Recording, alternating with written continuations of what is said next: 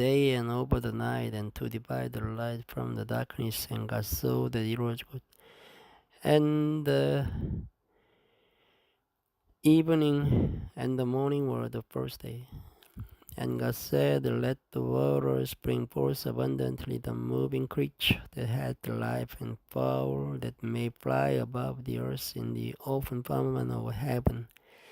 And God created great whales and every living creature that moves, which the waters brought forth abundantly after their kind, and every winged fowl after his kind. And God saw that it was good.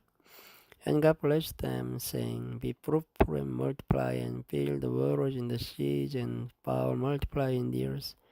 And the evening and the morning were the fifth day.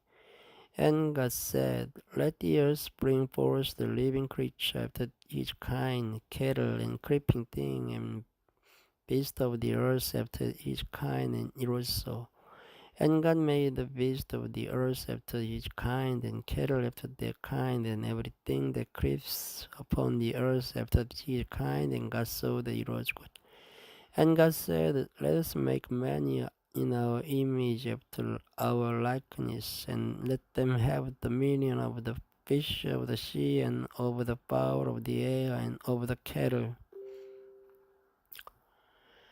and over all the earth, and over every creeping thing that creeps upon the earth. So God created man in his own image. In the image of God created him, male and female created them.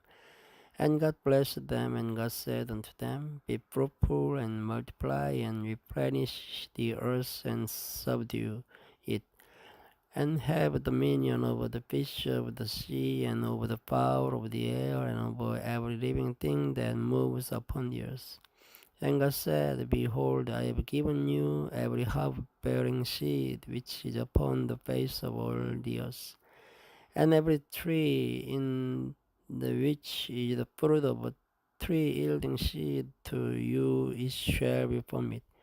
And to every beast of the earth, and to every fowl of the air, and to everything that creeps upon the earth, wherein there is life, I have given every green herb for meat. And it was so. And God saw everything that he had made, and behold, it was very good. And the evening and the morning were the sixth day. Chapter 2. Thus the heavens and the earth were finished, and all the host of them. And on the seventh day God ended his work which he had made, and he rested on the seventh day from all his work which he had made. And God blessed the seventh day, and sanctified it, because that in it he had rested from all his work which God created and made. These are the generations of the heavens and of the earth when they were created, in the day that the Lord God made the earth and the heavens, and every plant of the field before it was in the earth, and every herb of the field before it grew. For the Lord God had not caused it to rain upon the earth, and there was not a man to till the ground. But there went up a mist from the earth, and watered the whole face of the ground. And the Lord God formed man of the dust of the ground, and breathed into his nostrils the breath of life, and man became a living soul. And the Lord God planted the garden eastward in Eden, and there he put the man whom he had formed, and out of the ground made the Lord God to grow every tree that is pleasant to the sight, and good for good, the tree of life also in the midst of the garden, and the tree of knowledge of good and evil. And the river went out Eden to water the garden, and from thence it was parted, and became into four heads. The name of the first is Pison, that is, it which compass the whole land of Havilah, where there is gold. And the gold of the land is good. There is bdellium and the onyx stone. And the name of the second river is Gihon. The same is it that compasses the whole land of Ethiopia. And the name of the third river is Hiddkel. that is it, which goes toward the east of Assyria, and the first river is Euphrates. And the Lord God took the man and put him into the garden of Eden to dress it and to keep it. And the Lord God commanded the man, saying, of every tree of the garden thou mayest freely eat, but of the tree of the knowledge of good and evil thou shalt not eat of it. For in the day that thou eatest thereof thou shalt surely die. And the Lord God said, it is not good that the man should be alone. I will make him an helpmeet for him. And out of the ground the Lord God formed every beast of the field and every fowl of the air, and brought them unto Adam to see what he would call them. And whatsoever Adam called every living creature, that was the name thereof. And Adam gave names to all cattle, and to the fowl of the air, and to every beast of the field. But for Adam there was not found an helpmeet for him. And the Lord God caused the deep sleep to fall upon Adam, and he slept. And he took one of his ribs, and closed up the flesh instead thereof. And the rib which the Lord God had taken from man made he a woman, and brought her unto the man. And Adam said, this is now bone of my bones, and flesh of my flesh. She shall be called woman, because she was taken out of man. Therefore shall a man leave his father and his mother, and shall cleave unto his wife, and they shall be one flesh. And they were both naked, the man and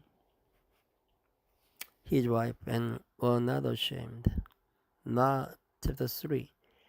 Now the serpent was more subtle than any beast of the field which the Lord God had made. And he said unto the woman, yea, hath God said, ye shall not eat of every tree of the garden?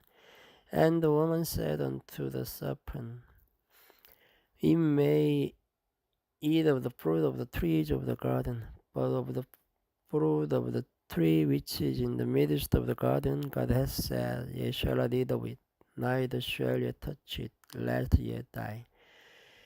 And the serpent said unto the woman, ye shall not surely die, for God does know that in the day ye eat thereof, then your eyes shall be opened, and ye shall be as God, knowing good and evil. And when the woman saw that the tree was good for good, and that it was pleasant to the eyes, and a tree to be desired to make one wise,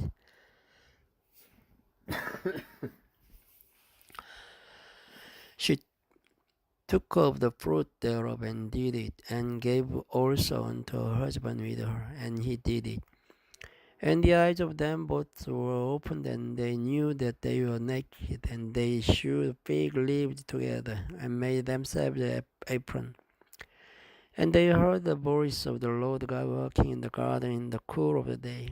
And Adam and his wife they hid themselves from the presence of the Lord God amongst the trees of the garden. And the Lord God called unto Adam, and said unto him, where art thou?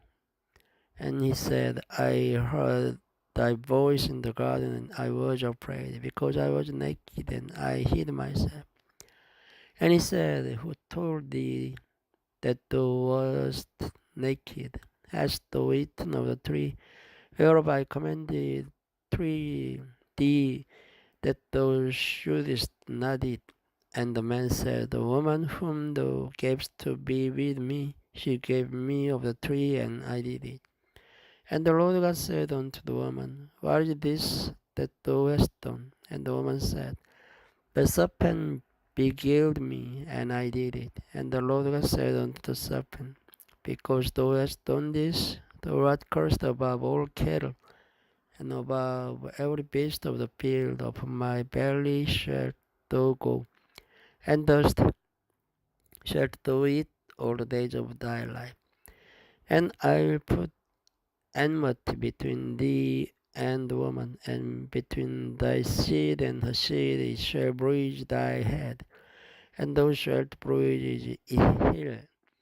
Unto the woman he said, I greatly multiply thy sorrow and thy conception. In sorrow thou shalt bring forth children, and thy desire shall be to thy husband, and he shall rule over thee. And unto Adam he said, because thou hast hearkened unto the voice of thy wife, and hast eaten of the tree of which I commanded thee, saying, Thou shalt not eat of it. Cursed is the ground for thy sake.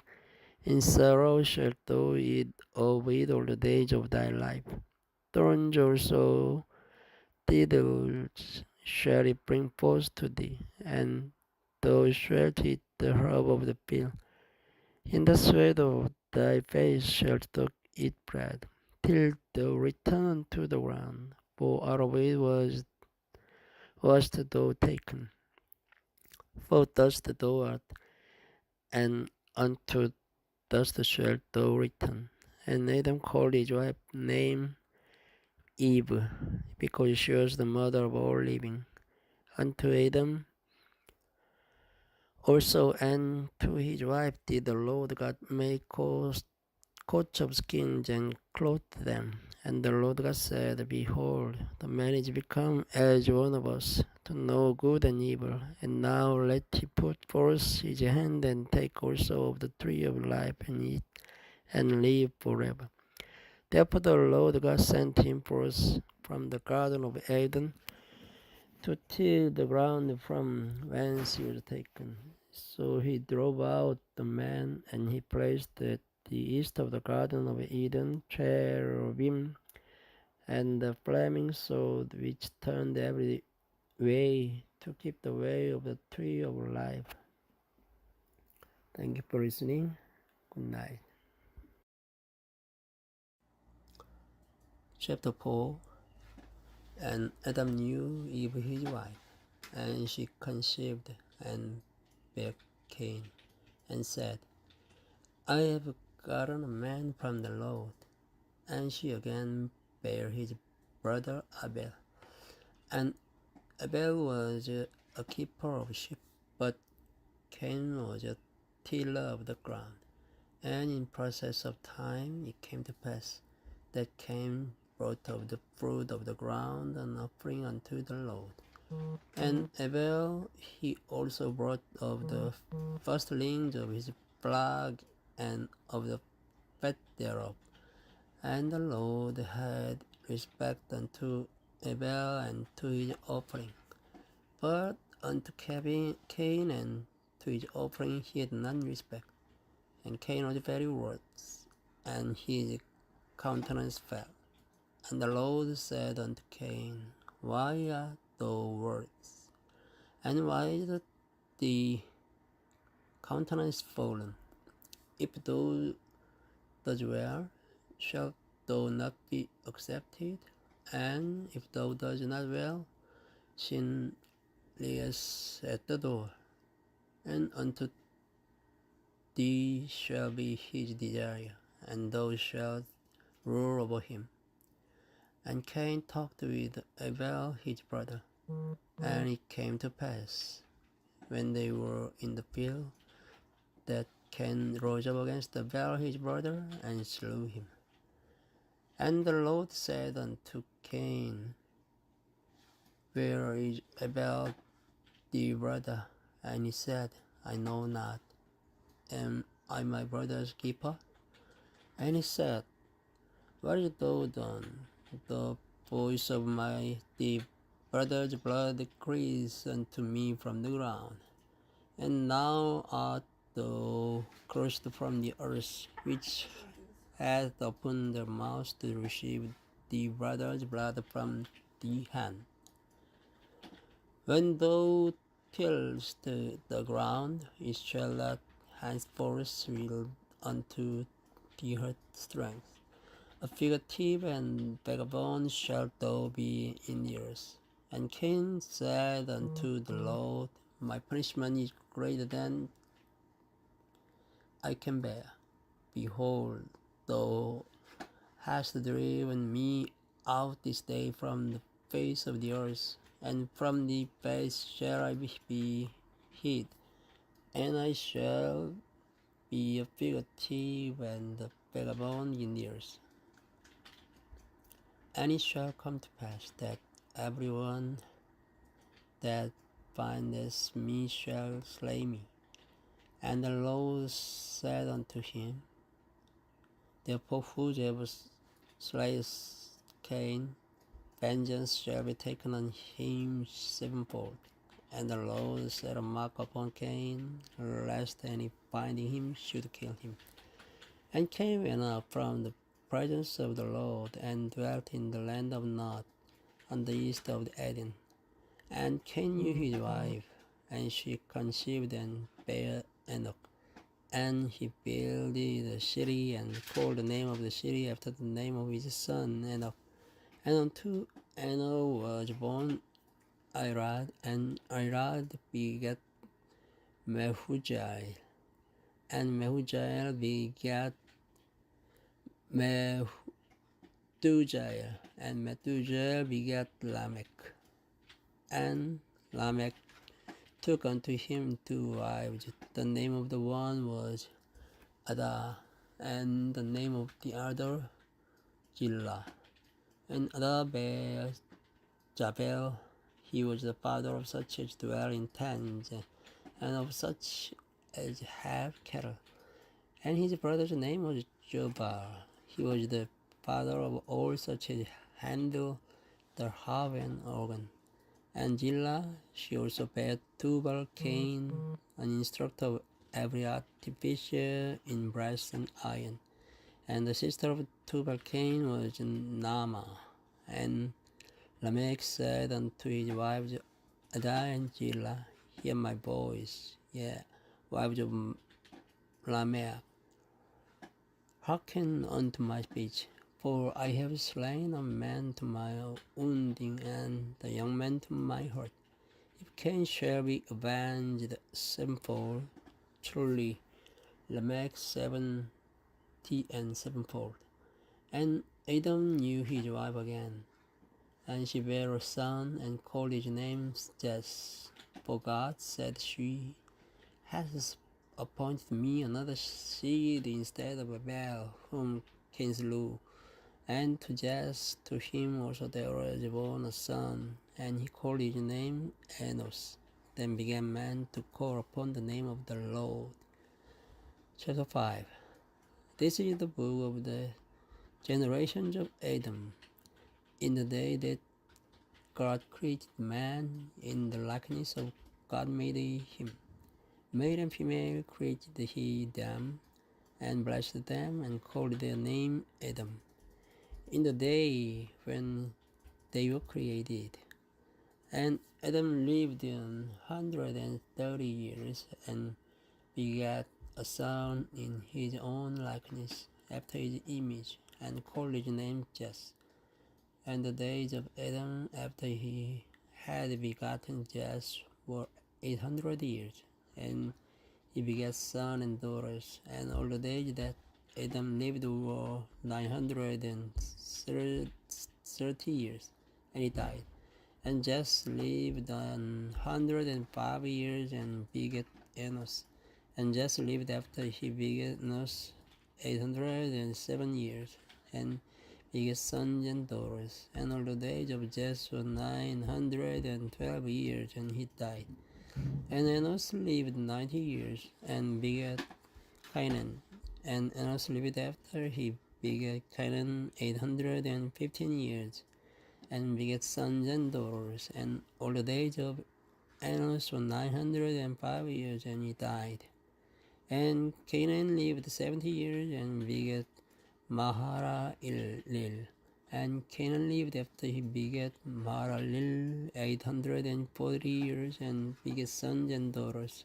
And all the days of Cainan were 910 years, and he died.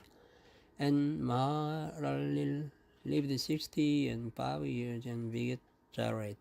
And Mahalalel lived after he begat Jared 830 years, and begat sons and daughters. and all the days of Mahalalel were 895 years, and he died. And Jared lived 162 years, and he begat Enoch. And Jared lived after he begat Enoch 800 years, and begat sons and daughters. And all the days of Jared were 962 years, and he died. And Enoch lived 65 years, and begat Methuselah. And Enoch walked with God after he begat Methuselah 300 years, and begat sons and daughters. And all the days of Enoch were 365 years, and Enoch walked with God, and he was not, for God took him. And Methuselah lived 187 years, and begat Lamech. And Methuselah lived after he begat Lamech 782 years, and begat sons and daughters. And all the days of Methuselah were 969 years, and he died. And Lamech lived 182 years, and begat a son, and he called his name Noah, saying, This same shall comfort us concerning our work and toil of our hands, because of the ground which the Lord hath cursed. And Lamech lived after he begat Noah 595 years, and begat sons and daughters. And all the days of Lamech was 777 years, and he died. And Noah was 500 years old, and Noah begat Shem, Ham, and Japheth. Today is starting from chapter 6. And it came to pass, when men began to multiply on the face of the earth, and daughters were born unto them, that the sons of God saw the daughters of men, that they were fair, and they took them wives over all which they chose. And the Lord said, My spirit shall not always strive with man, for that he also is flesh. Yet his days shall be 120 years. There were giants in the earth in those days, and also after that, when the sons of God came in unto the daughters of men, and they bare children to them, the same became mighty men, which were of God, old men of renown. And God saw that the wickedness of man was great in the earth, and that every imagination of the thoughts of his heart was on evil continually. And it repented the Lord that he had made man on the earth, and it grieved him at his heart. And the Lord said, I'll destroy man whom I have created from the face of the earth, both man and beast, and the creeping thing, and the fowls of the air. For it repenteth me that I have made them. But Noah found grace in the eyes of the Lord. These are the generations of Noah. Noah was a just man, and perfect in his generations. And Noah walked with God. And Noah begat 3 sons, Shem, Ham, and Japheth. The earth also was corrupt before God, and the earth was filled with violence. And God looked upon the earth, and behold, it was corrupt, for all flesh had corrupted its way upon the earth. And God said unto Noah, The end of all flesh is come before me, for the earth is filled with violence through them. And behold, I will destroy them with the earth.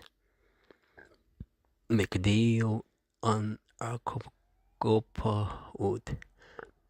room shalt thou make in the ark, and shalt pitch it within and without with pitch. And this is the fashion which thou shalt make it of. The length of the ark shall be 300 cubits, the breadth of it 50 cubits, and the height of it 30 cubits. A window shalt thou make to the ark, and in a cubit shalt thou finish it above. And the door of the ark shalt thou set in the side thereof, with the lower, second, and third stories shalt thou make it. And behold, even I, to bring a flood of waters upon the earth, to destroy your flesh, wherein is the breath of life from under heaven. And everything that is in the earth shall die.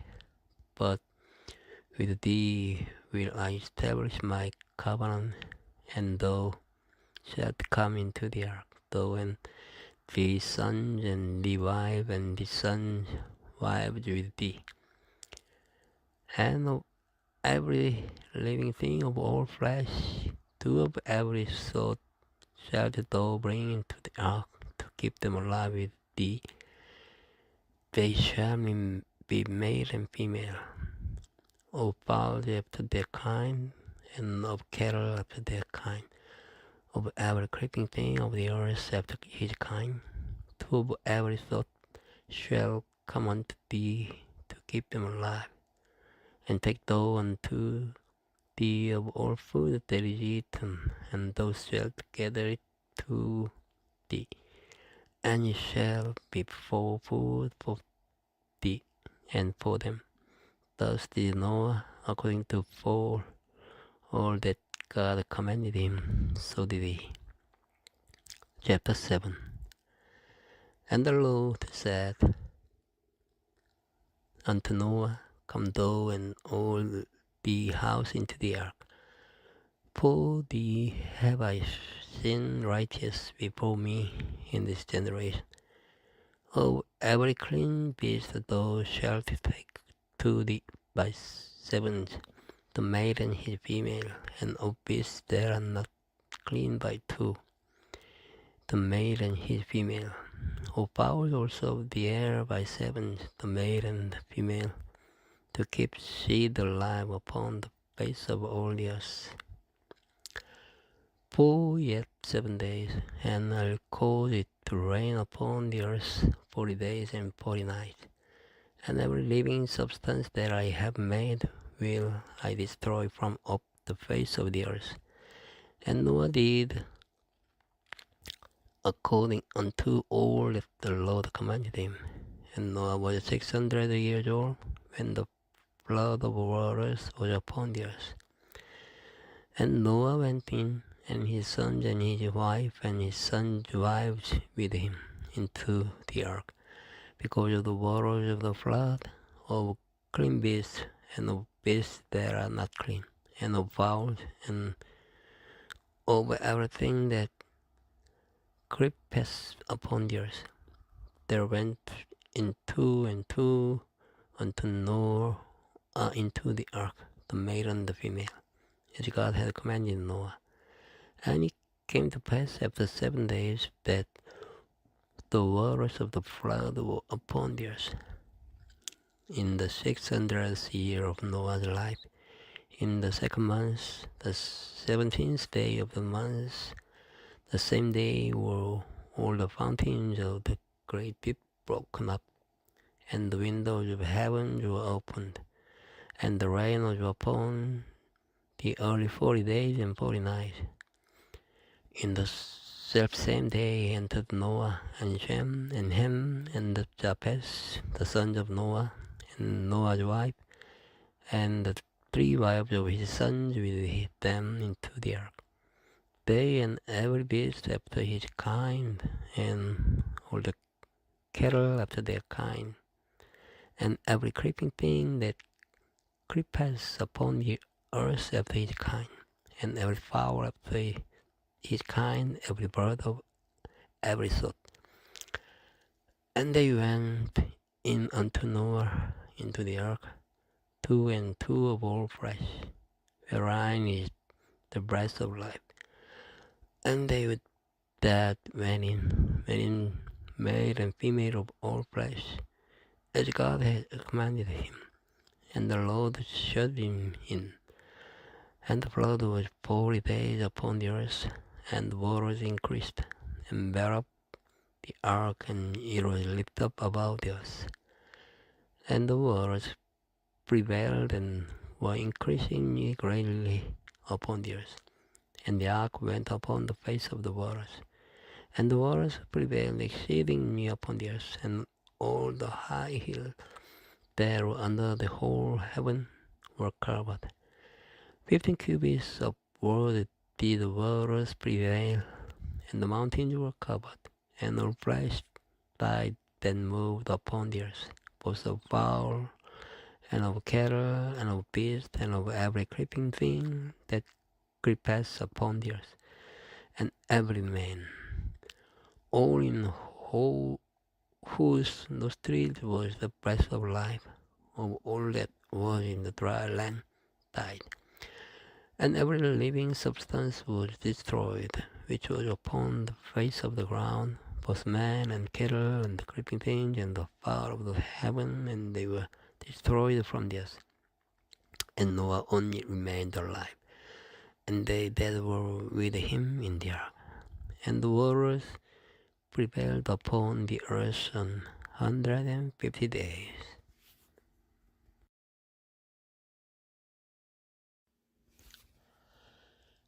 This video starts from chapter 8 of Genesis Bible. And God remembered Noah and every living thing and all the cattle that was with him in the ark. And God made the wind to pass over the earth, and the waters assuaged. The fountains also of the deep and the windows of heaven were stopped, and the rain from heaven was restrained, and the waters returned from up the earth continually. And after the end of the 150 days, the waters were abated. And the ark rested in the 7th month, on the 17th day of the month, upon the mountains of Ararat. And the waters decreased continually until the 10th month. In the 10th month, on the first day of the month, were the tops of the mountains seen. And it came to pass at the end of 40 days that Noah opened the window of the ark which he had made, and he sent forth a raven, which went forth to and fro, until the waters were dried up from off the earth. Also he sent forth a dove from him, to see if the waters were abated from off the face of the ground. But the dove found no rest for the sole of her foot, and she returned unto him into the ark, for the waters were on the face of the whole earth. Then he put forth his hand and took her, and pulled her in unto him into the ark. And he stayed yet other 7 days, and again he sent forth the dove out of the ark. And the dove came into him in the evening, and lo, in her mouth was an olive leaf plucked up. So Noah knew that the waters were abated from off the earth. And he stayed yet other 7 days, and sent forth the dove, which returned not again unto him any more. And it came to pass in the 601st year, in the first month, the first day of the month, the waters were dried up from off the earth. And Noah removed the covering of the ark, and looked, and behold, the face of the ground was dry. And in the second month, on the 17th 20th day of the month was the earth dried. And God spake unto Noah, saying, Go forth of the ark, thou and the wife, and the sons, and the sons' wives with thee. Bring forth with thee every living thing that is with thee, of all flesh, both of fowl, and of cattle, and of every creeping thing that creepeth upon the earth, that they may breed abundantly in the earth, and be fruitful, and multiply upon the earth. And Noah went forth, and his sons, and his wife, and his sons' wives with him. Every beast, every creeping thing, and every fowl, and whatsoever creepeth upon the earth, after their kinds, went forth out of the ark. And Noah built an altar unto the Lord, and took of every clean beast, and of every clean fowl, and offered burnt offerings on the altar. And the Lord smelled the sweet savor, and the Lord said in his heart, I will not again curse the ground any more for man's sake, for the imagination of man's heart is evil from his youth. Neither will I again smite any more every living things, as I have done. While the earth remains, seed time and harvest, and cold and heat, and summer and winter, and day and night shall not cease. And God blessed Noah and his sons, and said unto them, Be fruitful, and multiply, and replenish the earth. And the fear of you and the dread of you shall be upon every beast of the earth, and upon every fowl of the air, upon all that moves upon the earth, and upon all the fishes of the sea. Into your hand are they delivered. Every moving thing that lives shall be meat for you, even as the green herb have I given you all things. But flesh with the life thereof, which is the blood thereof, shall ye not eat. And surely your blood of your lives will I require. At the hand of every beast will I require it, and at the hand of every man's brother will I require the life of man. Whoso sheddeth man's blood, by man shall his blood be shed.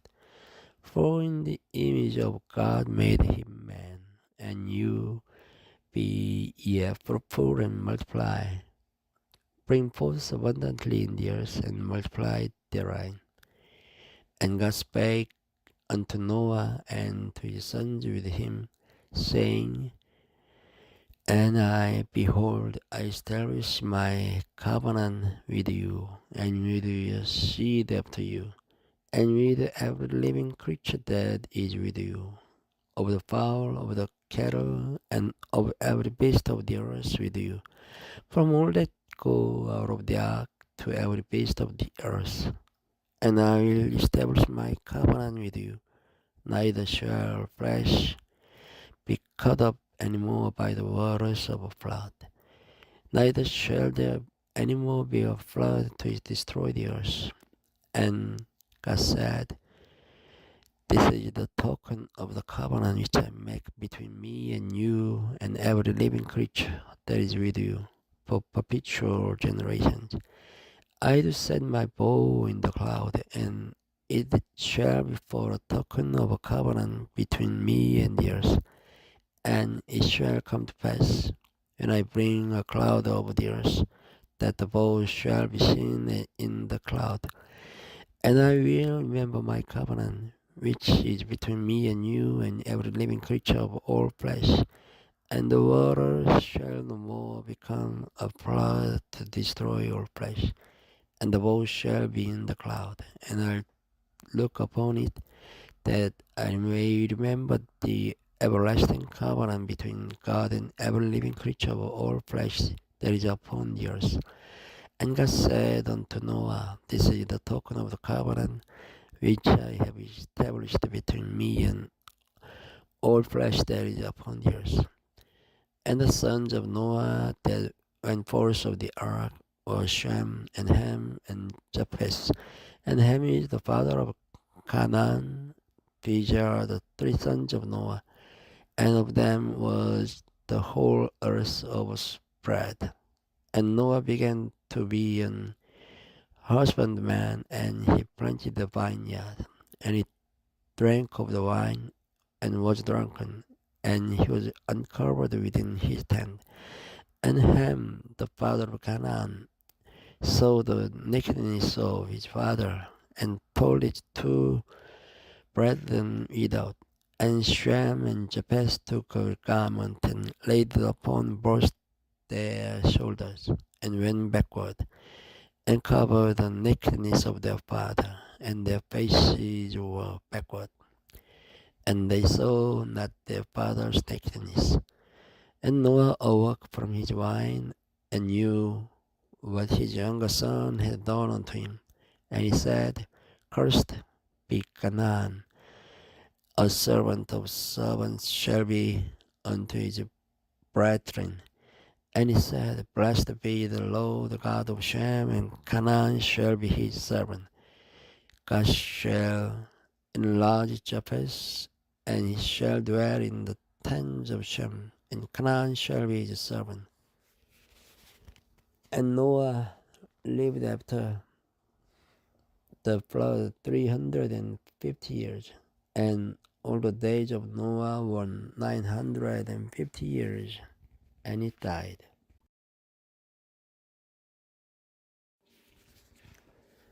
This video starts from chapter 10.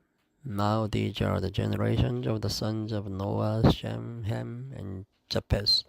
And unto them were sons born after the flood. The sons of Japheth, Gomer, and Magog, and Madai, and Javan, and Tubal, and Meshech, and Tiras. And the sons of Gomer, Ashkenaz, and Lipas, and Togarmah. And the sons of Javan, Elisha, and Tarshish, Kittim, and Dodanim. By these were the isles of the Gentiles dividing their land, everyone after his tongue, after their families in their nations. And the sons of Ham, Cushi, and Mizraim, and Put, and Canaan.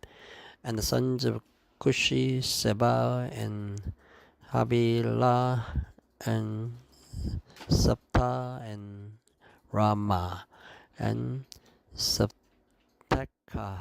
And the sons of Ramah, Sheba, and Dedan. And Cush begat Nimrod, and he began to be a mighty one in the earth. He was a mighty hunter before the Lord, wherefore it is said, even as Nimrod, the mighty hunter before the Lord. And the beginning of his kingdom was Babel, and Iraq, and Akkad, and Calais, in the land of Shinar. Out of that land went forth Asher, and builded Nineveh, and the city of Rehoboth, and Calah, and Rezin between Nineveh and Calah. The same is a great city. And Mizraim begat Ludim, and Ananim, and Rehabim, and Naptuhim, and Patrujim, and Casluhim, out of whom came Philistim, and Captorim. And Canaan begat Sidon, and his firstborn, and Heth, and the Jebusite, and the Amorite, and the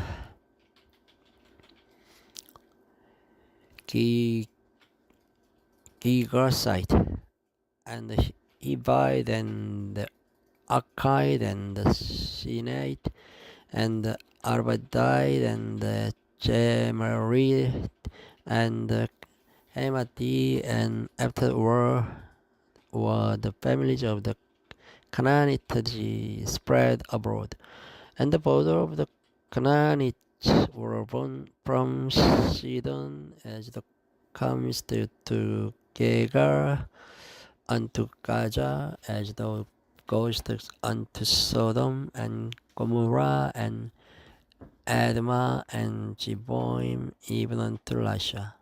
These are the sons of Ham, after their families, after their tongues, in their countries, in their nation. Unto Shem also the father of all the children of Eber, the brother of Japheth the elder. Even to him were children born, the children of Shem, Elam, and Asher, and Arphaxad, and Lud, and Aram.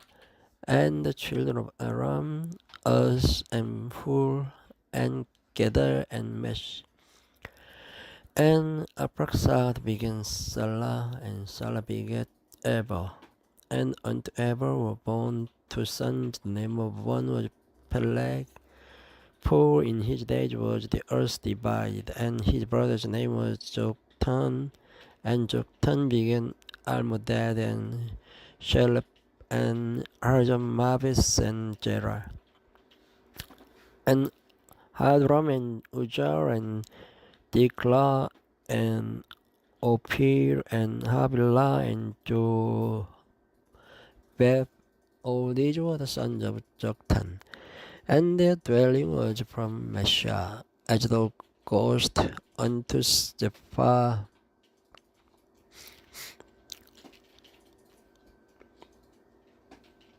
a mount of the east. These are the sons of Shem, after their families, after their tongues, in their lands, after their nations. These are the families of the sons of Noah, after their generations, in their nations. And by these were the nations divided in the earth after the flood. And the whole earth was of one language and of one speech. And it came to pass, as they journeyed from the east, that they found a plain in the land of Shinar, and they dwelt there. And they said one to another, Go to, let us make brick, and burn them thoroughly. And they had brick for stone, and slime had they for mortar. And they said, Go to, let us build us a city and a tower, whose top may reach unto heaven, and let us make us a name, lest we be scattered abroad upon the face of the whole earth. And the Lord came down to see the city and the tower, which the children of men builded. And the Lord said, Behold, the people is one, and they have all one language, and this they begin to do. And now nothing will be restrained from them, which they have imagined to do. Go to, let us go down, and there confound their language, and they may not understand one another's speech. So the Lord scattered them abroad from thence upon the face of all the earth, and they left up to build a city. Therefore is the name of it called Babel, because the Lord did there confound the language of all the earth, and from thence did the Lord scatter them abroad upon the face of all the earth. These are the generations of Shem. Shem was 100 years of old, and begat approximately 2 years after the flood. And Shem lived after he begat Arphaxad 500 years, and begat sons and daughters. And Arphaxad lived 530 years, and begat Salah. And Arphaxad lived after he begat Salah 403 years, and begat sons and daughters. And Sarah lived 30 years and begat Eva. And Sarah lived after he begat Eva 403 years and begat sons and daughters. And Eva lived 430 years and begat Peleg. And Eva lived after he begat Peleg 430 years and begat sons and daughters. And Peleg lived 30 years and begat Lu. And Peleg lived after he begat Lu 209 years and begat sons and daughters. And Lu lived 230 years and begat Serach. And Lu lived after he begat Serach 207 years and begat sons and daughters. And Serach lived 30 years and begat Nahor. And Serach lived after he begat Nahor 200 years and begat sons and daughters. And Nahor lived 29 years and begat Terah. And Nahor lived after he begat Terah 119 years and begat sons and daughters. And Terah lived 70 years and begat Abram, Nahor, and Haran. Now these are the generations of Terah. Terah begat Abram, Nahor, and Haran. And Haran begat Lot. And Haran died before his father Terah in the land of his nativity in Ur of the Chaldees. And Abram and Nahor took them wives. The name of Abram's wife was Sarah, and the name of the Nahor's wife Milcah, the daughter of Haran. The father of Milcah and the father of Iscah. But Sarai was barren. She had no child, and Terah took Abram his son, and Lot the son of Haran his sons, and Sarah his daughter-in-law, his son Abram's wife. And they went forth with them from Ur of the Chaldees to go into the land of Canaan. And they came in unto Haran and dwelt there. And the days of Terah were 205 years, and Terah died in Haran.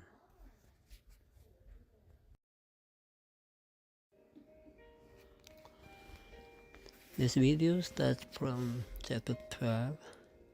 Now the Lord had said unto Abram, Get thee out of the country, and from the kindred, and from the father's house, unto a land that I will shew thee. And I will make of thee a great nation, and I'll bless thee, and make thy name great, and thou shalt be a blessing. And I bless them that bless thee, and curse him that curseth thee. And in thee shall all families of the earth be blessed. So Abram departed as the Lord had spoken unto him, and Lot went with him.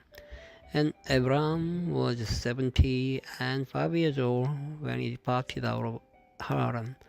And Abram took Sarai his wife, and Lot his brother's son, and all their substance that they had gathered, and the souls that they had gotten in Haran. And they went forth to go into the land of Canaan, and into the land of Canaan they came. And Abram passed through the land unto the place of Shechem, unto the plain of Moreh. And the Canaanite was then in the land. And the Lord appeared unto Abram and said, Unto this seed will I give this land. And there builded he an altar unto the Lord, who appeared unto him. And he removed from thence unto a mountain on the east of Bethel, and pitched his tent, having Bethel on the west and Hai on the east.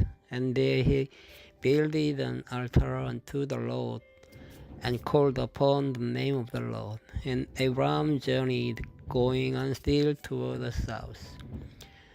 And there was a famine in the land, and Abram went down into Egypt to sojourn there, for the famine was grievous in the land. And it came to pass, when he was come near to enter into Egypt, that he said unto Sarah his wife, Behold now, I know that thou art a fair woman to look upon. Therefore it shall come to pass, when the Egyptian jewel shall see thee, that they shall say, This is his wife, and they will kill me. But they will save thee alive. Say, I pray thee, thou art my sister, that it may be well with me for thy sake, and my soul shall live because of thee. And it came to pass that when Abram was come into Egypt, the Egyptians beheld the woman, that she was very fair. The princesses also of Pharaoh saw her, and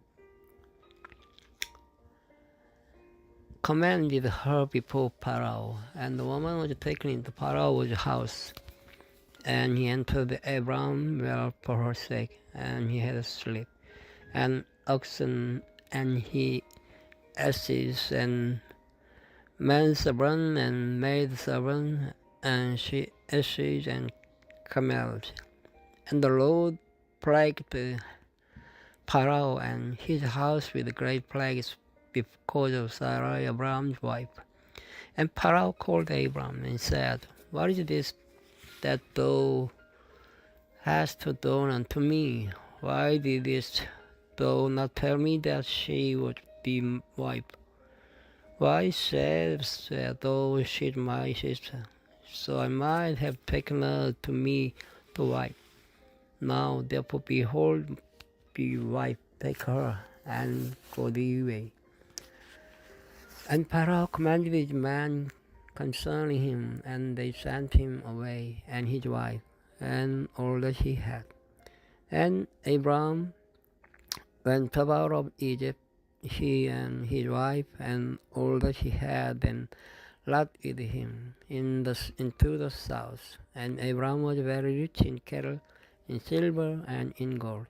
And he went on his journeys from the south even to Bethel, unto the place where his tent had been at the beginning, between Bethel and Hai, unto the place of the altar which he had made there at the first. And there Abram called on the name of the Lord. And Lot also, which went with Abram, had flocks and herds and tents, and the land was not able to bear them, that they might dwell together. For their substance was great, so that they could not dwell together. And there was a strife between the herdmen of Abram's cattle and the herdmen of Lot's cattle. And the Canaanite and the Perizzite dwelt there in the land. And Abram said unto Lot, Let there be no strife, I pray thee, between me and thee, and between my herdmen and thy herdmen, for we be brethren. Is not the whole land before thee? Separate thyself, I pray thee, from me. If thou wilt take the left hand, and then I will go to the right. Or if thou depart to the right hand, then I will go to the left.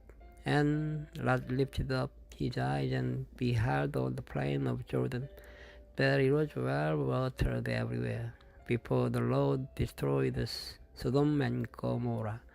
And even as the garden of the Lord, like the land of Egypt, as thou comest unto Jor. Then Lot chose him all the plain of Jordan, and Lot journeyed east. And they separated themselves the one from the other. Abram dwelled in the land of Canaan, and Lot dwelled in the cities of the plain. and pitched his tent toward Sodom. But the men of Sodom were wicked and sinners before the Lord exceedingly. And the Lord said unto Abram after that Lot was separated from him, Lift up now thine eyes, and look from the place where thou art northward, and southward, and eastward, and westward. For all the land which thou seest, to thee will I give it, and to thy seed forever. And I'll make thy seed as the dust of the earth, so that if a man can number the dust of the earth, then shall thy seed also be numbered. Arise, walk through the land in the length of it, and in the breadth of it, for I will give it unto thee. Then Abram removed his tent, and came and dwelt in the plain of Mamre, which is in Hebron, and built there an altar unto the Lord. This video starts from chapter 14.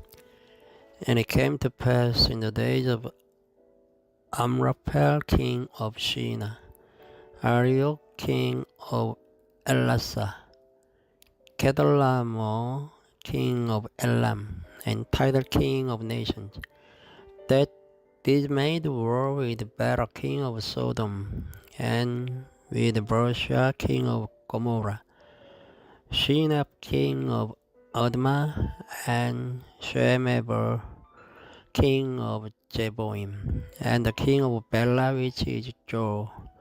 All these were joined together in the vale of Shittim, which is the salt sea. 12 years they served Kedorlaomer, and in the 13th year they rebelled. And in the 14th year came Kedorlaomer, and the king there with him, and smote the Rephaims in Ashtaroth Karnaim, and the Jujims in Ham, and the Emims in Shebe Kiriathaim, and the Horites in the Mount Seir unto El-Paran, which is by the wilderness. And they returned and came to Amishep, which is Kadesh, and smote all the country of Amalekite, and also the Amorites that dwelt in Hazeron Tamar. And there went out the king of Sodom, and the king of Gomorrah, and the king of Admah, and the king of Zeboim, and the king of Bela, and the same is Jor, and they joined battle with them in the vale of Shittim, with Kedorlaomer the king of Elam, and with Tidal king of nations, and Amraphel king of Shinar, and Arioch king of Elasa, 4 kings with 5. And the vale of Shittim was full of slim pits. And the kings of Sodom and Gomorrah fled and fell there, and they that remained fled to the mountain. And they took all the goods of Sodom and Gomorrah, and all their victuals, and went their way. And they took Lot, Abram's brother's son, who dwelt in Sodom, and his goods, and departed. And there came one that had escaped, and told Abram the Hebrew, for he dwelt in the plain of Mamre, the Amorite, brother of Eshcol, and brother of Aner, and these were confederate with Abram. And when Abram heard that his brother was taken captive, he armed his trained servant born in his own house, 318, and pursued them unto Dan. And he divided himself against them. he and his servant by night, and smote them, and forced them unto Hobah, which is on the left hand of Damascus. And he brought back all the goods, and also brought again his brother Lot, and his goods, and the women also, and the people. And the king of Sodom went out to meet him after he returned from the slaughter of Kedorlaomer, and of the kings that were with him, and the valley of Shebe, which is the king's dale. And Melchizedek, king of Salem, brought forth bread and wine, and he was the priest of the Most High God.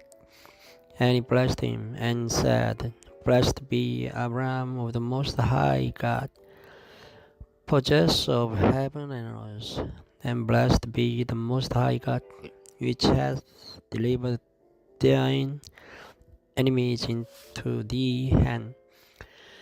And he gave him this of all. And the king of Sodom said unto Abram, Give me the person, and take the goods to thyself.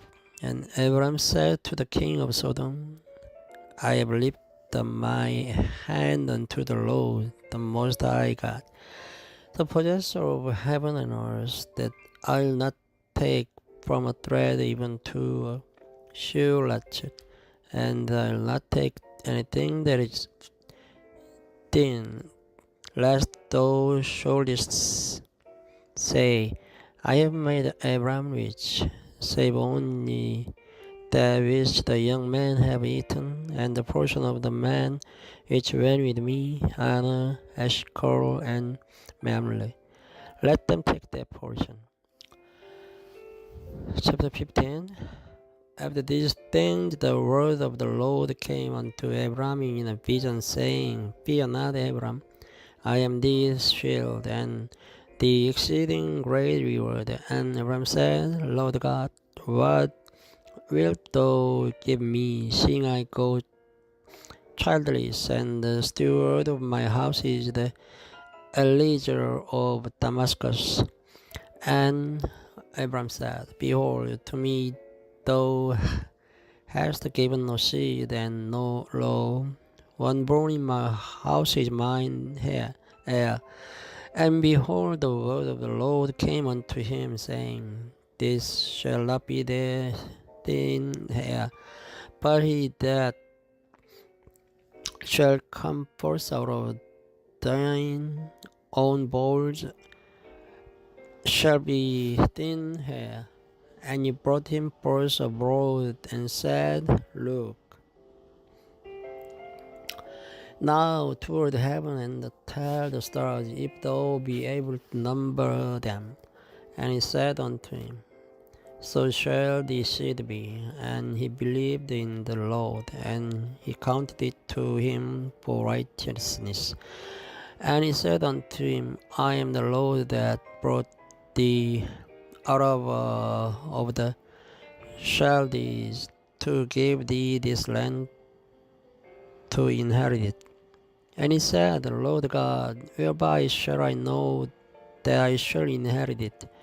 And he said unto him, Take me an heifer of 3 years old, and a she-goat of 3 years old, and a ram of 3 years old, and a turtle dove, and a young pigeon. And he took unto him all these, and divided them in the midst, and laid each piece one against another. But the birds divided him not. And when the fowls came down upon the carcasses, Abram drove them away. And when the sun was going down, a deep sleep fell upon Abram, and lo, an horror of great darkness fell upon him.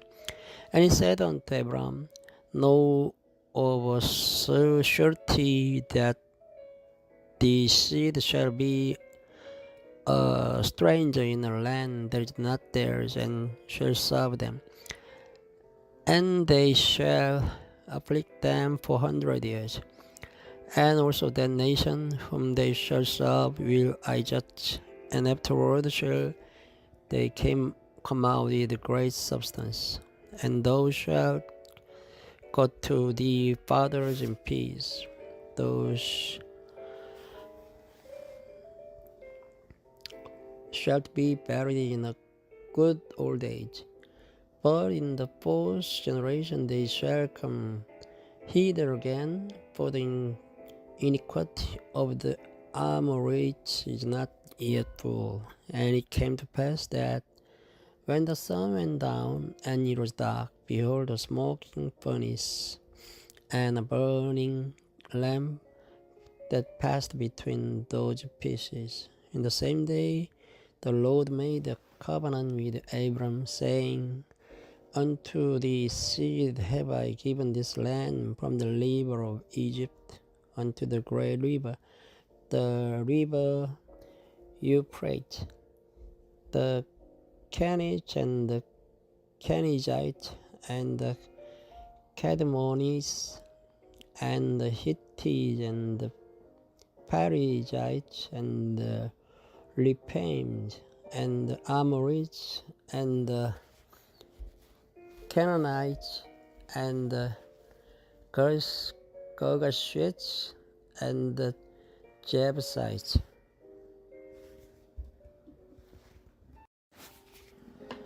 This video starts from chapter 16.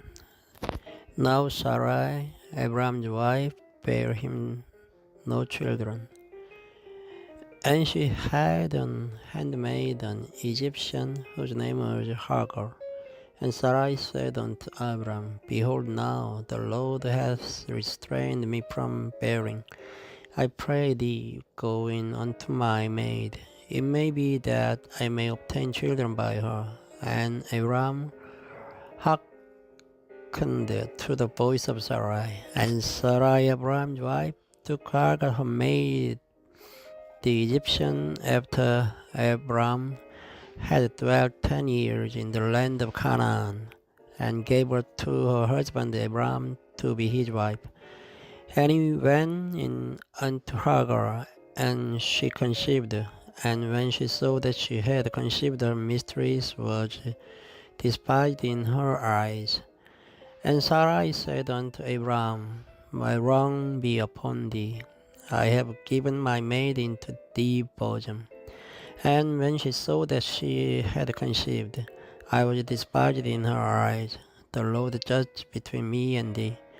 But Abram said unto Sarai, Behold, the maid is in thy hand. Do to her as it pleases thee. And when Sarai dealt hardly with her, she fled from her face.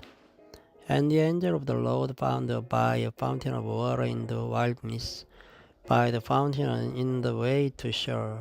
And he said, Hagar, Sarai's maid, when camest thou, and whither wilt thou go?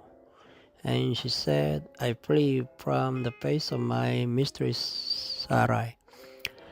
And the angel of the Lord said unto her, Return to the mistress and submit thyself under her hand. And the angel of the Lord said unto her, I will multiply thy seed exceedingly, that it shall not be numbered for multitude. And the angel of the Lord said unto her, Behold, thou art with child, and shalt bear a son, and shalt call his name Ismael, because the Lord has heard the affliction, and he will be a wild man. His hand will be against every man, and every man's hand against him. And he shall dwell in the presence of all his brethren. And she called the name of the Lord that spake unto her, Thou God seest me. For she said, Have I also here looked after him that sees me? Wherefore the well was called Beer-lahai-roi. Behold, it is between Kadesh and Bered. And Hagar bare Abram a son, and Abram called his son's name, which Hagar bare, Ishmael. And Abram was 86 old, and when Hagar bare Ishmael to Abram. And when Abram was 90 years old and 9, the Lord appeared to Abram and said unto him, I am the Almighty God. Walk before me and be thou perfect. And I will make my covenant between me and thee, and will multiply thee exceedingly. And Abram fell on his face, and God talked with him, saying, As for me, behold, my covenant is with thee, and thou shalt be a father of many nations. Neither shall thy name any more be called Abram, but the name shall be Abraham. For father of many nations have I made thee, and I will make thee exceeding fruitful, and I'll make nations of thee, and kings shall come out of thee, and I will establish my covenant between me and thee, and the seed after thee in their generations for an everlasting covenant, to be a God unto thee, and to thee seed after thee, and I will give unto thee, and to thee seed after thee,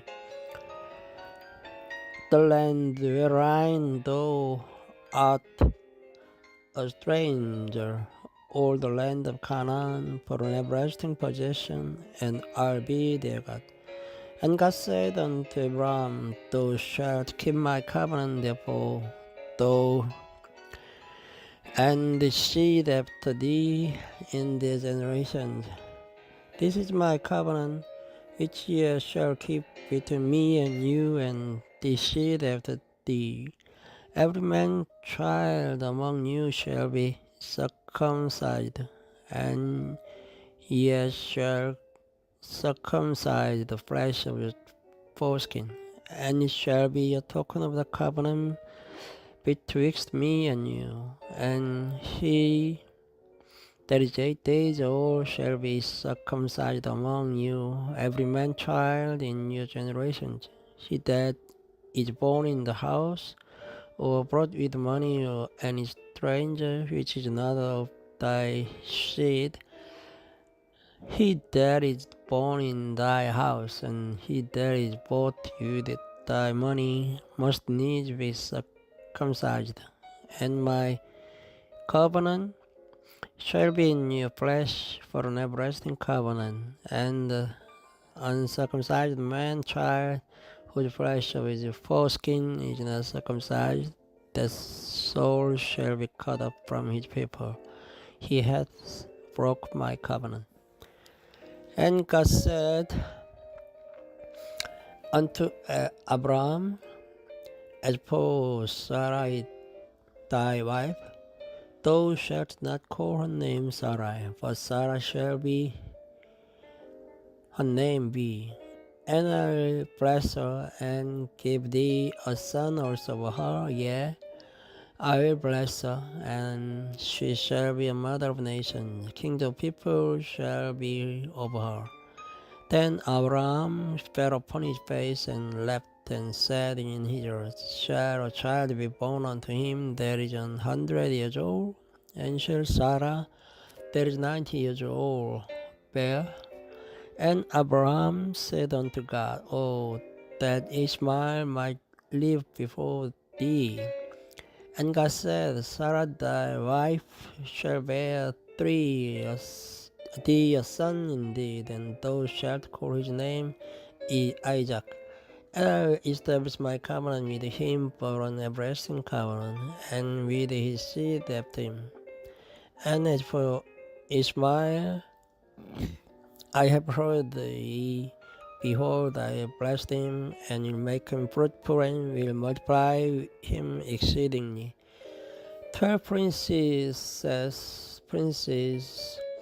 shall be begat, and I'll make him a great nation. But my covenant will I establish with Isaac, with Sarah shall bear unto thee at this set time in the next year. and he left off taking with him when God went up from Abraham. And Abraham took Ishmael his son, and all that were born in his house, and all that were bought with his money, every male among the men of Abraham's house, and circumcised the flesh of the foreskin in the selfsame day which God had said unto him. And Abraham was 90 years old and nine when he was circumcised in the flesh of his foreskin. And Ishmael his son was 13 years old, and when he was circumcised in the flesh of his foreskin. In the selfsame day was Abraham circumcised, and Ishmael his son, and all the men of his house, born in the house, and bought with money of the stranger, was circumcised with him.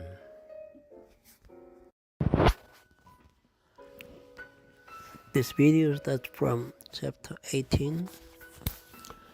And the Lord appeared unto him in the plains of Mamre, and he sat in the tent door in the heat of the day. And he lifted up his eyes and looked, and lo, 3 men stood by him. And when he saw them, he ran to meet them from the tent door, and bowed himself toward the ground, and said, My Lord, if now I have found favor in thy sight, pass not away, I pray thee, from thy servant.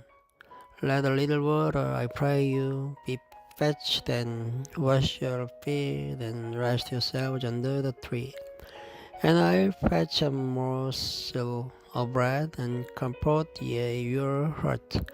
After that ye shall pass on, for therefore ye come to your servant. And they said, So do, as thou hast said. And Abraham hastened into the tent unto Sarah, and said, Make ready quickly 3 measures of fine meal, knead it, and make cakes upon the hearth. And Abraham ran unto the hearth, and fetched a calf tender and good, and gave it unto a young man, and he hasted to dress it. And he took butter and milk, and the calf which he had dressed, and set it before them. And he stood by them under the tree, and they did eat. And they said unto him, Where is Sarah, thy wife? And he said, Behold, in the tent. And he said, I'll certainly return unto thee according to the time of life. And lo, Sarah, thy wife, shall have a son. And Sarah heard it in the tent door, which was behind him. Now Abraham and Sarah were old and weak, and well stricken in age, and it ceased to be with Sarah after the manner of women. Therefore Sarah left within herself, saying, After I am waxed old, shall I have pleasure, my Lord being old also? And the Lord said unto Abraham, Wherefore did Sarah laugh, saying, Shall I of a surety bear a child, which am old? Is anything too hard for the Lord? At the time appointed I will turn unto thee, according to the time of life, and Sarah shall have a son. Then Sarah denied, saying, I left not, for she was afraid. And he said, Nay, but thou didst laugh. And the man rose up from thence, and looked toward Sodom, and Abraham went with them to bring them on the way. And the Lord said, Shall I hide from Abraham the thing which I do, seeing that Abraham shall surely become a great and mighty nation, and all nations of the earth shall be blessed in him? For I know him, that he will command his children and his household after him, and they shall keep the way of the Lord, to do justice and judgment, that the Lord may bring upon Abraham that which he has spoken of him. And the Lord said, because the cry of Sodom and Gomorrah is great, and because their sin is very grievous, I go down now and see whether they have done altogether according to the cry of it, which is common to me. And if not, I'll know. And the men turned their faces from thence and went toward Sodom. But Abraham stood yet before the Lord, and Abraham drew near and said, Wilt thou also destroy the righteous with the wicked? Peradventure there be 50 righteous within the city. Wilt thou also destroy and not spare the place for the 50 righteous that are therein, that be far from thee to do after this manner, to slay the righteous with the wicked, and that the righteous should be as the wicked, that be far from thee? Shall not the judge of all the earth do right? And the Lord said, If I find in Sodom 50 righteous within the city, then I'll spare all the place for their sakes.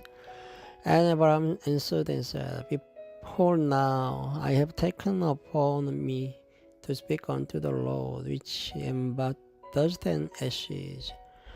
Peradventure there shall lack 5 of the 50 righteous.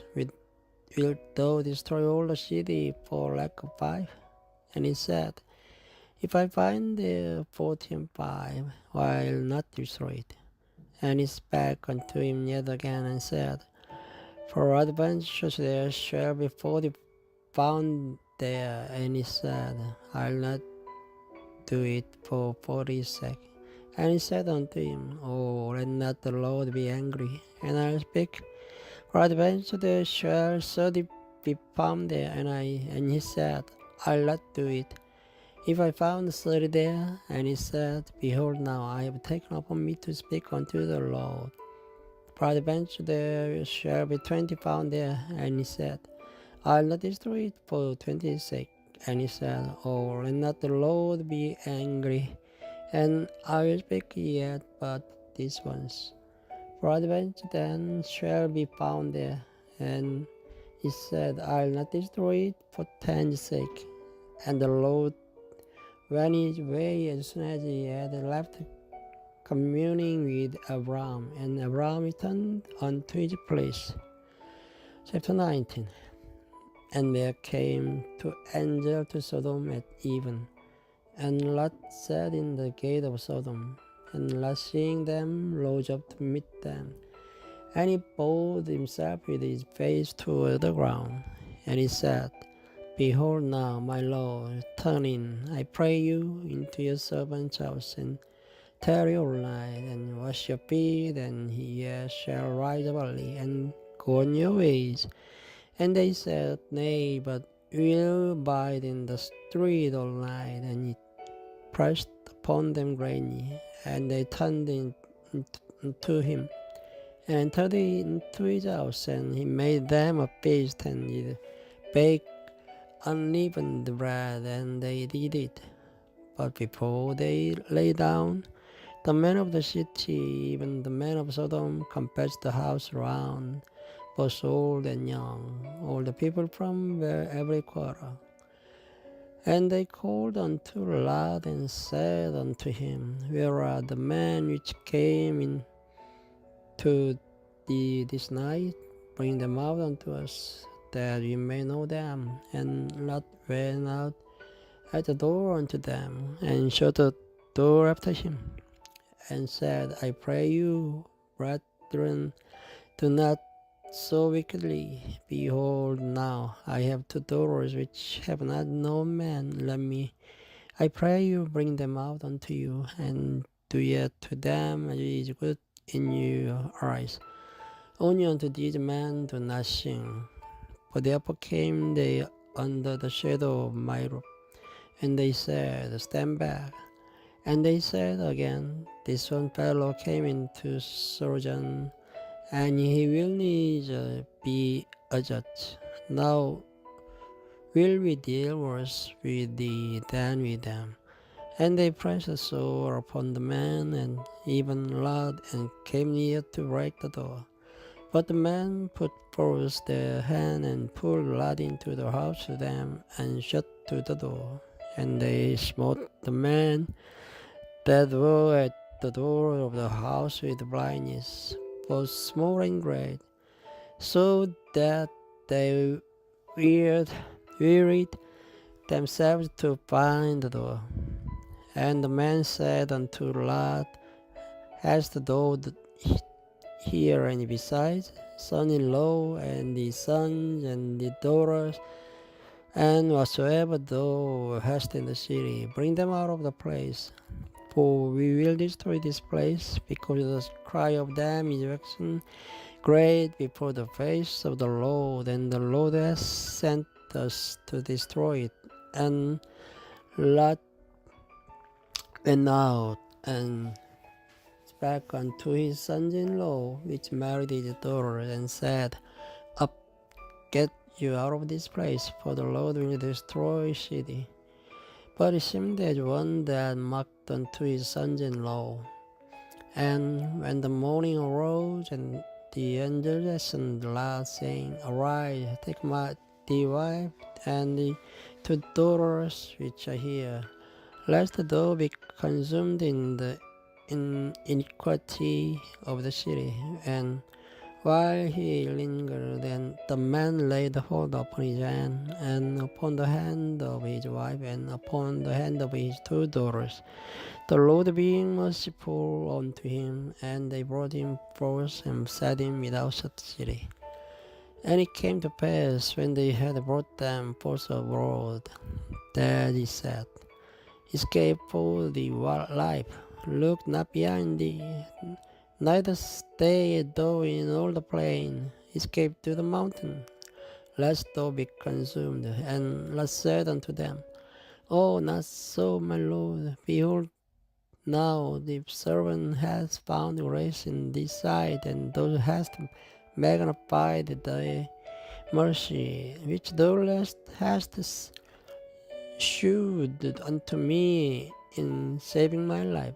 And I cannot escape to the mountain, lest some evil take me and I die. Behold, now this city is near to flee unto, and it is a little one. Oh, let me escape thither. It is not a little one, and my soul shall live. And he said unto him, See, I have accepted thee concerning this thing also, that I will not overthrow this city, for the which thou hast spoken.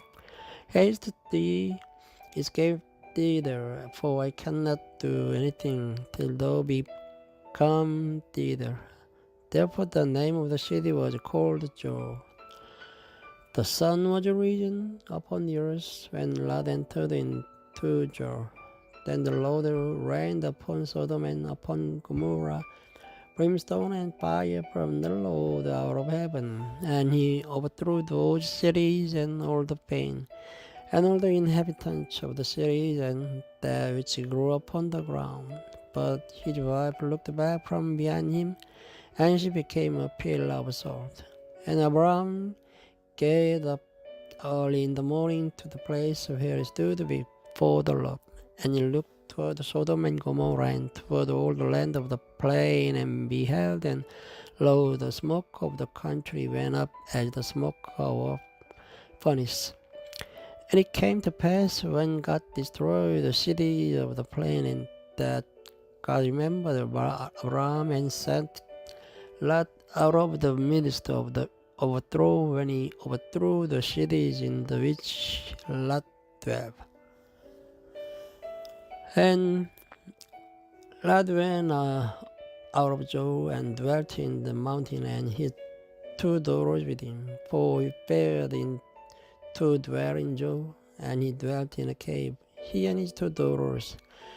And the firstborn said unto the younger, Our father is old, and there is not a man in the earth to come in unto us after the manner of all the earth.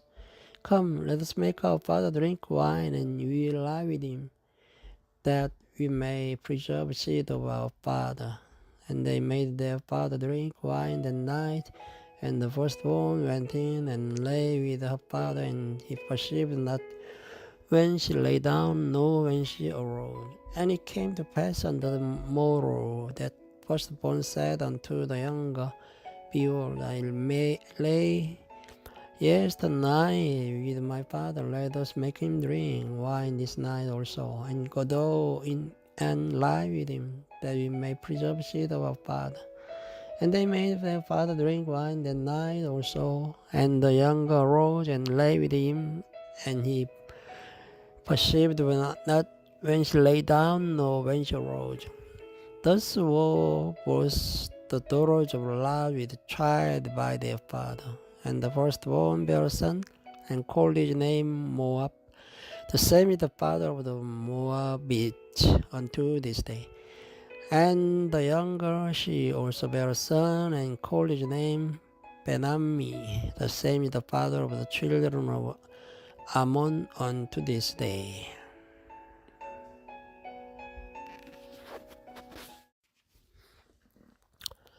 Hello everyone. Before I start, I'm sorry to say that I skipped from chapter 20 of the Genesis to chapter 19 of the Leviticus. So I am starting chapter 20 of the Genesis today. Chapter 20 of the Genesis. And Abram journeyed from thence toward the south country, and dwelt between Kadesh and Shur, and sojourned in Gerar. And Abram said of Sarah his wife, She is my sister. And Abimelech king of Gerar sent and took Sarah. But God came to Abimelech in a dream by night, and said to him, Behold, thou art but a dead man, for the woman which thou hast taken, for she is a man's wife. But Abimelech had not come near her, and he said, Lord, wilt thou slay also a righteous nation? Said he not unto me, She is my sister? And even she herself said, He is my brother. In the integrity of my heart and innocence of my hands have I done this. And God said unto him in a dream, Yea, I know that thou didst do this in the integrity of thy heart, for I also withheld thee from sinning against me. Therefore suffered I thee not to touch her.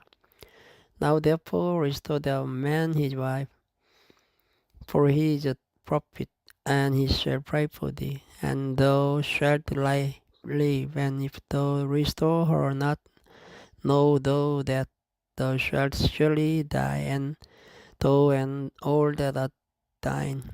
Therefore Abimelech rose early in the morning, and called all his servants, and told all these things in their ears, and the man was sore afraid. Then Abimelech called Abram, and said unto him, What hast thou done unto us? And what have I offended thee, that thou hast brought on me and on my kingdom a great sin?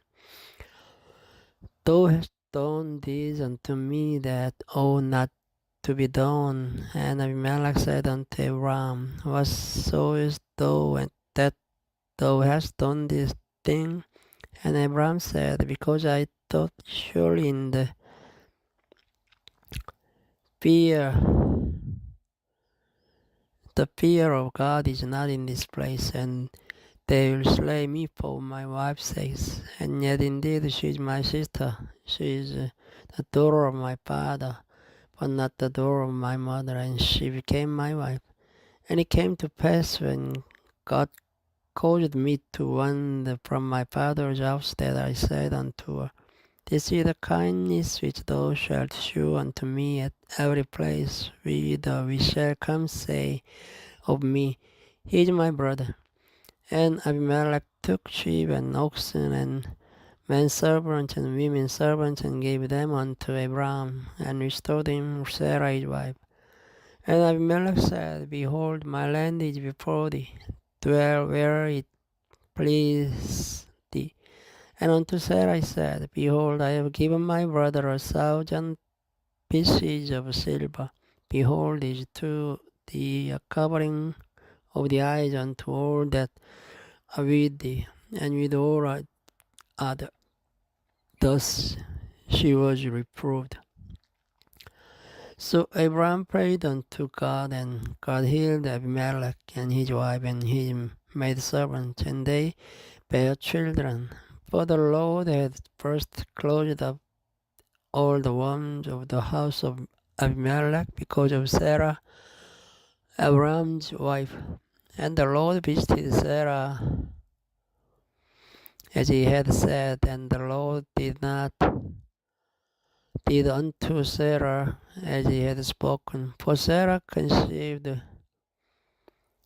and bare Abraham a son in his old age, at the set time of which God had spoken to him. And Abraham called the name of his son that was born unto him, whom Sarah bare to him, Isaac. And Abraham circumcised his son Isaac, being 88 days old, as God had commanded him. And Abraham was 100 years old when his son Isaac was born unto him. And Sarah said, God hath made me to laugh, so that all that hear will laugh with me. And she said, Who would have said unto Abraham that Sarah should have given children suck? For I born him a son in his old age, and the child grew and was weaned. And Abraham made a great feast the same day that Isaac was weaned. And Sarah saw the son of Hagar in the Egyptian, which she had born unto Abraham, mocking. Wherefore she said unto Abraham, Cast out this bondwoman and her son, for the son of this bondwoman shall not be heir with my son, even with Isaac. And the thing was very grievous in Abraham's sight because of his son.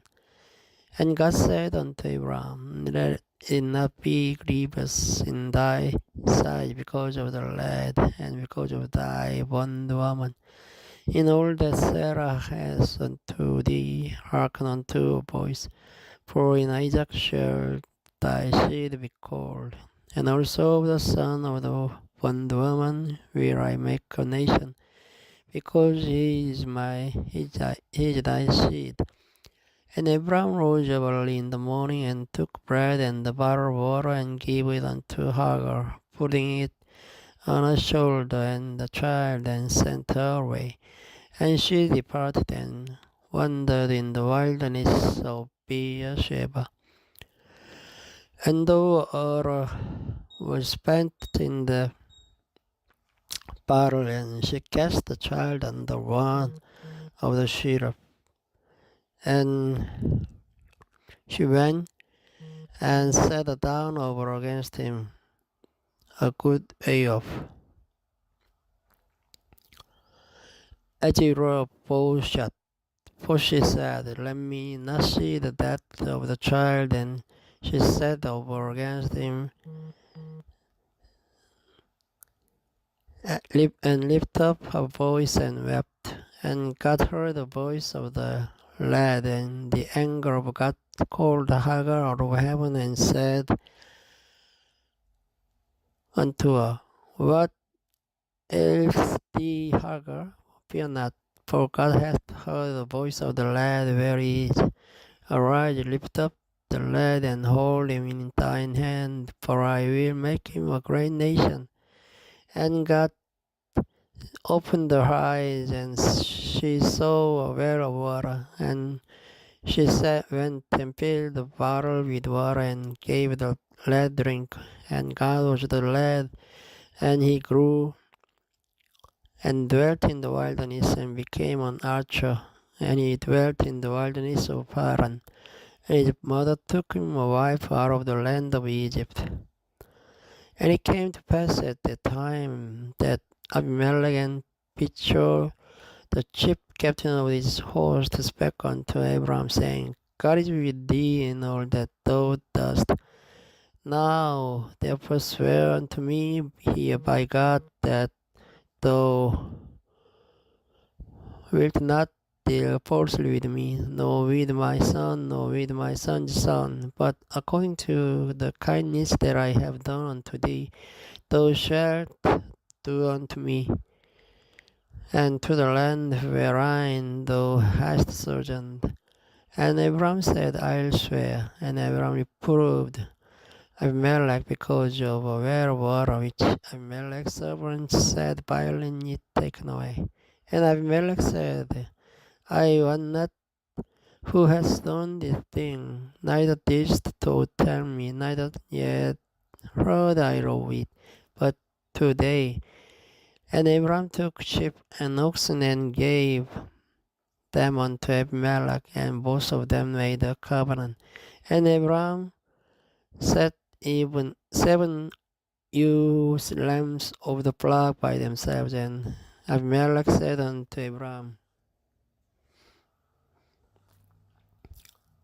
What mean these 7 ewe lambs which thou hast set by themselves? And he said, For these 7 ewe lambs shalt thou take of my hand, that they may be a witness unto me that I have digged this well.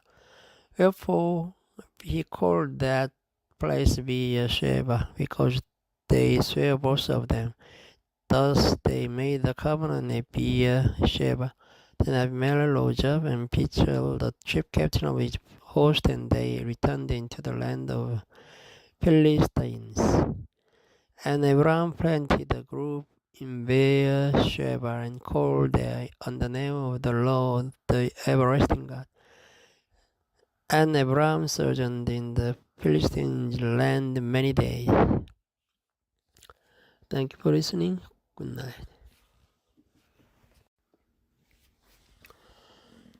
Hello everyone. This video starts from chapter 22 of Genesis. And it came to pass after these things that God did tempt Abraham, and said unto him, Abraham, and he said, Behold, here I am. And he said, Take now thy son, thine only son Isaac, whom thou lovest, and get thee into the land of Moriah, and offer him therefore a burnt offering upon one of the mountains which I will tell thee of. And Abraham rose up early in the morning, and saddled his ass, and took 2 of his young men with him, and Isaac his son, and clave the wood for the burnt offering,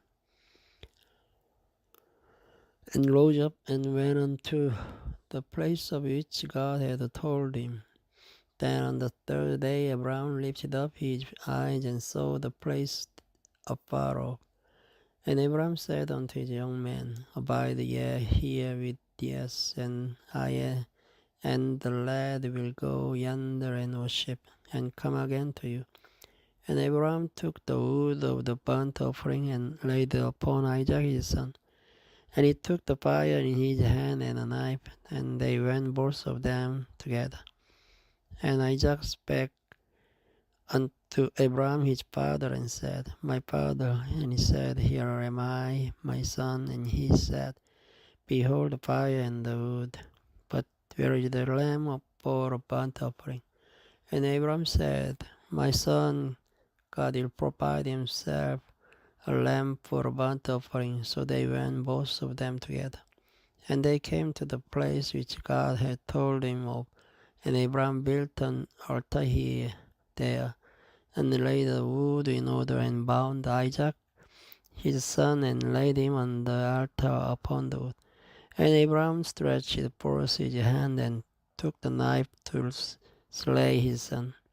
And the angel of the Lord called unto him out of heaven, and said, Abraham, Abraham. And he said, Here am I. And he said, Lay not thine hand upon the lad, neither to do anything unto him. For now I know that thou fearest God, seeing thou hast not withheld thy son, thine only son, from me. And Abraham lifted up his eyes and looked, and behold, behind him a ram caught in a thicket by his horns. And Abraham went and took the ram, and offered him for a burnt offering in the stead of his son. And Abraham called the name of that place Jehovah Jireh, and it is said to this day, In the mount of the Lord it shall be seen. And the angel of the Lord called unto Abraham out of heaven the second time, and said, By myself have I sworn, says the Lord, for because thou hast done this thing, and hast not withheld thy son, thine only son, that in blessing I will bless thee, and in multiplying I will multiply thy seed as the stars of the heaven, and as the sand which is upon the seashore. And thy seed shall possess the gate of his enemies, and in thy seed shall all the nations of the earth be blessed, because thou hast obeyed my voice. So Abraham returned unto his young men, and they rose up and went together to Beersheba, and Abraham dwelt at Beersheba. And it came to pass after these things that it was told Abraham, saying, Behold, Milcah, she has also borne children unto thy brother Nahor, his firstborn, and Boaz, his brother, and Kemuel, the father of Aram, and Chesed, and Hazo, and Pildash, and Jidlaph, and Bethuel. And Bethuel begat Rebekah, which Milcah did bear to Nahor, Abraham's brother, and his concubine, whose name was Roimah. She bare also Teba, and Gadam, and Tahash, and Makcha. And Sarah was 127 years old. These were the years of the life of Sarah. And Sarah died in Kirjath Arba, the same is Hebron, in the land of Canaan. And Abram came to mourn for Sarah, and to weep for her. And Abram stood up from before his dad, and spake unto the sons of Heth, saying, I am a stranger and a sojourner with you. Give me a possession of a burying place with you, that I may bury my dead out of my sight.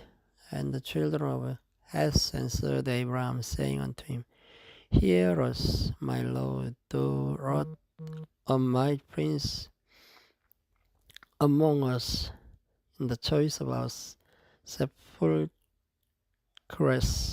bury thy dead. None of us shall withhold from thee his sepulchre, but that thou mayst bury thy dead. And Abraham stood up and bowed himself to the people of the land, even to the children of Heth, and communed with them, saying, If it be your mind that I should bury my dead out of my sight, hear me, and entreat for me to Espero, the son of Joel, that he may give me the cave of Machpelah, which he has, which is in the end of his field. For as much money as it is worth, he shall give it me for a possession of bearing place amongst you. And Ephron dwelt among the children of Heth, and Ephron the hierdie answered Abram in the audience of the children of Heth, even of all that went in at the gate of his city, saying, Nay, my Lord, hear me, the field give I thee, and the cave that is therein. I give it thee in the presence of the sons of my people, give I thee, burn thy dead. And Abram bowed down himself before the people of the land, and he spake unto Ephron in the audience of the people of the land, saying, But if thou wilt give it, I pray thee, hear me. I'll give thee money for the field, take it of me, and I'll bury my dead there. And Ephron answered Abram, saying unto him, My Lord, hearken unto me. The land is worth 400 shekels of silver. What is that betwixt me and thee? Bury therefore thy dead. And Abram hearkened unto Ephron. And Abram weighed to Ephron the silver which he had named in the audience of the sons of Heth, 400 shekels of silver, current money, with the merchant. And the field of Ephron, which was in Machpelah, which was before Mamre, the field and the cave which was therein, and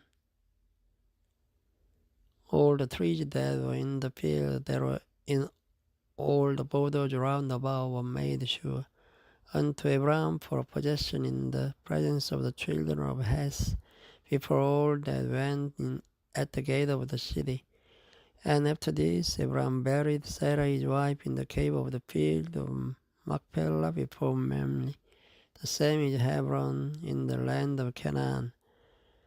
And the field and the cave that is therein were made sure unto Abram for a possession of bearing place by the sons of Heth. Thank you for listening. Good night. Hello everyone. This video starts from chapter 24 of the Genesis. And Abram was old,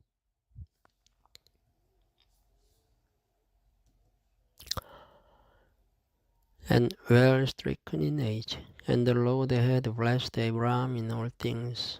And Abram said unto his eldest servant of his house, that ruled over all that he had, Put, I pray thee, thy hand under my thigh, and I will make thee swear by the Lord and the God of heaven and the God of the earth, that thou shalt not take a wife unto my son of the daughters of the Canaanites, among whom I dwell, but thou shalt go unto my country and to my kindred, and take a wife unto my son Isaac.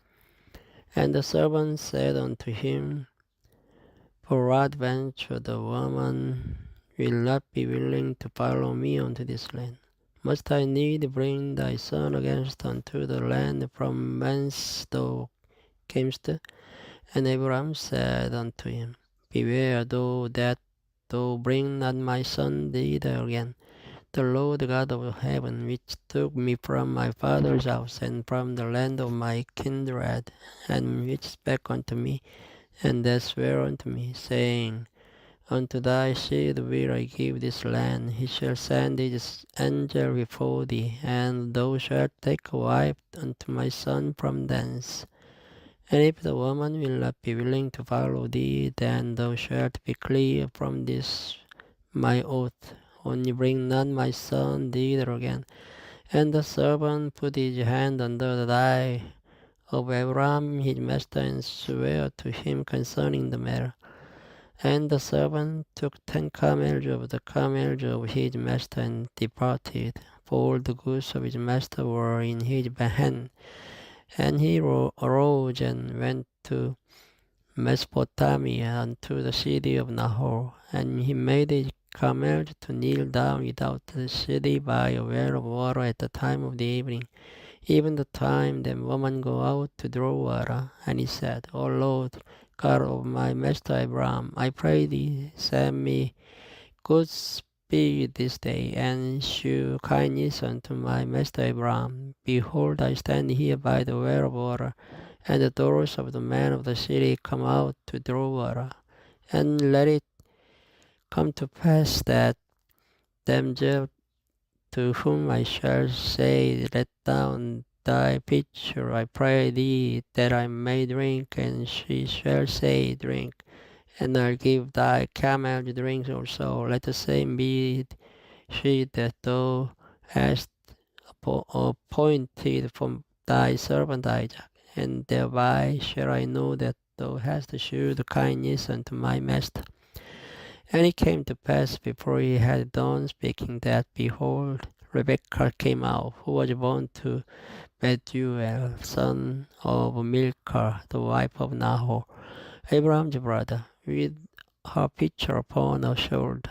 And the damsel was very fair to look upon, a virgin, neither had any man known her. And she went down to the well and filled the pitcher and came up. And the servant ran to meet her and said, Let me, I pray thee, drink a little water of thy pitcher. And she said, Drink, my lord. And she ate, and let down her pitcher upon her hand, and gave him drink.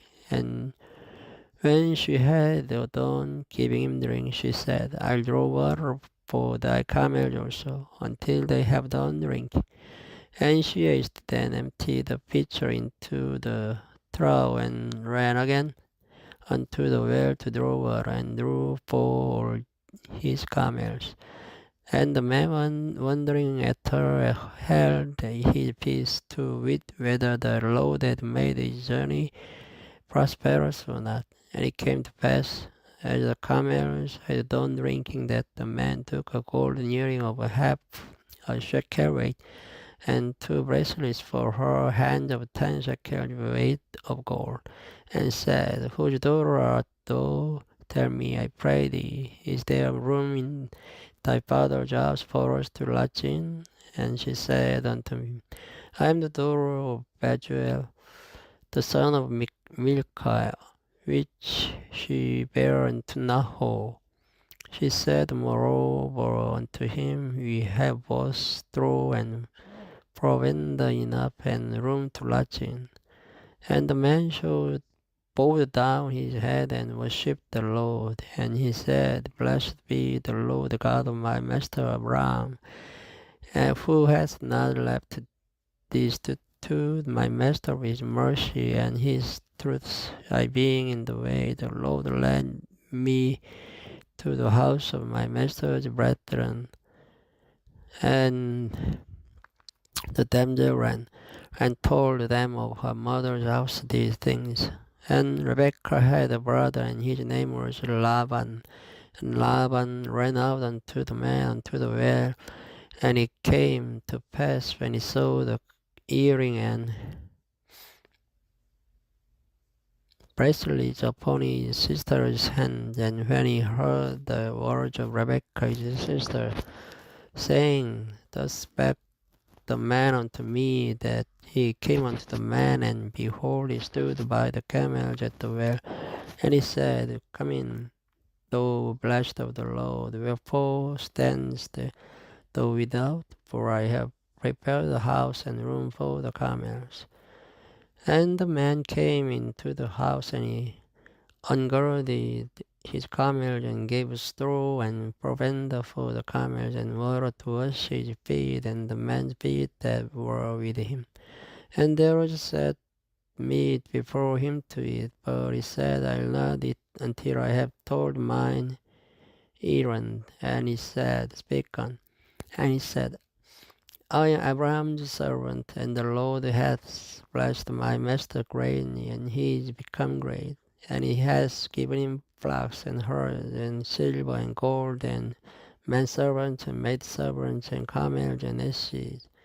And Sarah my master's wife bare a son to my master when she was old, and unto him hath he given all that he hath.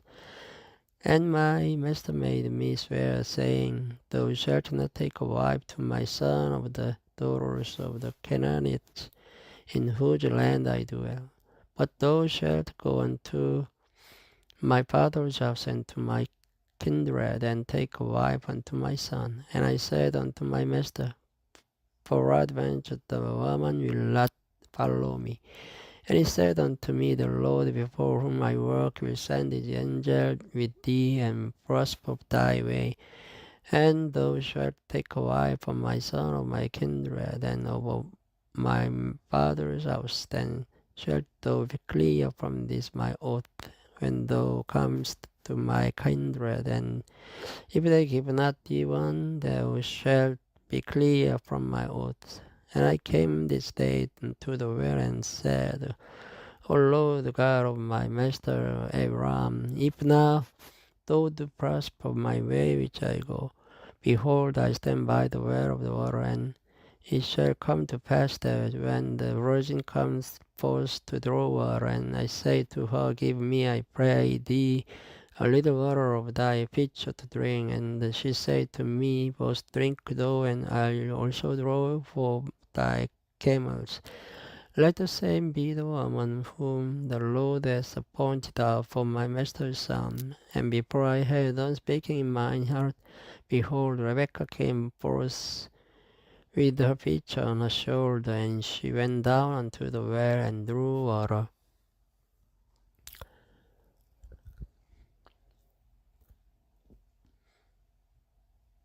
And I said unto her, Let me drink, I pray thee. And she made haste, and let down a pitcher from her shoulder, and said, Drink, and I will give thy camel drink also. So I drank, and she made the camel drink also. And I asked her, and said, Whose daughter art thou? And she said, The daughter of Betuel, Nahor's son, whom Milcah bare unto him. And I put the earring upon her face, and bless the Lord God of my master Abraham, which had led me in the right way to take my master's brother's daughter unto his son. And now, if ye will deal kindly and truly with my master, tell me, and if not, tell me, that I may turn to the right hand or to the left. Then Laban and Bethuel answered and said, The thing proceedeth from the Lord, we cannot speak unto thee bad or good. Behold, Rebekah is before thee, take her, and go, and let her be thy master's son's wife, and the Lord hath spoken. And it came to pass that when Abraham's servant heard their words, he worshipped the Lord, bowing himself to the earth. And the servant brought forth jewels of silver and jewels of gold and raiment, and gave them to Rebekah. He gave also to her brother and to her mother precious things. And they did eat and drink, he and the man that were with him, and tarried all night. And they rose up in the morning, and he said, Send me away unto my master. And her brother and her mother said, Let the damsels abide with us a few days, at the least 10. After that she shall go. And he said unto them, Hinder me not, seeing the Lord hath prospered my way. Send me away, that I may go to my master. And they said, We will call the damsel, and inquire at her mouth. And they called Rebekah, and said unto her, Wilt thou go with this man? And she said, I'll go. And they sent away Rebekah their sister, and her nurse, and Abraham's servant, and his man. And they blessed Rebekah, and said unto her, Thou art our sister, be thou the mother of thousands of millions, and let thy seed possess the gate of those which hate them. And Rebekah arose, and her damsels, and they rode upon the camels, and followed the man. And the servant took Rebekah and went his way, and Isaac came from the way of the well Lahairo, for he dwelt in the south country. And Isaac went out to meditate in the field at the eventide, and he lifted up his eyes and saw, and behold, the camels were coming. And Rebekah lifted up her eyes, and when she saw Isaac, she lighted up the camel. For she had said unto the servant, What man is this that works in the field to meet us? And the servant had said, It is my master. Therefore she took a veil and covered herself. And the servant told Isaac all things that he had done. And Isaac brought her into his mother Sarah's tent, and took Rebekah, and she became his wife, and he loved her. And Isaac was comforted after his mother's death. Thank you for listening. Good night.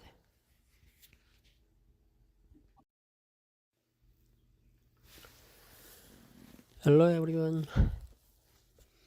Today I'll start from chapter 26 of the Genesis. And there was a famine in the land beside the first famine there was in the days of Abraham. And Isaac went unto Abimelech, king of the Philistines, unto Gerar. And the Lord appeared unto him, and said, Go not down into Egypt, dwell in the land which I shall tell thee of. Sojourn in this land, and I'll be with thee, and will bless thee. For unto thee and unto thy seed I will give all these countries, and I will perform the oaths which I swear unto Abraham thy father, and I will make thy seed to multiply as the stars of heaven, and will give unto thy seed all these countries. And in thy seed shall all the nations of the earth be blessed. Because that Abraham obeyed my voice, and kept my charge, and my commandments, my statutes, and my laws. And Isaac dwelt in Gerar, and the man of the place asked him of his wife, and he said, She is my sister. For he feared to say, She is my wife, lest, said he, the man of the place should kill me for Rebekah, because she was fair to look upon. And it came to pass, when he had been there for a long time, that Abimelech, king of the Philistines, looked out at a window and saw, and behold, Isaac was sporting with Rebekah his wife. And Abimelech called Isaac and said, Behold, overshoot she is thy wife, and how sayest thou, She is my sister? And Isaac said unto him, Because I said, Lest I die for her. And Abimelech said, Why is this thou hast done unto us? One of the people might lightly have lion with thy wife, and thou shouldest have brought guiltiness upon us. And Abimelech charged all his people, saying, He that touches this man or his wife shall surely be put to death. Then Isaac sowed in that land, and received in the same year 100fold, and the Lord blessed him. And the man waxed great, and went forward, and grew until he became very great. For he had possession of flocks, and possession of herds, and great store of servants, and the Philistines envied him. For the wells which his father's servants had digged in the days of Abraham his father, the Philistines had stopped them, and filled them with the earth. And Abimelech said unto Isaac, Go from us, for thou art much mightier than we. And Isaac departed thence, and pitched his tent in the valley of Gerar, and dwelt there. And Isaac digged again the wells of water, which they had digged in the days of Abraham his father, for the Philistines had stopped them after the death of Abraham, and he called their names after the names by which his father had called them. And Isaac's servants digged in the valley and found there a well of springing water, and the herdman of Gerar did strive with Isaac's herdman, saying, "The water is ours," and he called the name of the well Esek, because they strove with him. And they digged another well and strove for that also, and he called the name of it Shitna. And he removed from thence and digged another well, and for that they strove not. And he called the name of it Rehoboth. And he said, "For now the Lord has made room for us, and we shall be fruitful in the land."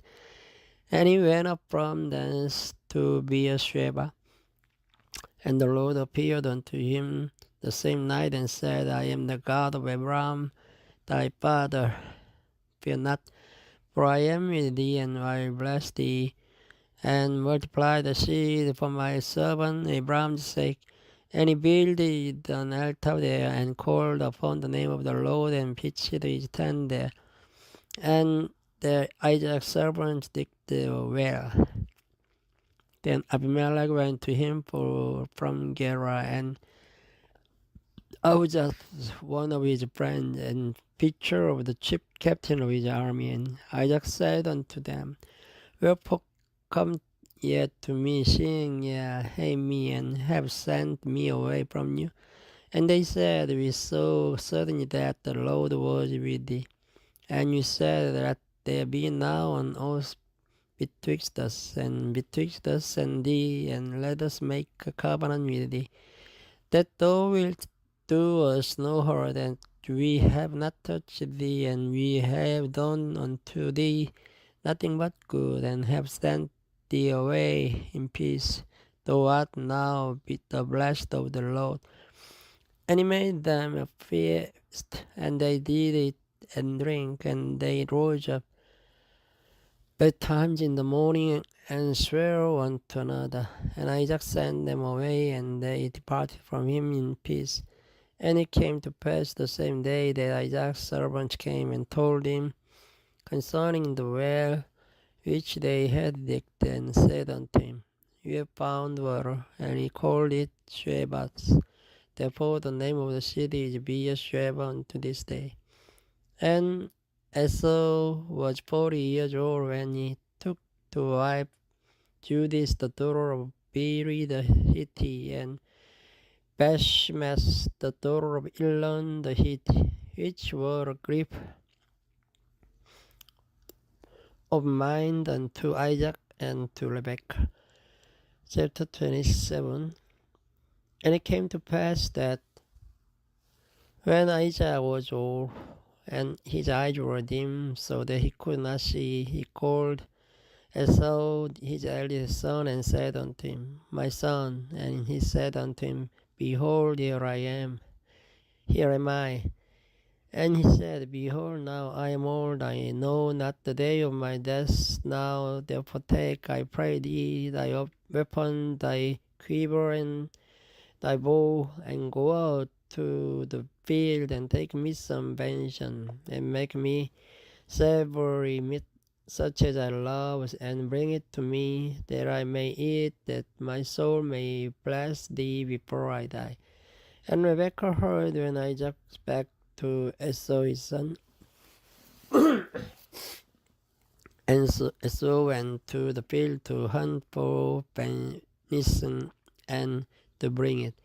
And Rebekah spake unto Jacob her son, saying, "Behold, I heard thy father speak unto Esau thy brother, saying, Bring me venison, and make me savory meat, that I may eat, and bless thee before the Lord before my death.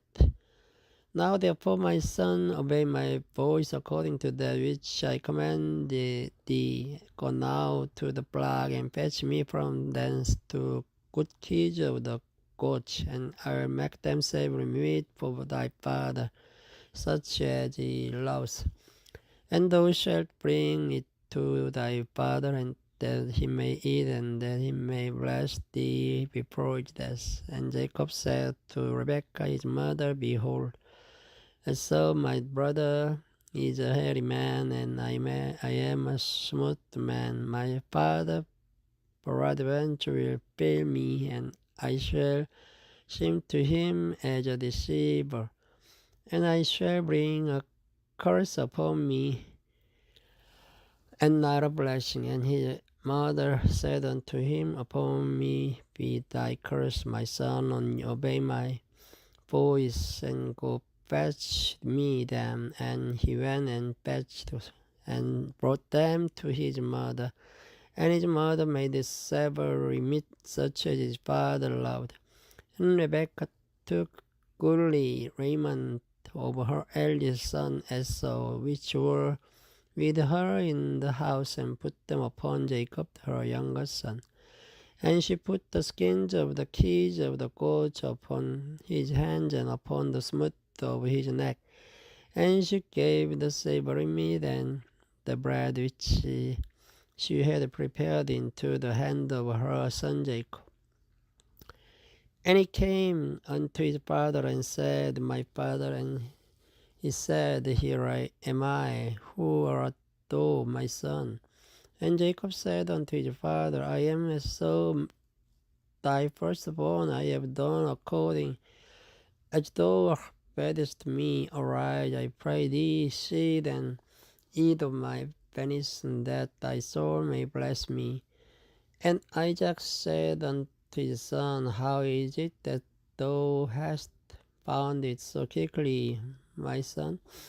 And he said, Because the Lord thy good God brought it to me. And Isaac said unto Jacob, Come near, I pray thee, that I may feel thee, my son, whether thou be my very son Esau or not. And Jacob went near unto Isaac his father, and he felt him, and said, The voice is Jacob's voice, but the hands of Esau. And he discerned him not, because his hands were hairy, and as his brother Esau's hands. So he blessed him.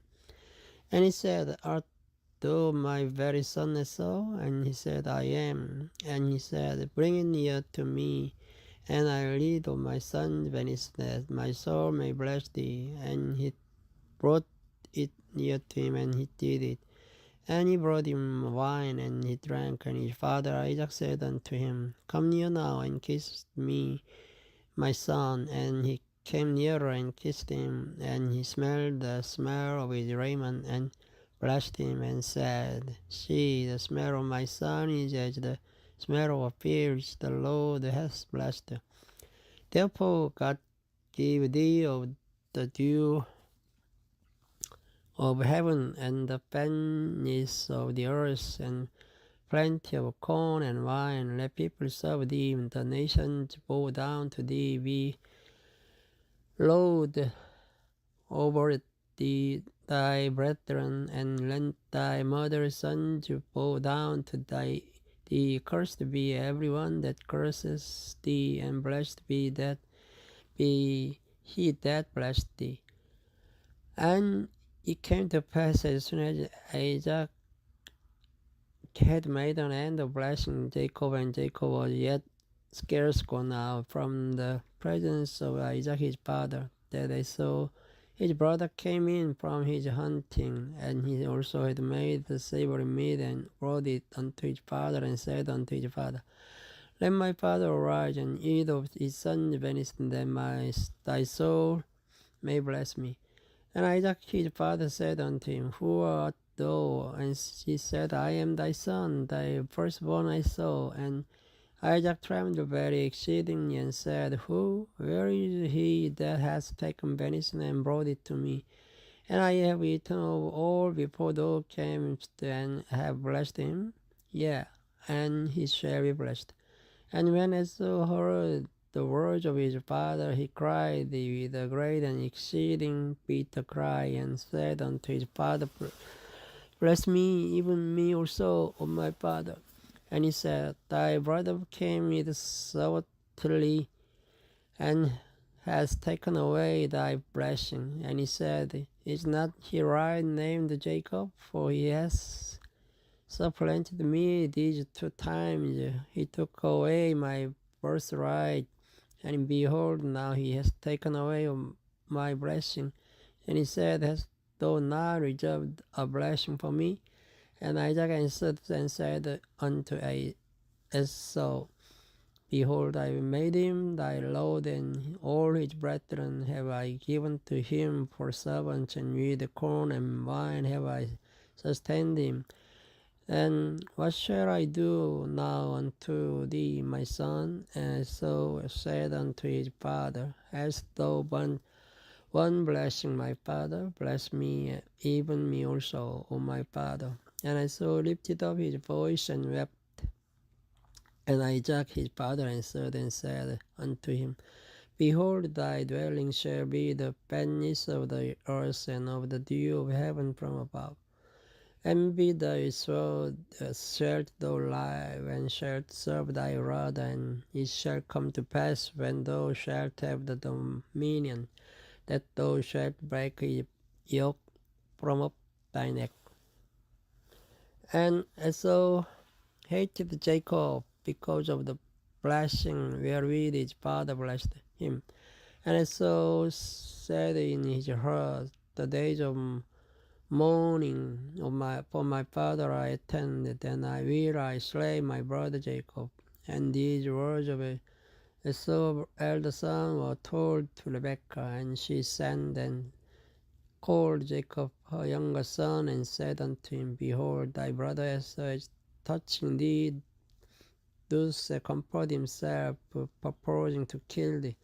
Now therefore, my son, obey my voice, and arise, flee thou to Laban my brother to Haran, and tarry with him a few days until thy brother's fury turn away, until thy brother's anger turn away from thee, and he forget that which thou hast done unto him. Then I will send and fetch thee from thence. Why should I be deprived also of you both in one day? And Rebekah said to Isaac, I am weary of my life because of the daughters of Heth. If Jacob take a wife of the daughters of Heth, such as these which are the daughters of the land, what good shall my life to me? Thank you for listening. Good night. Hello all. This video starts from chapter 28 of the Genesis. And Isaac called Jacob and blessed him and charged him and said unto him, thou shalt not take a wife of the daughters of Canaan. Arise, go to Padan-aram, to the house of Bethuel thy mother's father, and take thee a wife from thence of the daughters of Laban thy mother's brother.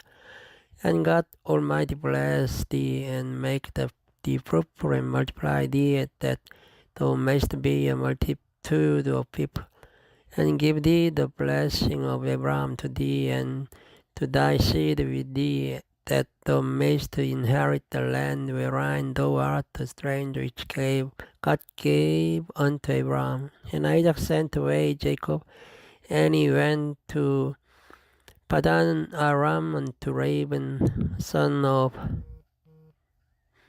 Bethuel the Syrian, the brother of Rebekah, Jacob's Esau's mother. When Esau saw the Isaac had blessed Jacob, and sent him away to Padan Aram to take him a wife from thence, and that as he blessed him, he gave him a charge, saying, thou shalt not take a wife of the daughters of Canaan.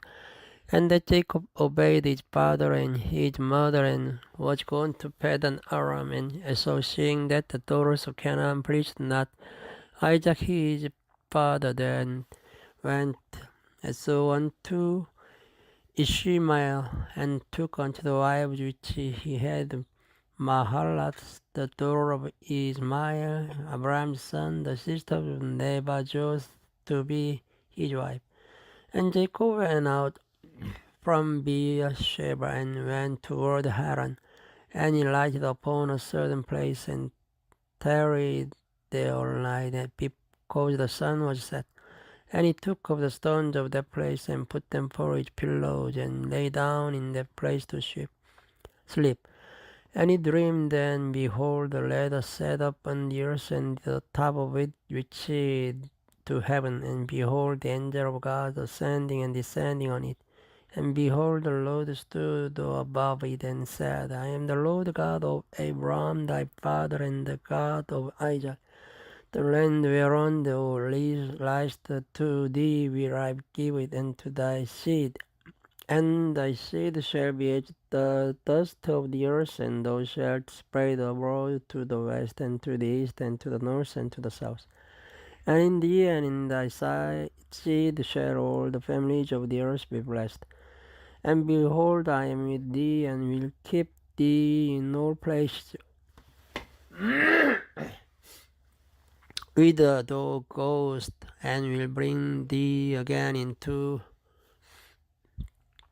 this land, for I will not leave thee until I have done that which I have spoken to thee of.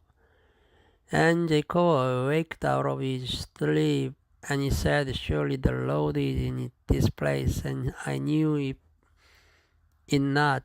And he was afraid, and said, How dreadful is this place! This is none other but the house of God, and this is the gate of heaven. And Jacob rose up early in the morning, and took the stone that he had put for his pillows, and set it up for a pillar, and poured the oil upon the top of it. And he called the name of that place Bethel.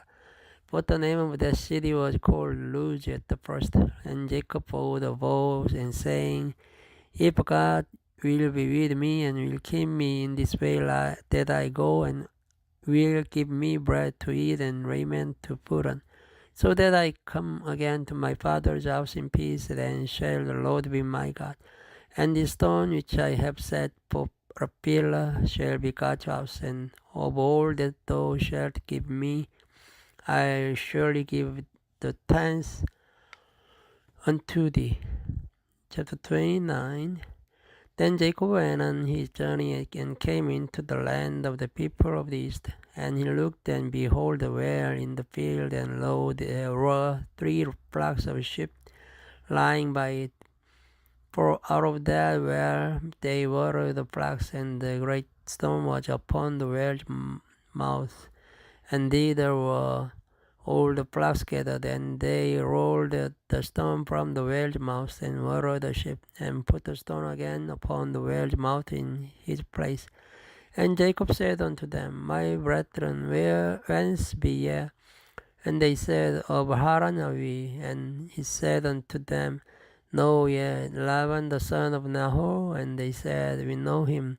And he said unto them, Is he well? And they said, He is well. And behold, Rachel his daughter comes with the sheep. And he said, Lo, it is yet high day, neither is it time that the cattle should be gathered together. Water ye the sheep, and go and feed them. And they said, We cannot, until the flocks be gathered together, until they roll the stone from the well's mouth.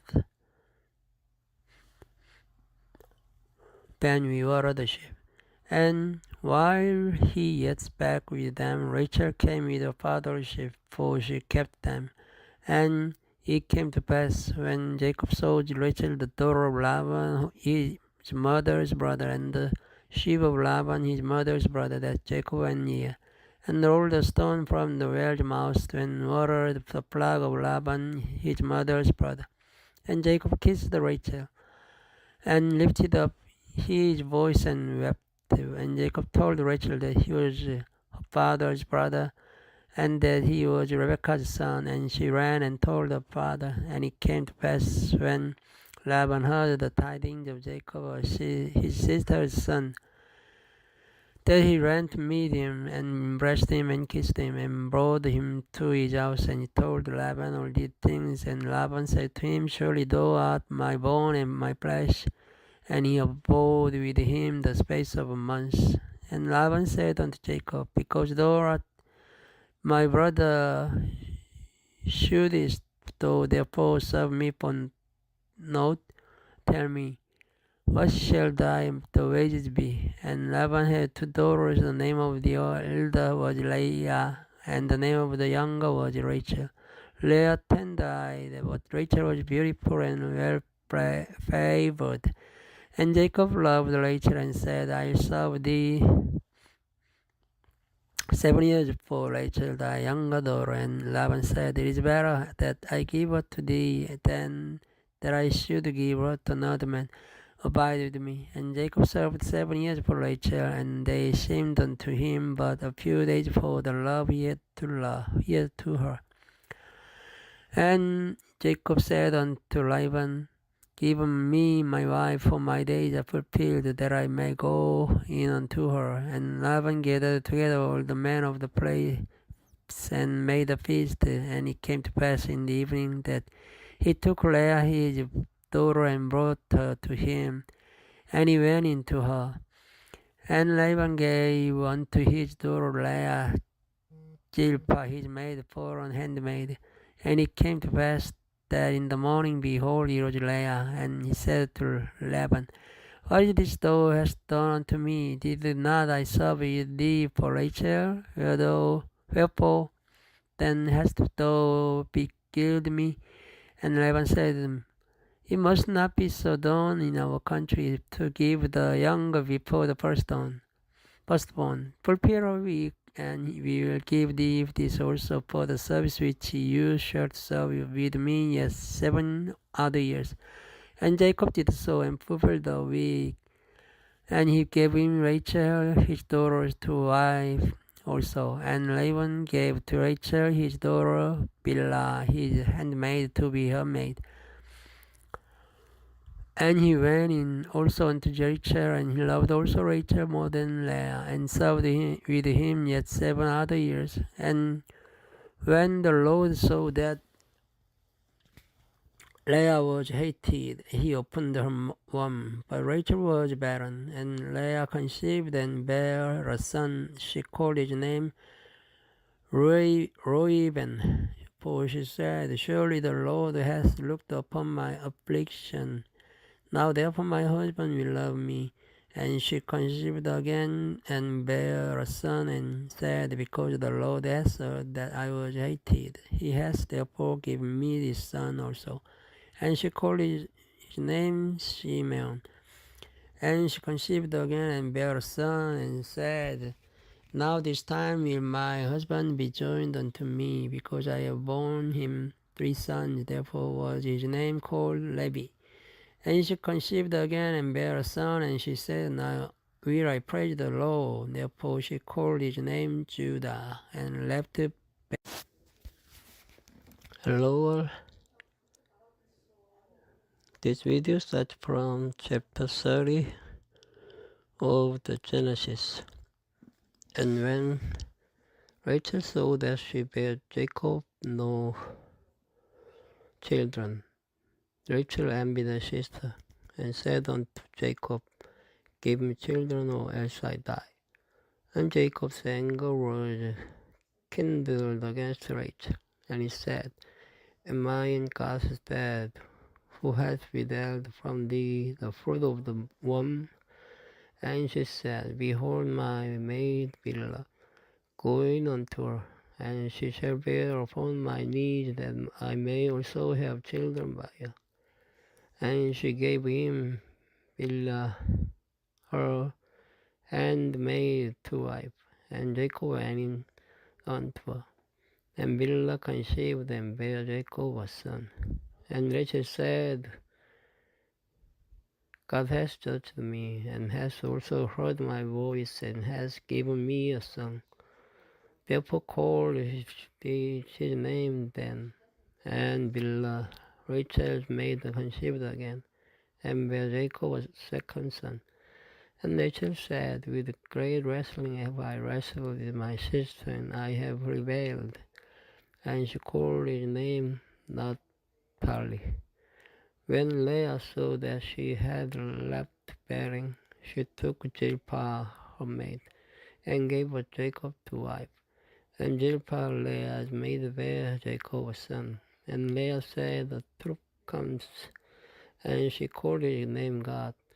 And Zilpah Leah made bear Jacob a second son.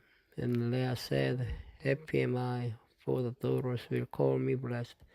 And she called his name Asher. And Reuben went in the days of wheat harvest and found mandrakes in the field and brought them unto his mother Leah. Then Rachel said to Leah, Give me, I pray thee, of thy son's mandrakes. And she said unto her, Is it a small matter that thou hast taken my husband? And wouldst thou take away my son's mandrakes also? And Rachel said, Therefore it shall lie with thee tonight for thy son's mandrakes. And Jacob came out of the field in the evening, and Leah went out to meet him, and said, Thou must come in unto me, for surely I have hired thee with my son's mandrakes. And he lay with her that night. And God hearkened unto Leah, and she conceived and bare Jacob the fifth son. And Leah said, God has given me my hire, because I have given my maiden to my husband. And she called his name Isaac. And Leah conceived again and bare Jacob the sixth son. And Leah said, God has endued me with a good dowry. Now will my husband dwell with me, because I have borne him 6 sons. And she called his name Zebulun. And afterwards she bare a daughter, and called her name Dinah. And God remembered Rachel, and God hearkened to her, and opened the womb.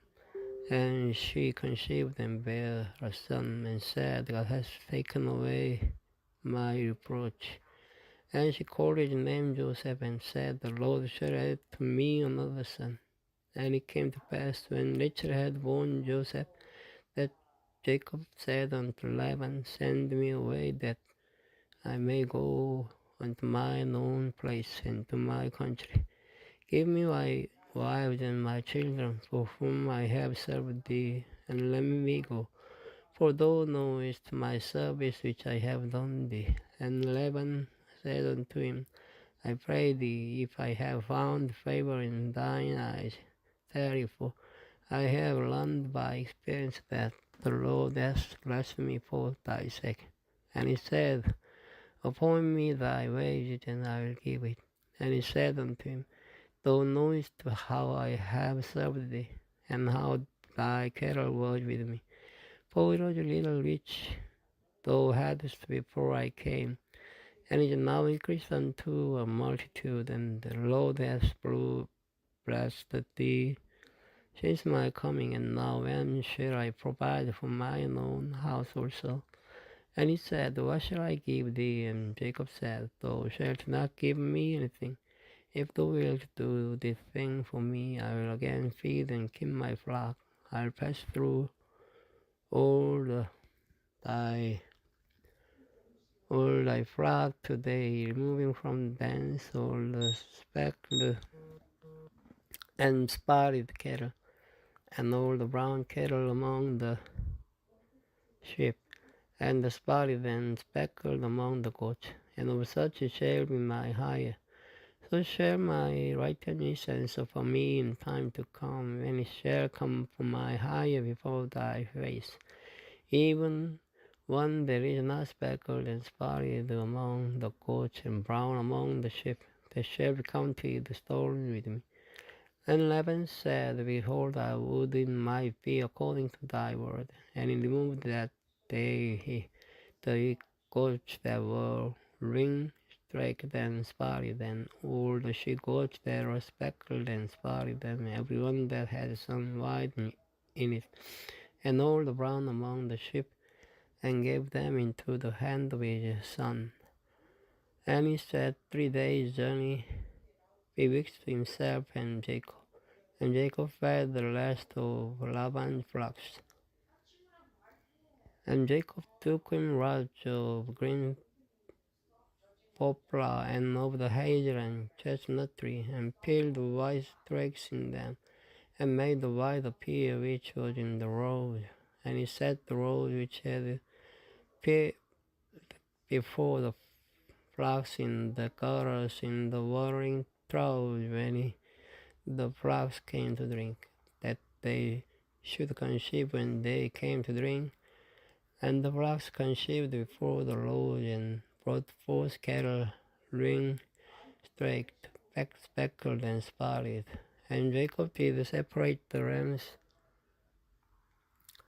and set the faces of the flocks to row the ring-streaked and all the browns in the flock of Laban. And he put his horn on the flocks by themselves and put them not unto Laban's cattle. And it came to pass, whensoever the stronger cattle did conceive, that Jacob laid the rows before the eyes of the cattle in the gutter, that they might conceive among the rows.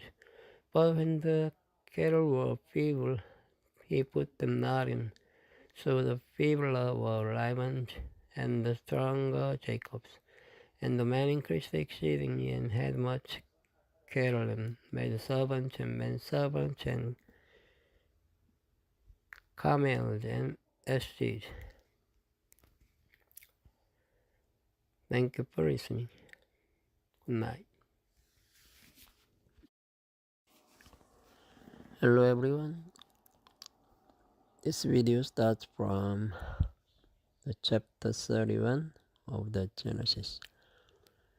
And he heard the words of Laban's son, saying, Jacob has taken away all that was our father's, and of that which was our father's has he gotten hold of this glory. And Jacob beheld the countenance of Laban, and behold, it was not toward him as before. And the Lord said unto Jacob, Return to the land of thy fathers and to thy kindred, and I will be with thee. And Jacob sent and called Rachel and Leah to the field unto his flock, and said unto them, I see your father's countenance, and that it is not toward me as before, but the God of my father has been with me. And ye know that with all my power I have served your father, and your father has deceived me and changed my wages 10 times. But God suffered him not to hurt me. If he said thus, the speckled shall be thy wages, then all the cattle bear speckled. And if he said thus, the ring-streaked shall be thy hire, then bear all the cattle ring-streaked. Thus God has taken away the cattle of your father and given them to me. And it came to pass at the time that the cattle conceived that I lifted up mine eyes and saw in a dream, and behold, the rams which leaped upon the cattle were ring-streaked, speckled, and grizzled. And the angel of God spake unto me in a dream, saying, Jacob. And I said, Here am I. And he said, Lift up now thine eyes, and see all the rams which leap upon the cattle are ring-streaked, speckled, and grizzled. For I have seen all that Laban does unto thee. I am the Lord, I am the God of Bethel, where thou anointest the pillar, and where thou bowest a bow unto me. Now arise, get thee out from this land, and return unto the land of thy kindred. And Rachel and Leah answered and said unto him, Is there yet any portion or inheritance for us in our father's house? Are we not counted on of him strangers? For he hath sold us, and has quite devoured also our money. For all the riches which God has taken from our father, that is ours and our children's. Now then, whatsoever God has said unto thee, do. Then Jacob rose up and set his sons and his wives upon camels, and he carried away all his cattle and all his goods which he had gotten, the cattle of his getting, which he had gotten in Padan Aram, for to go to Isaac his father in the land of Canaan. And Laban went to shear his sheep, and Rachel had stolen the images that were her father's, and Jacob stole away underwears to Laban the Syrian, in that he hold him not, that he fled. So he fled with all that he had, and he rose up and passed over the river, and set his face toward the Mount Gilead. And he told Laban on the third day that Jacob was fled, and he took his brethren with him, and pursued after him 7 days' journey. And they overtook him in the Mount Gilead. And God came to Laban the Syrian in a dream by night, and said unto him, Take heed that thou speak not to Jacob either good or bad. Then Laban overtook Jacob. Now Jacob had pitched his tent in the mountain, Laban with his brethren pitched in the mount of Gilead. And Laban said to Jacob, What hast thou done, that thou hast stolen away unawares to me, and carried away my daughters as captives taken with the sword? Wherefore didst thou flee away secretly, and steal away from me, and didst not tell me, that I might have sent thee away with mirth, and with songs, with tabret, and with harp?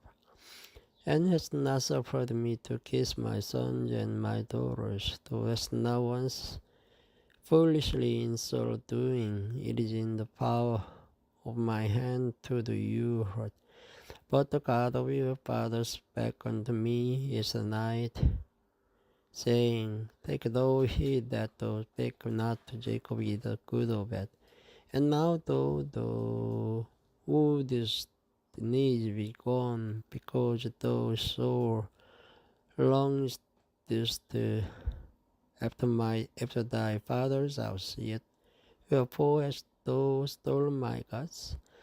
And Jacob answered and said to Laban, Because I was afraid, for I said, Peradventure thou wouldest take by force thy daughters from me. With whomsoever thou findest thy gods, let him not lie before our brethren. Discern thou what is thine with me, and take it to thee. For Jacob knew that Rachel had stolen them, and Laban went into Jacob's tent, and into Leah's tent, and into the two maidservants' tent, but he found them not. Then went he out of Leah's tent, and entered into Rachel's tent. Now Rachel had taken the images, and put them in the camel's furniture, and sat upon them. And Laban searched all the tent, but found them not. And she said to her father, Let it not displease my lord, that I cannot rise up before thee, for the custom of women is upon me. And he searched them, but found not the images. And Jacob was wroth and chode with Laban. And Jacob answered and said to Laban, What is my trespass? What is my sin, that thou hast so hardly pursued after me?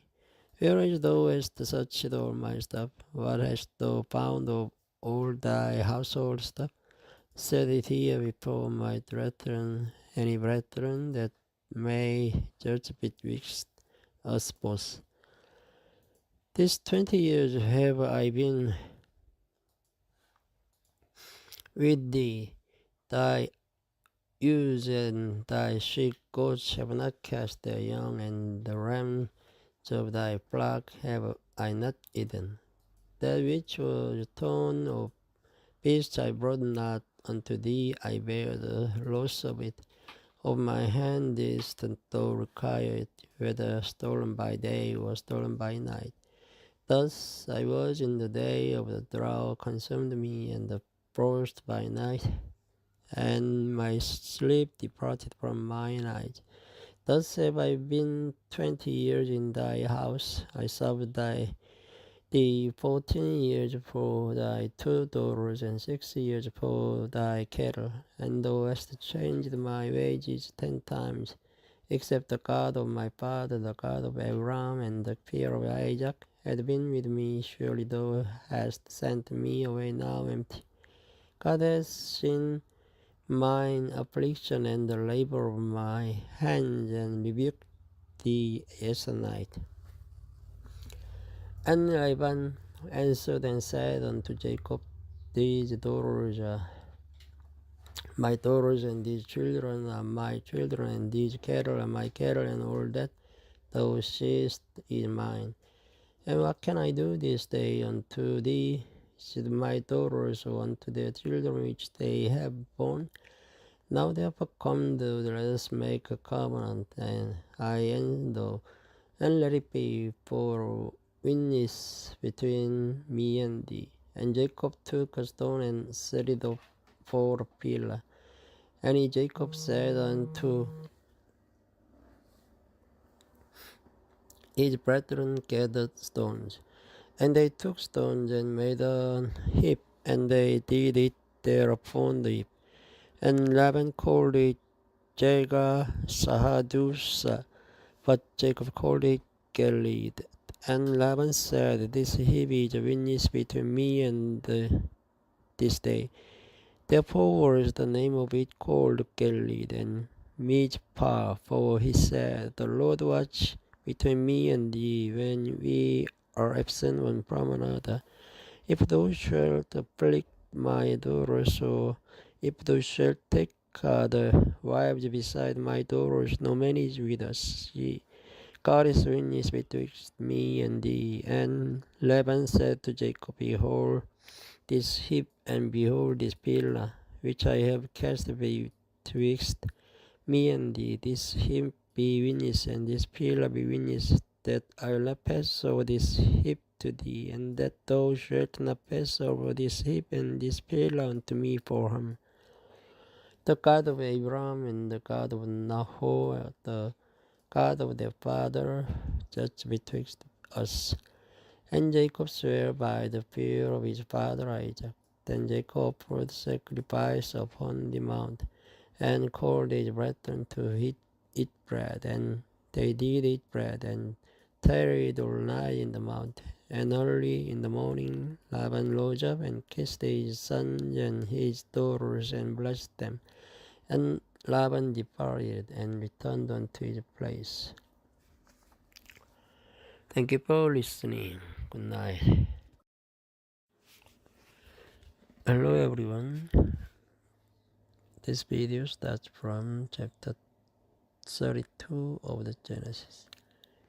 And Jacob went on his way, and the angels of God met him. And when Jacob saw them, he said, This is God's host. And he called the name of the place Mahanaim. And Jacob sent a messenger before him to Esau his brother unto the land of Seir, the country of Edom. And he commanded them, saying, Thus shall you speak unto my lord Esau, thy servant. Jacob said, Thus I have sojourned with Laban, and stayed there until now. And I have oxen and assets, flocks and menservants and women servants, and I have sent to tell my lord, that I may find grace in thy sight. And the messengers returned to Jacob, saying, We came to thy brother Esau, and also he comes to meet thee, and 400 men with him. Then Jacob was greatly afraid and distressed, and he divided the people that was with him, and the flocks and herds and the camels into 2 bands, and said, If Esau comes to the one company and smite it, then the other company which is left shall escape. And Jacob said, O God of my father Abraham, and God of my father Isaac, the Lord which says unto me, Return unto the country and to thy kindred, and I will deal well with thee. I am not worthy of the least of all the mercies and of all the truth, which thou last shewed unto thy servant. For with my step I passed over this Jordan. And now I am become too bad. Deliver me, I pray thee, from the hand of my brother, from the hand of Esau.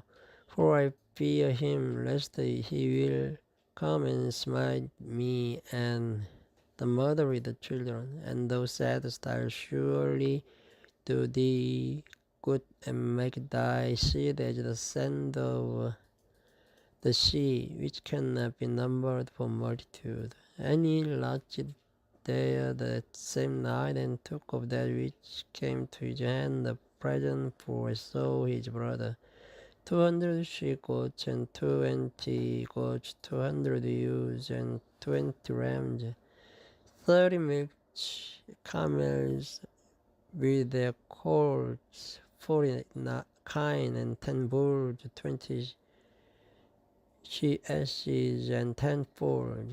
And it delivered them into the hand of his servants every drove by themselves, and said unto his servant, Pass over before me, and put a space betwixt the drove and drove. And he commanded the foremost, saying, When Esau my brother meets thee, and asks thee, saying, Whose art thou? And whither goest thou? And whose are these before thee? Then thou shalt say, They be thy servant Jacob's. It is a present sent unto my Lord Esau, and behold, also is behind us. And so commanded the second and the third, and all that follow the drove, saying, On this manner shall ye speak unto Esau when ye find him. And say ye, Moreover, behold, thy servant Jacob is behind us. For he said, I will appease him with the present that goes before me, and afterward I will see his face, peradventure he will accept of me. So when the present were before him, and himself lodged that night in the company, and he rose up that night, and took his 2 wives, and his 2 women servants, and his 11 sons, and passed over the ford Jabbok. And he took them, and sent them over the brook, and sent over that he had. And Jacob was left alone, and they wrestled the man with him until the breaking of the day. And when he saw that he prevailed not against him, he touched the hollow of his thigh. And the hollow of Jacob's thigh was out of joint as he wrestled with him. And he said, Let me go, for the day breaks. And he said, I'll not let thee go, except thou bless me. And he said unto him, What is thy name? And he said, Jacob. And he said, Thy name shall be called no more Jacob, but Israel. For as a prince hast thou power with God and with man, and hast prevailed. And Jacob asked him, and said, Tell me, pray thee, thy name. And he said, Wherefore is it that thou ask after my name? And he blessed him there. And Jacob called the name of the place Peniel, for I have seen God face to face, and my life is preserved. And as he passed over Peniel, the sun rose upon him, and he halted upon his thigh.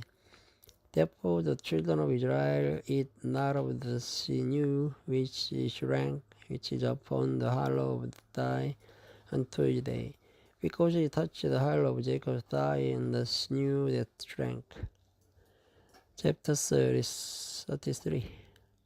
And Jacob lifted up his eyes, and looked, and behold, Esau came, and with him 400 men.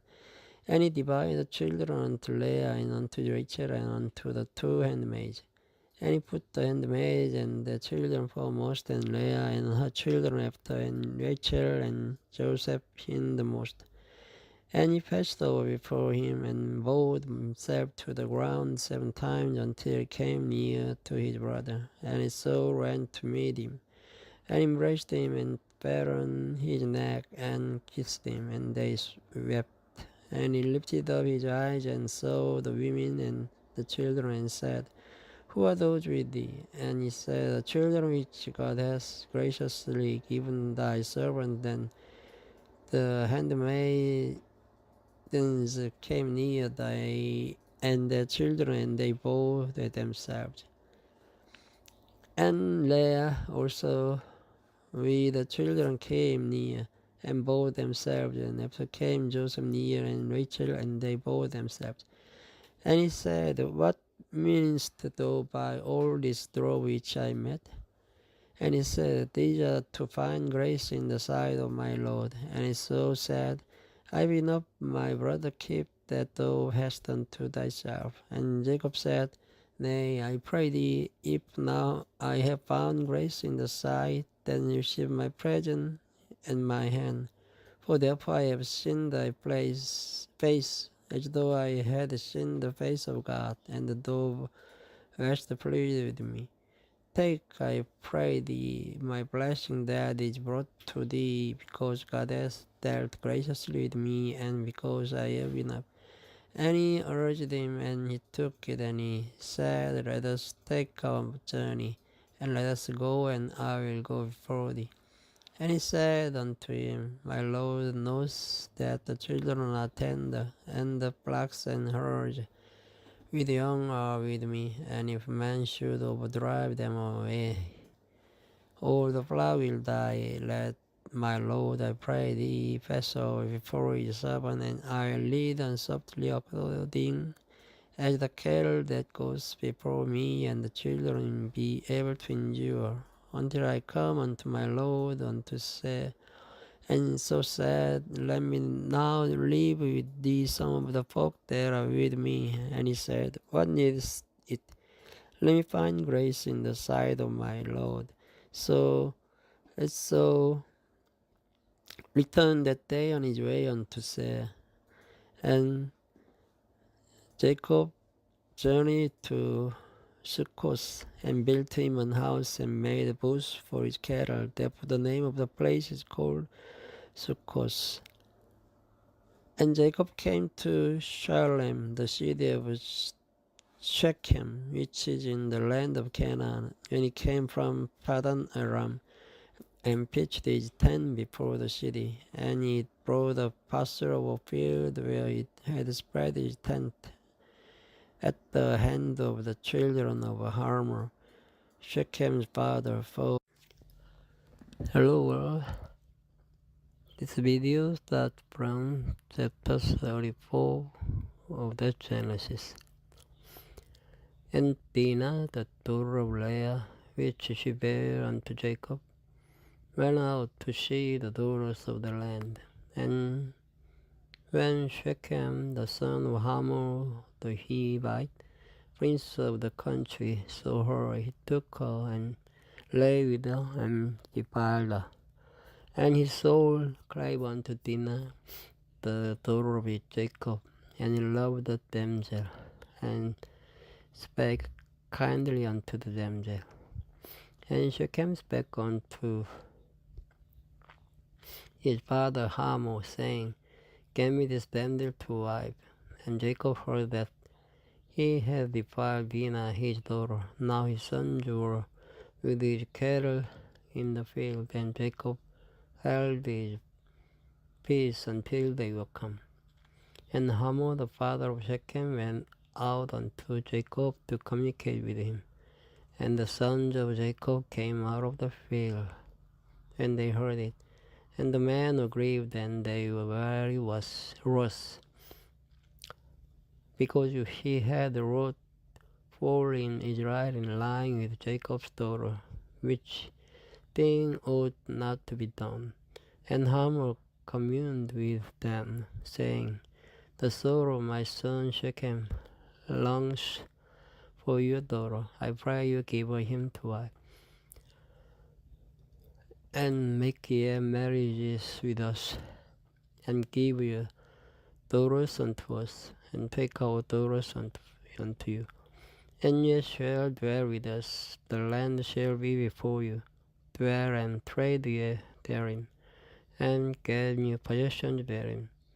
And Shechem said unto her father and unto her brethren, Let me find grace in your eyes, and when you shall say unto me, I'll give.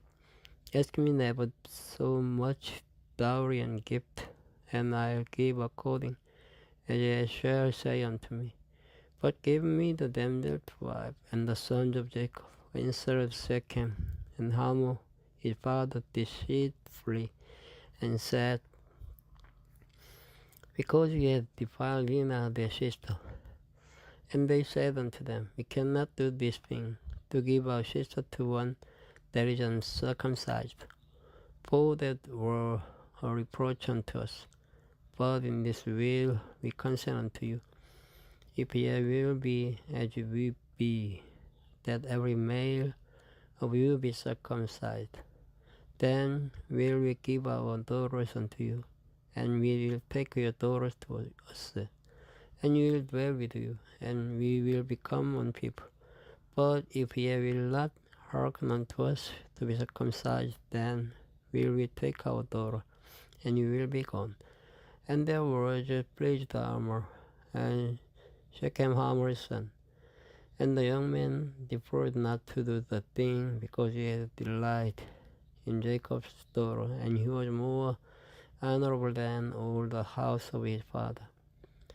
And Hamor and Shechem his son came unto the gate of their city, and communed with the men of their city, saying, These men are peaceable with us, therefore let them dwell in the land, and trade therein.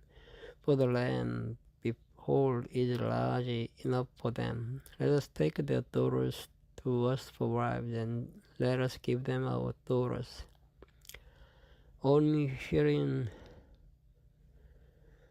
will the man consent unto us for to dwell with us, to be one people. If every male among us be circumcised, as they are circumcised, shall not their cattle and their substance and every beast of theirs be ours? Only let us consent unto them, and they will dwell with us. And unto Hamor and unto Shechem his son hearken all that went out of the gate of his city, and every male was circumcised all that went out of the gate of his city. And it came to pass on the third day, when they were sore, that two of the sons of Jacob, Shimon and Levi, Dinah's brethren, took each man his sword, and came upon the city boldly, and slew all the males. And they slew Hamor and Shechem his son with the edge of the sword, and took Dinah out of Shechem's house, and went out. The sons of Jacob came upon the slain, and spoiled the city, because they had defiled their sister. They took their sheep and their oxen and their asses, and that which was in the city, and the which was in the field, and all their wealth, and all their little ones and their wives took they captive, and spoiled even all that was in the house. And Jacob said to Shimon and Levi, Ye have troubled me to make me to stink among the inhabitants of the land, among the Canaanites and the Perizzites. And I being few in number, they shall gather themselves together against me, and slay me, and I shall be destroyed, I and my house. And they said, Should he deal with our sister as with an harlot? Chapter 35. And God said unto Jacob, Arise, go up to Bethel, and dwell there, and make there an altar unto God, that appeared unto thee when thou fleest from the face of Esau thy brother. Then Jacob said unto his household, and to all that were with him, Put away the strange gods that are among you, and be clean, and change your garments, and let us arise and go up to Bethel, and I'll make there an altar unto God, who answered me in the day of my distress, and was with me in the way which I went. And they gave unto Jacob all the strange gods which were in their hand, and all their earrings which were in their ears. And Jacob hid them under the oak which was by Shechem. And they journeyed, and the terror of God was upon the cities that were round about them, and they did not pursue after the sons of Jacob. So Jacob came to Luz, which is in the land of Canaan, that is Bethel, he and all the people that were with him. And he built there an altar and called the place El Bethel, because there God appeared unto him when he fled from the face of his brother. But Deborah, Rebekah's nurse, died, and she was buried beneath Bethel under an oak, and the name of it was called Elon-Bakus. And God appeared unto Jacob again when he came out of Padan Aram, and blessed him. And God said unto him, Thy name is Jacob, thy name shall not be called any more Jacob, but Israel shall be thy name. And he called his name Israel. And God said unto him, I am God Almighty, be fruitful and multiply. A nation and a company of nations shall be of thee, and kings shall come out of thy loins. And the land which I gave Abraham and Isaac, to thee I'll give it, and to thy seed after thee will I give the land. And God went up from him in the place where he talked with him. And Jacob set up a pillar in the place where he talked with him, even a pillar of stone. And he poured the drink offering thereon, and he poured oil thereon. And Jacob called the name of the place where God spake with him Bethel. And they journeyed from Bethel, and there was but a little way to come to Ephrath. And Rachel travailed, and she had hard labor. And it came to pass, when she was in hard labor, that midwife said unto her, Fear not, thou shalt have this son also.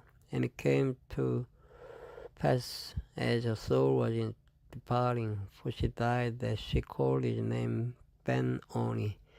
But his father called him Benjamin, was buried in the way to Ephrath, which is Bethlehem. And Jacob set a pillar upon a grave that is the pillar of Rachel's grave unto this day. And Israel journeyed and spread his tent beyond the tower of Eda. And it came to pass, when Israel dwelt in the land, that Reuben went and lay with Bilhah his father's concubine, and Israel heard it. Now the sons of Jacob were 12, the sons of Leah, Reuben, Jacob's firstborn, and Simeon, and Levi, and Judah, and Issachar, and Zebulun. The sons of Rachel, Joseph, handmaid, Dan, and Naphtali.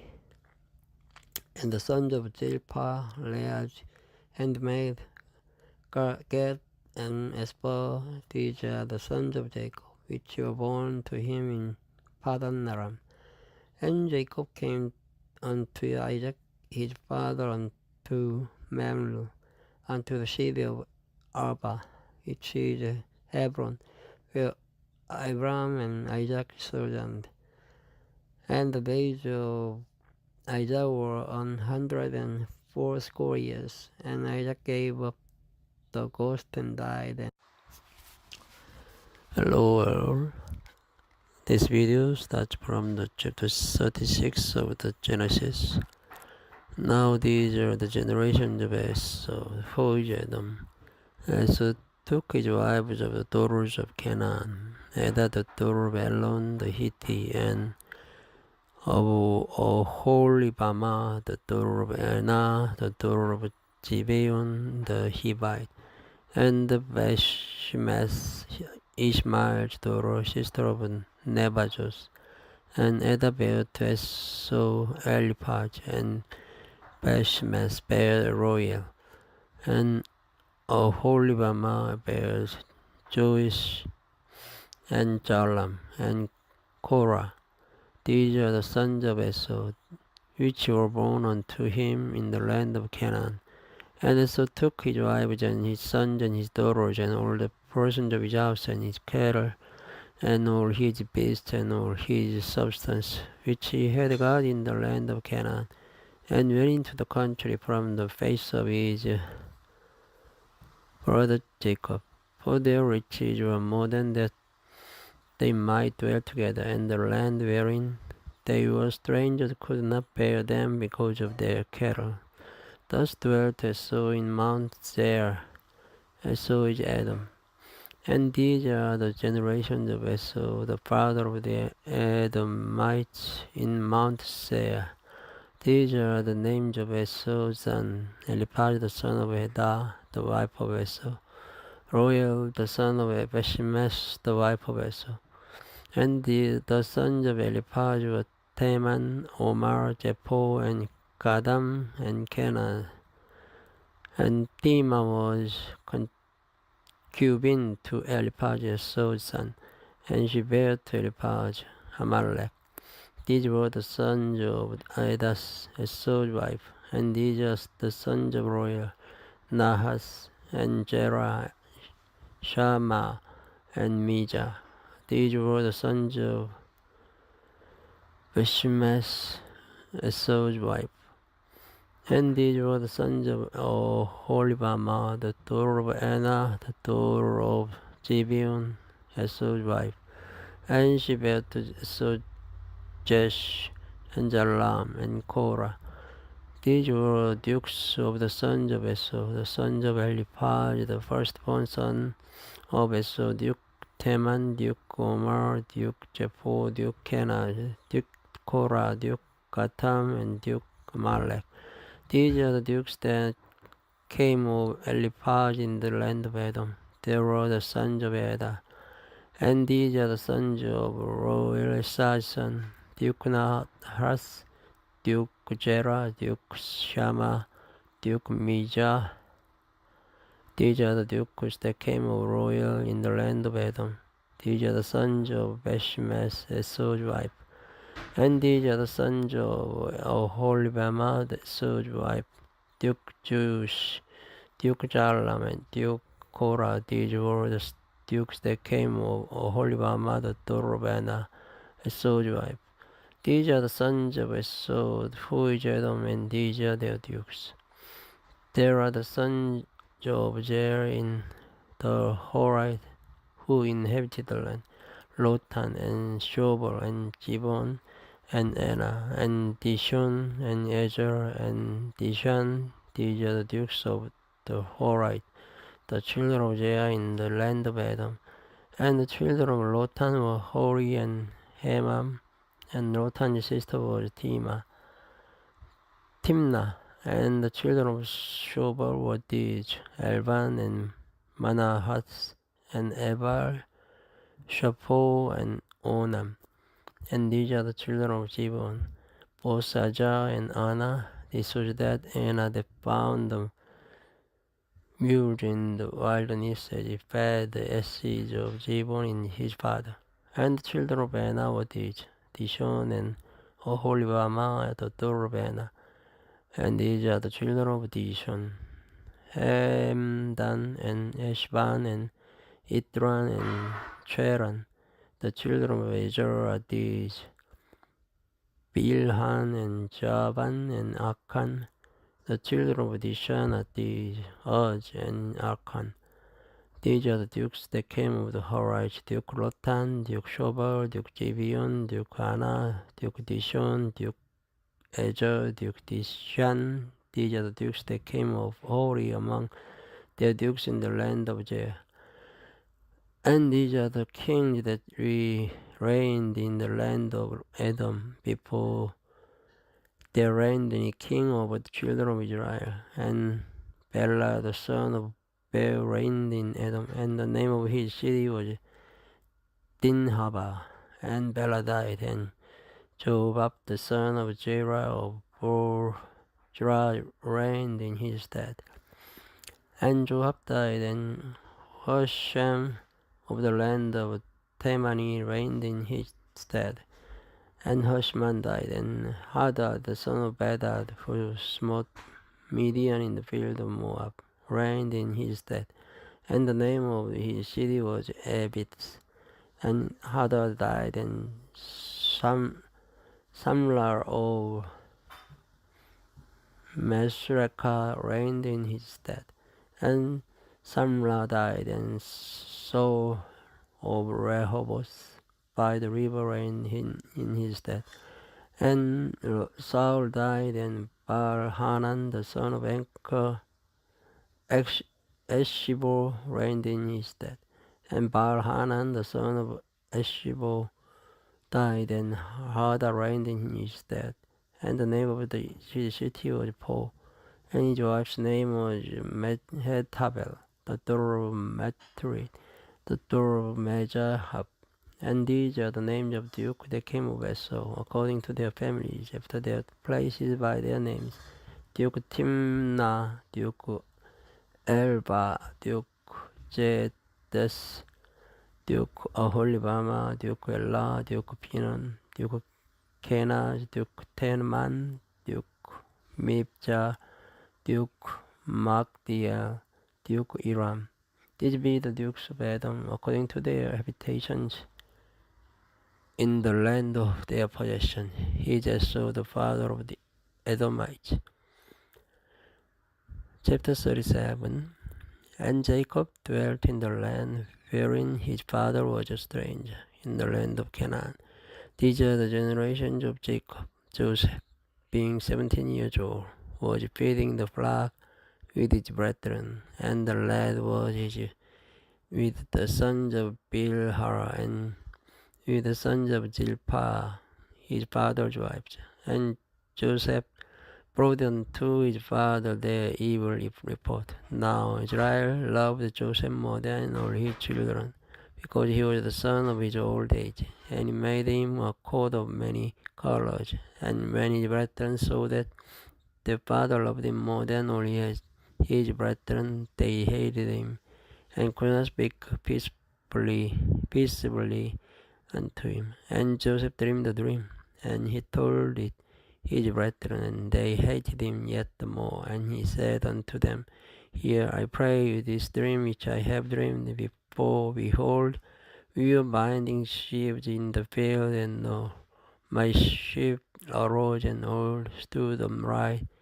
And behold, the sheep stood round about and made obeisance to my sheep.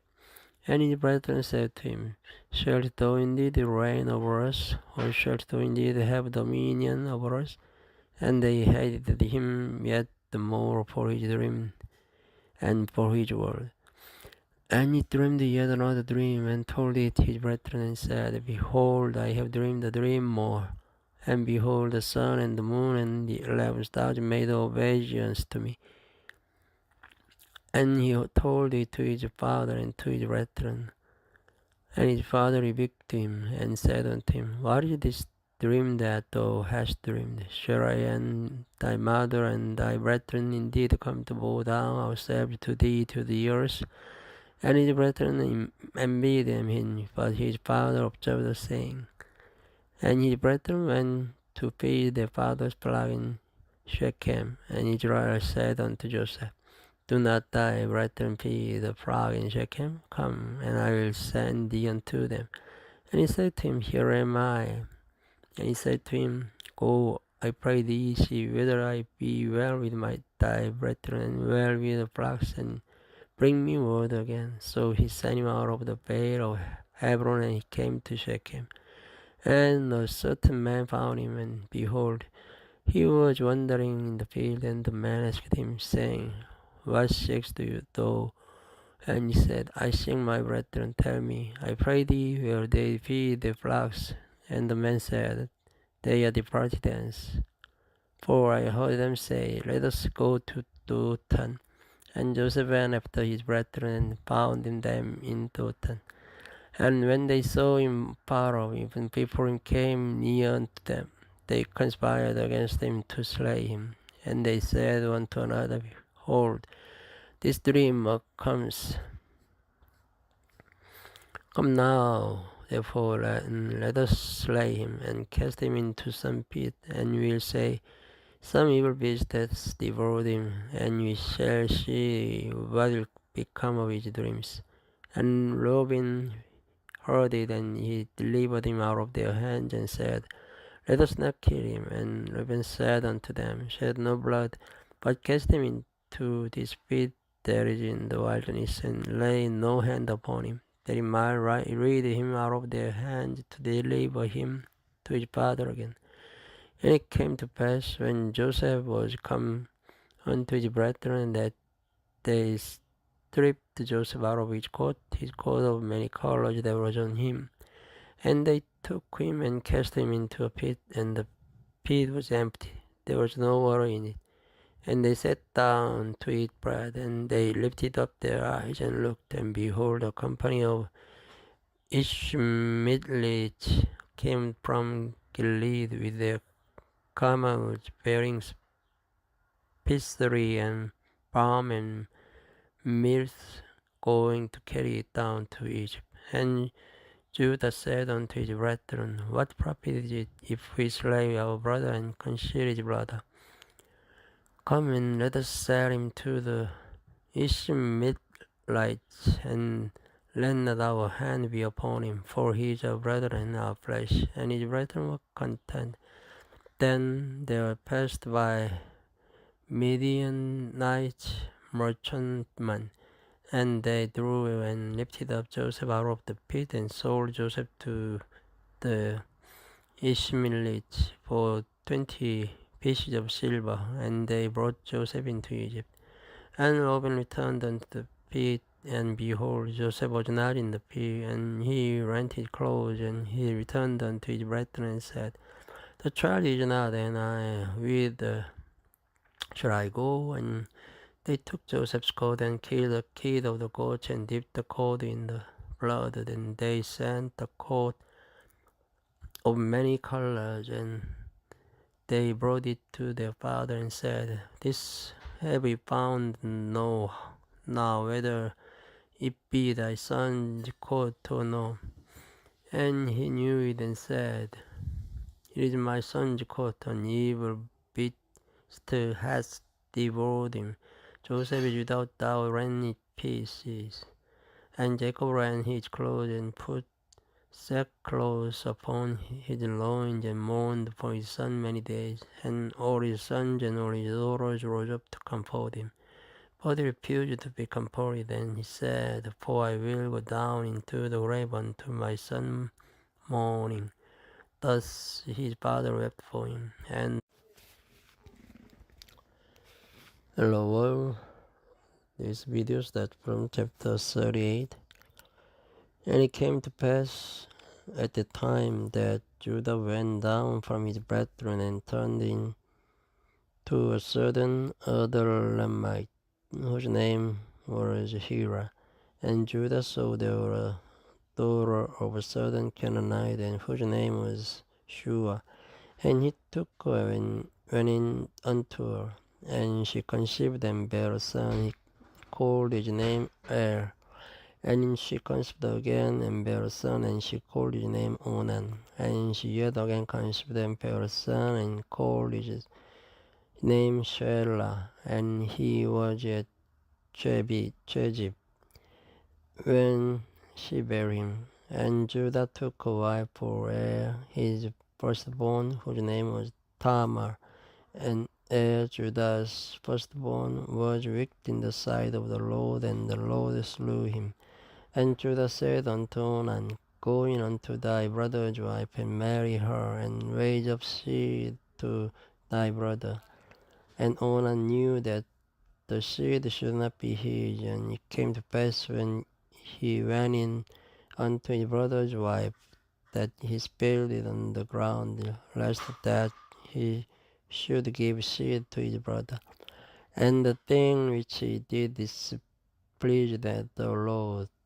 Wherefore he slew him also. Then said Judah to Tamar his daughter-in-law, remain a widow at thy father's house till Shelah my son be grown. For he said, lest for right venture die, he also as his brethren did. And Tamar went and dwelt in her father's house. And in process of time, the daughter of Shua, Judah's wife, died. And Judah was comforted and went up unto his sheep shearers to Timnath. He and his friend Hira the other Ramite. And it was told Tamar, saying, Behold, thy father-in-law goes up to Timnath to shear his sheep. And she put her widow's garment up from her, and covered her with a veil, and wrapped herself, and sat in an open place which is by the way to Timnath. For she saw that Shelah was grown, and she was not given unto him to wife. When Judah saw her, he thought her to be an harlot, because she had covered her face. And he returned unto her by the way, and said, Go to, I pray thee, let me come in unto thee. For he knew not that she was his daughter-in-law. And she said, What wilt thou give me, that thou mayest come in into me? And he said, I'll send thee a kid from the flock. And she said, Wilt thou give me a pledge till thou send it? And he said, What pledge shall I give thee? And she said, Thy signet, and thy bracelet, and thy staff that is in thine hand. And he gave it her, and came in unto her, and she conceived by him. And she rose and went away, and laid by her veil from her, and put on the garments of her widowhood. And Judah sent the kid by the hand of his friend in the Adullamite to receive his pledge from the woman, but he found her not. Then he asked the man of the place, saying, Where is the harlot that was opened by the wayside? And they said, There was no harlot in this place. And he returned to Judah and said, I cannot find her. And also the man of the place said that there was no harlot in this place. And Judah said, Let her take it to her, lest we be shamed. Behold, I sent this kid, and thou hast not found her. And it came to pass about 3 months after that, it was told Judah, saying, Tamar, thy daughter-in-law has played the harlot, and also behold, she is with child by whoredom. And Judah said, Bring her forth, and let her be burnt. When she was brought forth, she sent to her father-in-law, saying, By the man whose desert am I with child? And she said, Discern, I pray thee, to whose desert the signet and bracelet and staff. And Judah acknowledged them, and said, She has been more righteous than I, because that I gave her not to Shelah my son. And he knew her again no more. And it came to pass in the time of her travail, that behold, twins were in her womb. And it came to pass when she travailed, that the one put out his hand, and the midwife took and bound upon his hand a scarlet thread, saying, This came out first. And it came to pass as he drew back his hand, that behold, his brother came out. And she said, How hast thou broken forth? This breach be upon thee. Therefore his name was called Perez. And afterward came out his brother that had the scarlet thread upon his hand, and his name was called Zerah. Chapter 39. And Joseph was brought down to Egypt, and Potiphar, an officer of Pharaoh, captain of the guard, and Egyptian, brought him of the hands of the Ishmaelites, which had brought him down thither. And the Lord was with Joseph, and he was a prosperous man, and he was in the house of his master the Egyptian. And his master saw that the Lord was with him, and that the Lord made all that he did to prosper in his hand. And Joseph found grace in his sight, and he served him. And he made him overseer over his house, and all that he had he put into his hand. And it came to pass from the time that he had made him overseer in his house and over all that he had, that the Lord blessed the Egyptian house for Joseph's sake. And the blessing of the Lord was upon all that he had in the house and in the field. And he left all that he had in Joseph's hand, and he knew not aught he had save the bread which he did eat. And Joseph was a goodly person and well favored. And it came to pass after these things that his master's wife cast her eyes upon Joseph, and she said, Lie with me. But he refused and said unto his master's wife, Behold, my master, what is with me in the house, and he has committed all that he has to my hand. There is none greater in this house than I, neither has he kept back anything from me but thee, because thou art his wife. How then can I do this grave wickedness and sin against God? And it came to pass as she spake unto Joseph day by day, that he hearkened unto her to lie by her, or to be with her. And it came to pass about this time that Joseph went into the house to do his business, and there was none of the men of the house there within. And she called him by his garment, saying, Lie with me. And he left his garment in her hand, and fled, and got him out. And it came to pass, when she saw that he had left his garments in her hand, and was fled forth, that she called unto the men of our house, and she spake unto them, saying, See, he hath brought in an Hebrew unto us to mock us. He came in unto me to lie with me, and I cried with a loud voice. And it came to pass, when he heard that I lifted up my voice and cried, that he left his garment with me, and fled, and got him out. And she laid up his garment by her, until his lord came home. She spake unto him according to these words, saying, The Hebrew servant which thou hast brought. Lord, this video starts from chapter 40 of Genesis. And it came to pass after these things that the butler of the king of Egypt and his baker had offended their lord the king of Egypt. And Pharaoh was wroth against two of his officers, against the chief of the butlers, and against the chief of the bakers. And he put them in ward in the house of the captain of the guard, into the prison, the place where Joseph was bound. And the captain of the guard charged Joseph with them, and he served them, and they continued the season inward.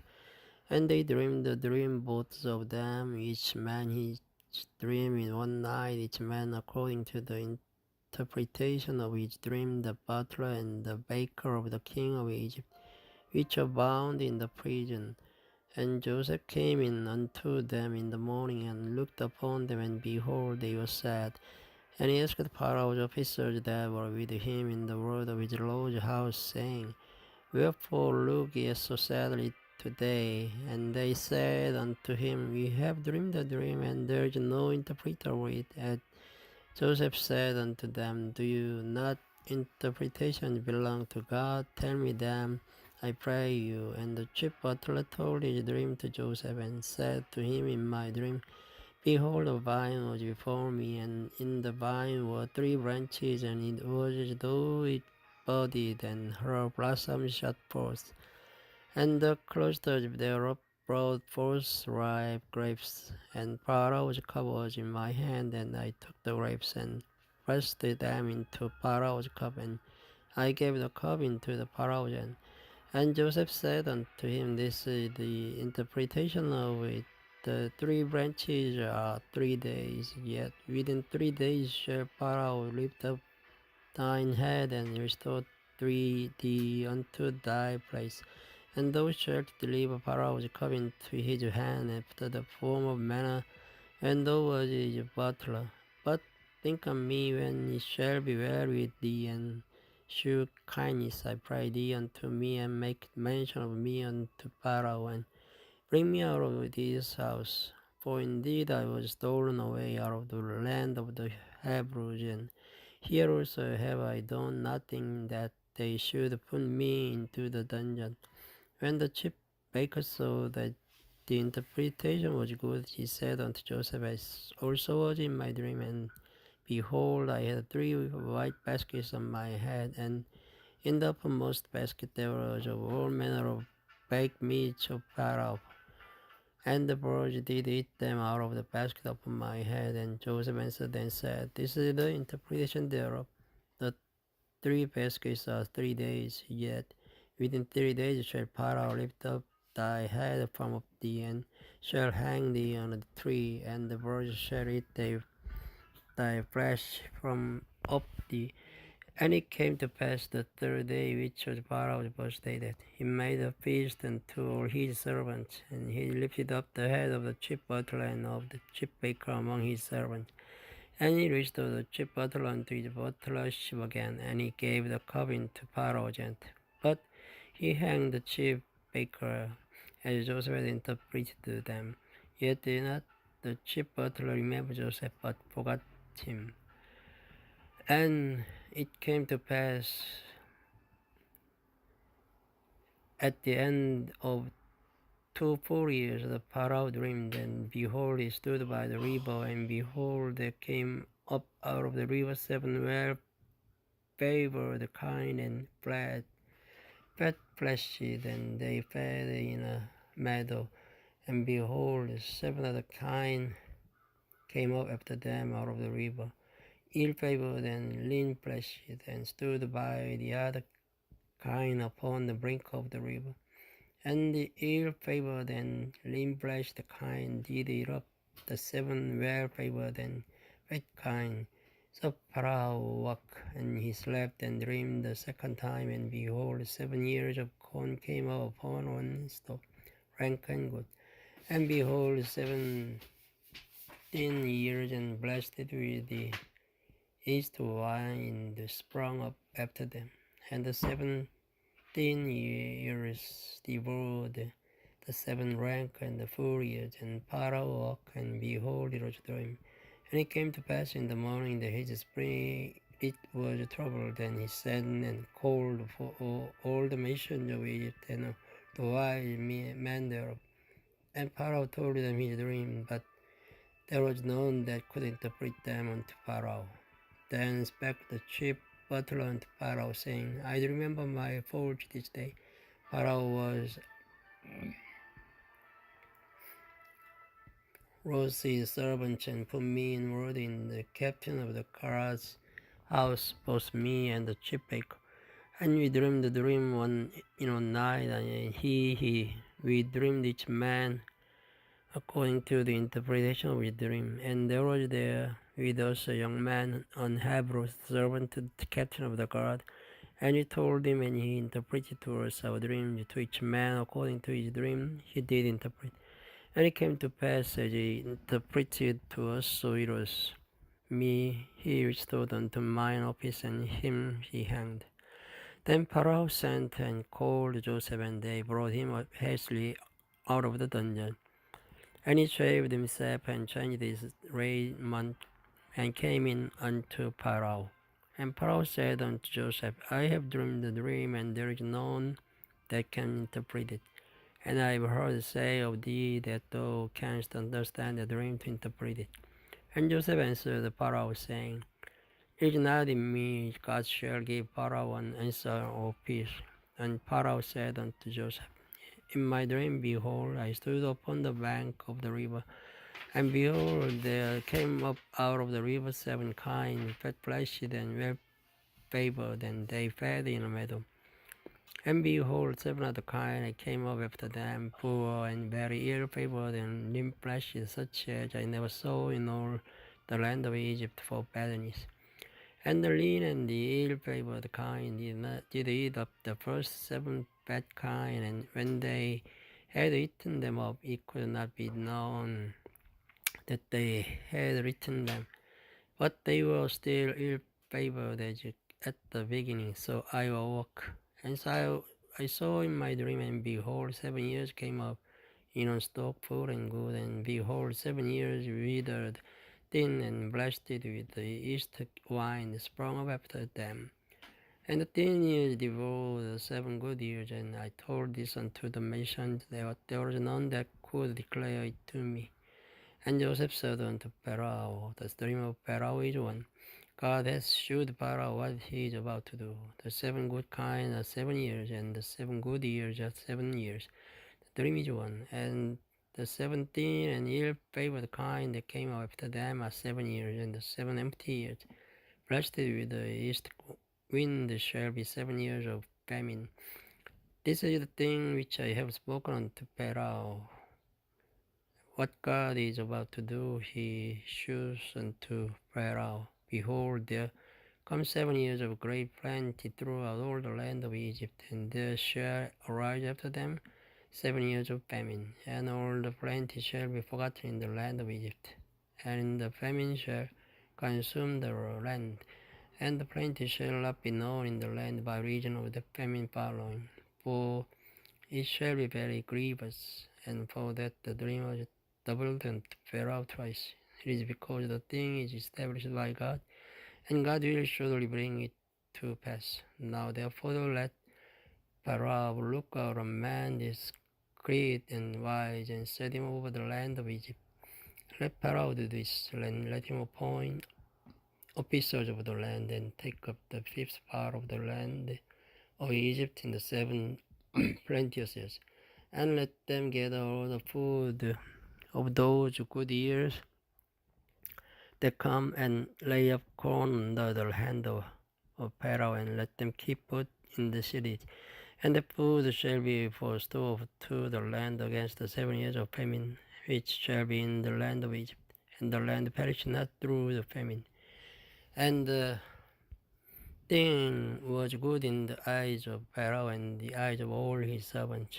And Pharaoh said unto his servant, Can you find such a one as this, if a man in whom the Spirit of God is? And Pharaoh said unto Joseph, For as much as God hath shewed thee all this, there is none so discreet and wise as thou art. Thou shalt be over my house, and according unto thy word shall all my people be ruled.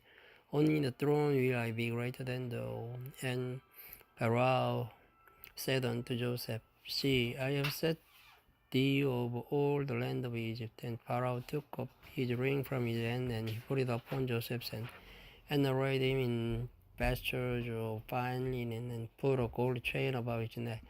And he made him to ride in the 2nd chariot which he had, and they cried before him, Bow the knee, and he made him ruler over all the land of Egypt. And Pharaoh said unto Joseph, I am Pharaoh, and without thee shall no man lift up his hand of food in all the land of Egypt.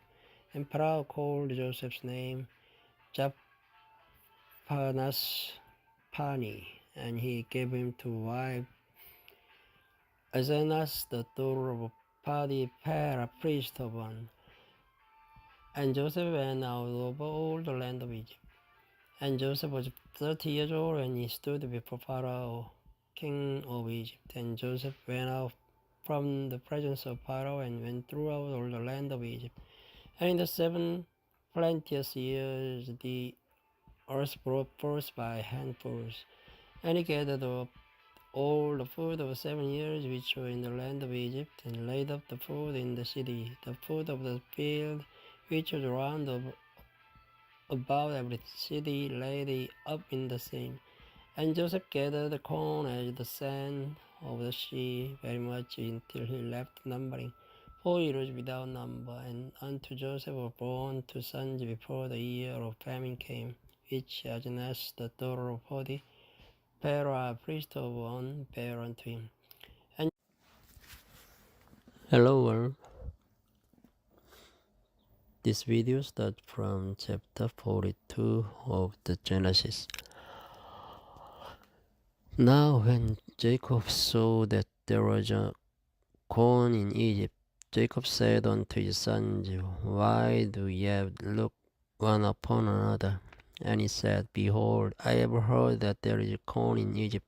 Get you down thither, and buy for us from thence, and that we may live and not die. And Joseph's 10 brethren went down to buy corn in Egypt. But Benjamin, Joseph's brother Jacob, sent not with his brethren.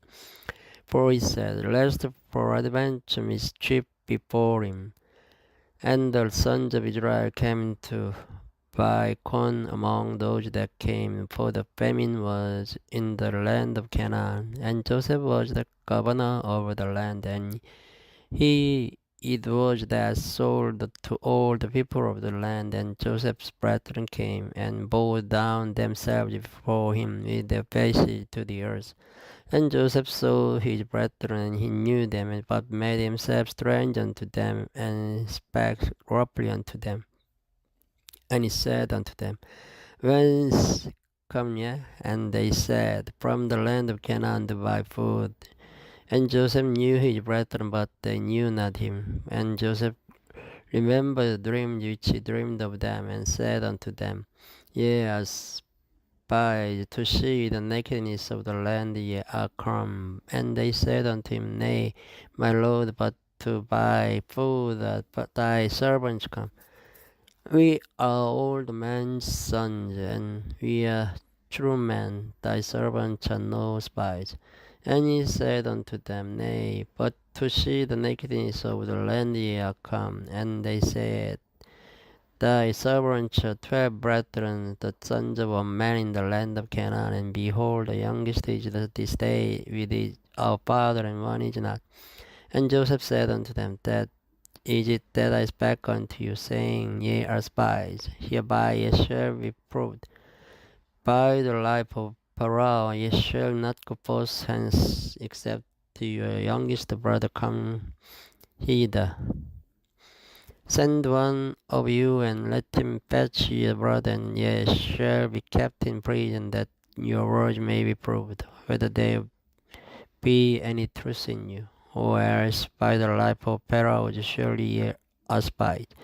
And he put them all together into 3 days. And Joseph said unto them, The third day this do and lie, for I fear God. If ye be true men, let one of your brethren be bound in the house of your prison. Ye carry corn for the famine of your houses, but bring your youngest brother unto me, so shall your words be verified, and ye shall not die. And they did so.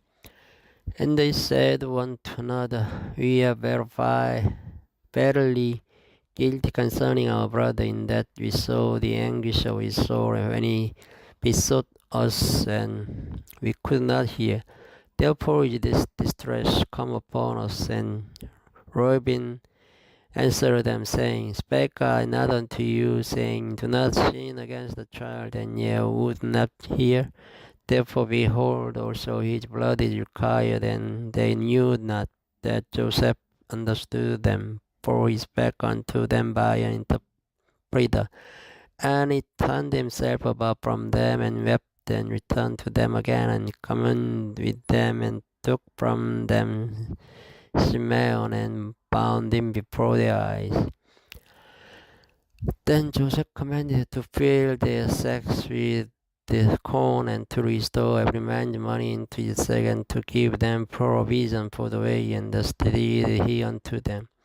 And they laid their ashes with the corn, and departed, and was one of them opened his sack to give his provender in the inn. He espied his money, for behold, it was in his sack's mouth.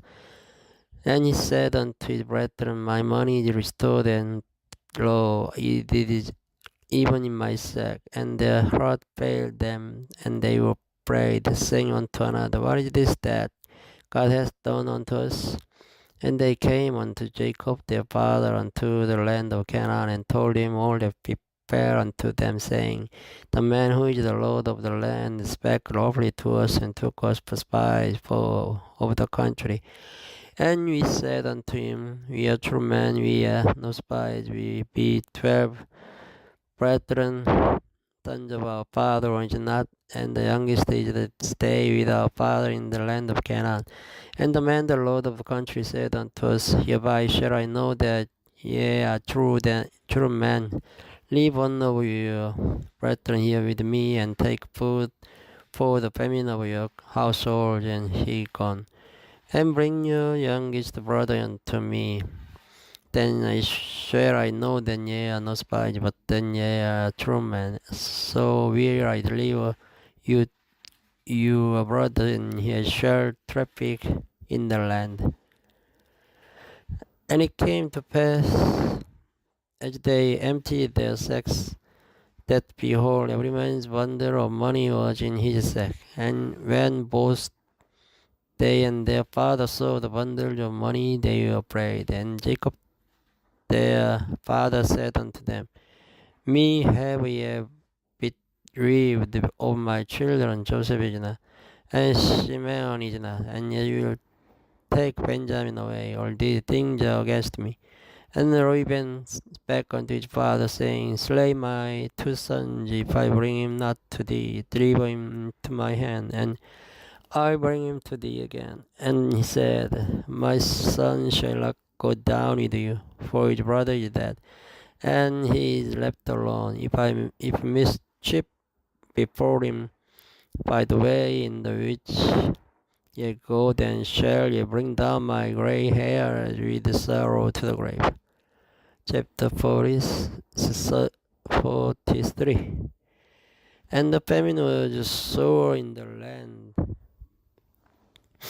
And it came to pass, when they had eaten up the corn which they had brought out of Egypt, their father said unto them, Go again, buy us a little food. And Judah spake unto him, saying, The man did solemnly protest unto us, saying, Yea, shall I see my face, except your brother be with you? If thou wilt send our brother with us, we'll go down and buy the food. But if thou wilt not send him, we will not go down. For the man said unto us, Ye shall not see my face, except your brother be with you.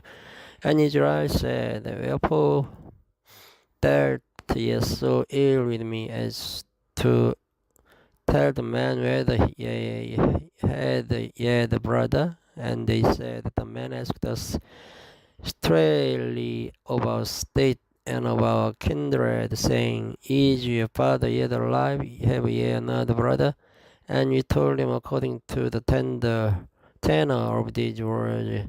Could we certainly know that he would say, Bring your brother down? And Judah said unto Israel his father, Send the lad with me, and we'll arise and go, that we may live and not die, both we and those, and also our little ones. I will be surely for him, of my hand shalt thou require him, if I bring him not unto thee, and set him before thee, then let me bear the blame forever. For except we had lingered, surely now we had returned this second time.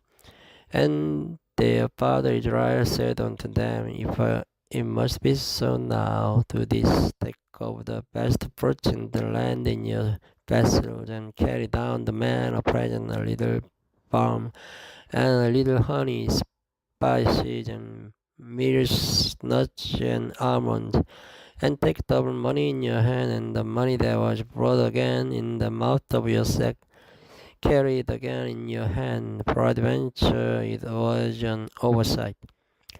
Take also your brother, and arise, go against unto the man, and God Almighty give you mercy before the man, that he may send away your other brother and Benjamin.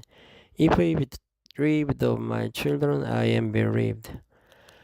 And then the man took the present, and they took double money in their hand, and Benjamin and rose up and went down to Egypt and stood before Joseph. And when Joseph saw Benjamin with them, he said to the ruler of his house, Bring these men home, and slay and make ready. Lower This video starts from chapter 44 of the Genesis. And he commanded the steward of his house, saying, "Fill the men's sacks with food as much as they can carry, and put every man's money in his sack's mouth. And put my cup and silver cup in the sack's mouth of the youngest and his corn money."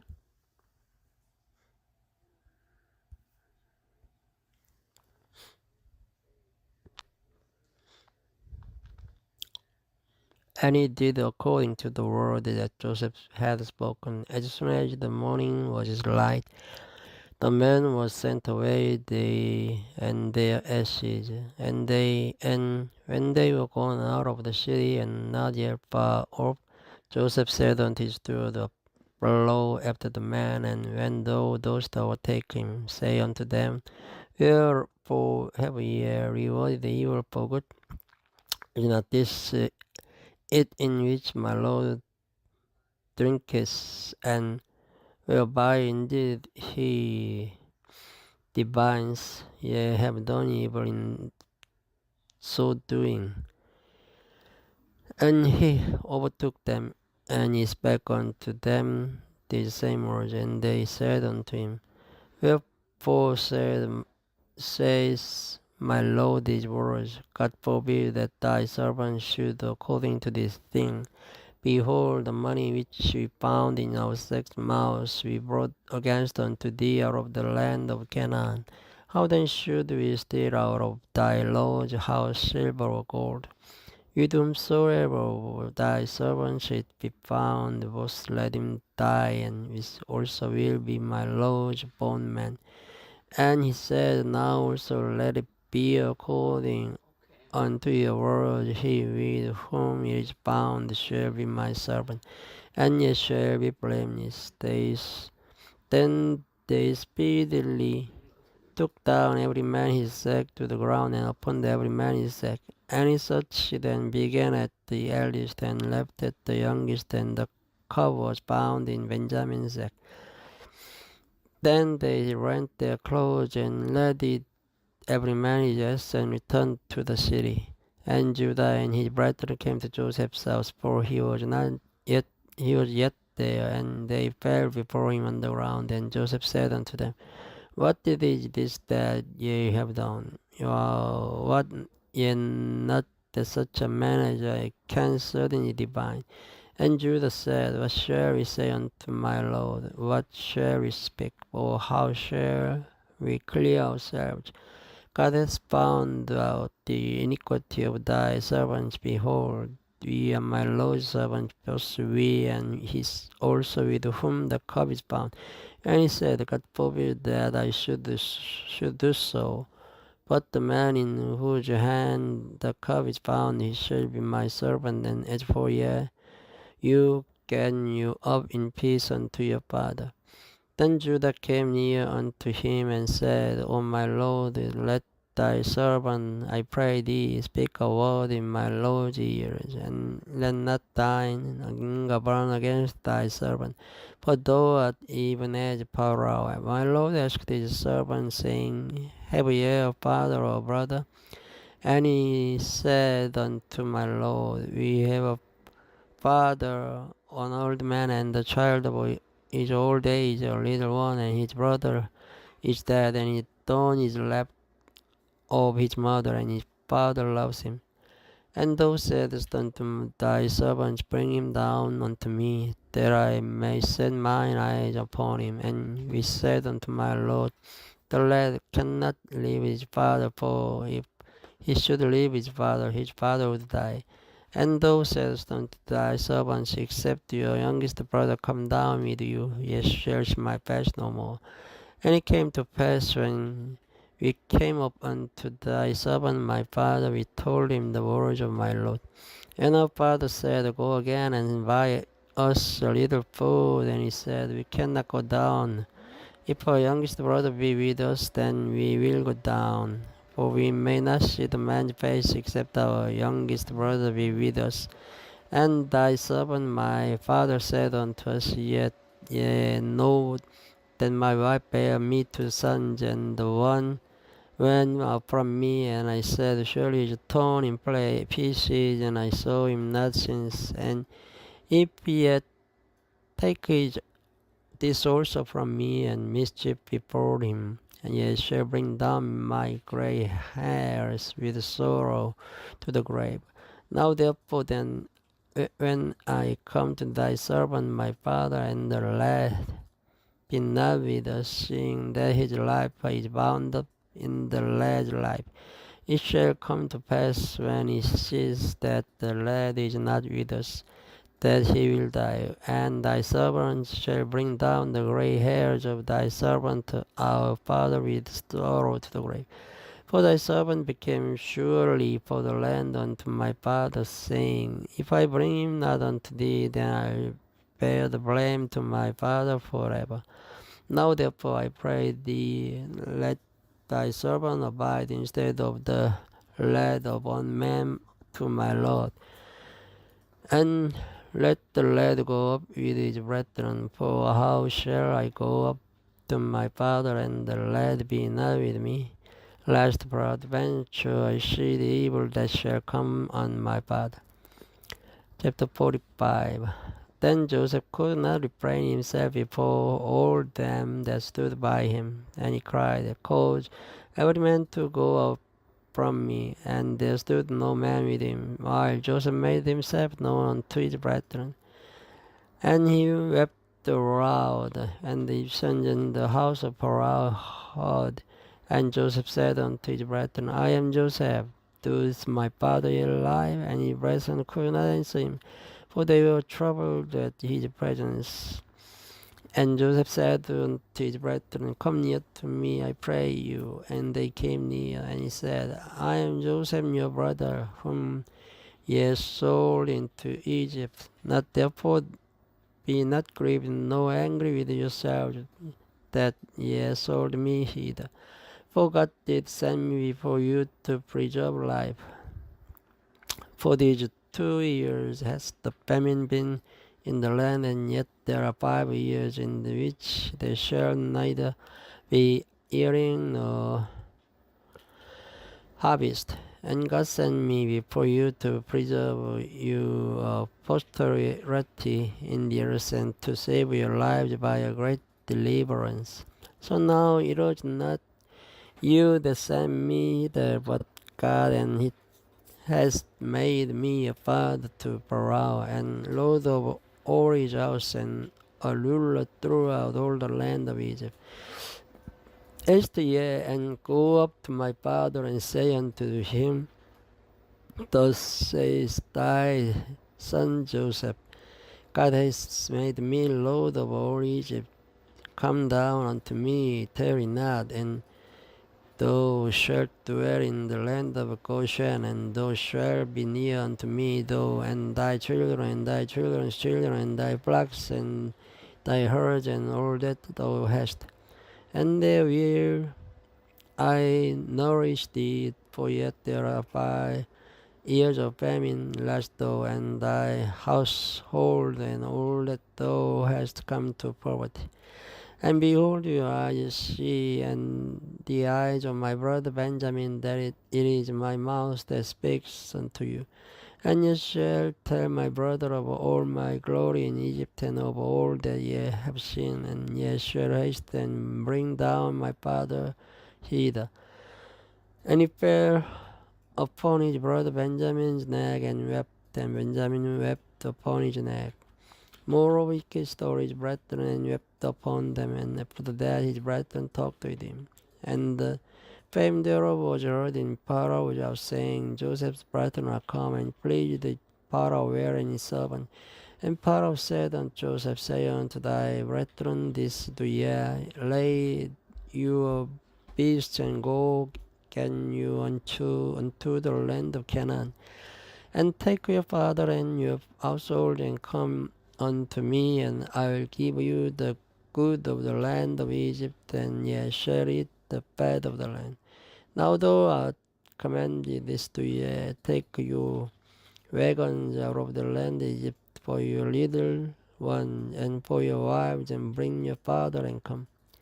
Also regard not your stuff, for the good of all the land of Egypt is yours, and the children of Israel did so. And Joseph gave them wagons according to the commandment of Pharaoh, and gave them provision for the way. Lower. This video starts from the chapter 46 of the Genesis. And Israel took his journey with all that he had, and came to Beersheba, and offered sacrifices unto the God of his father Isaac. And God spake unto Israel in the vision of the night, and said, Jacob, Jacob. And he said, Here am I. And he said, I am God, the God of thy father. Fear not to go down into Egypt, for I will there make of thee a great nation. I will go down with thee into Egypt, and I will also surely bring thee up again. And Joseph shall put his hand upon thy knight. And Jacob rose up from Beersheba, and the sons of Israel carried Jacob their father and their little ones and their wives in the wagons which Pharaoh had sent to carry him. And they took their cattle and their goods which they gathered in the land of Canaan, and came into Egypt. Jacob and all his seed with him, his sons and his sons' sons with him, his daughters and his sons' daughters, and all his seed brought he with him into Egypt. And these are the names of the children of Israel, which came into Egypt: Jacob and his sons, Reuben, Jacob's firstborn, and the sons of Reuben, Hanok, and Palu, and Hezron, and Carmi, and the sons of Simeon, Jemuel, and Jamin, and Ohad, and Jachin, and Johar, and Shaul, the son of Canaanitish woman. And the sons of Levi, Gershon, Kohath, and Merari. And the sons of Judah, and Onan, and Shelah, and Perez, and Zara. But and Onan died in the land of Canaan. And the sons of Perez were Hezron and Hamor. And the sons of Issachar, Tola, and Puva, and Job, and Shimron. And the sons of Zebulun, Sered, and Elon, and Jalil. These be the sons of Leah, which she bare unto Jacob in Padan Aram, with his daughter Dinah. All the souls of his sons and his daughters was 33. And the sons of Gad, Jepion, and Hagi, Shoni, and Hezbon, Eri, and Arodi, and Areli. And the sons of Asher, Jimnah, and Yeshua, and Isui, and Beriah, and Sarah, their sister. And the sons of Beriah, Heber, and Malchiel. These are the sons of Zilpah, whom Laban gave to Leah his daughter, and these she bare unto Jacob, even 16 souls, the sons of Rachel, Jacob's wives, Joseph and Benjamin. And unto Joseph in the land of Egypt were born Manasseh and Ephraim, which is now the daughter of Potiphera, priest of On, bare unto him. And the sons of Benjamin were Bela, and Betcher, and Eshbel, Gera, and Naaman, Ehi, and Roshi, Mopim, and Hopim, and Ard. These are the sons of Rachel, which were born to Jacob. All the souls were 14. And the sons of Dan, Hushim. And the sons of Naphtali, Zil, and Guni, and Jezer, and Shillem.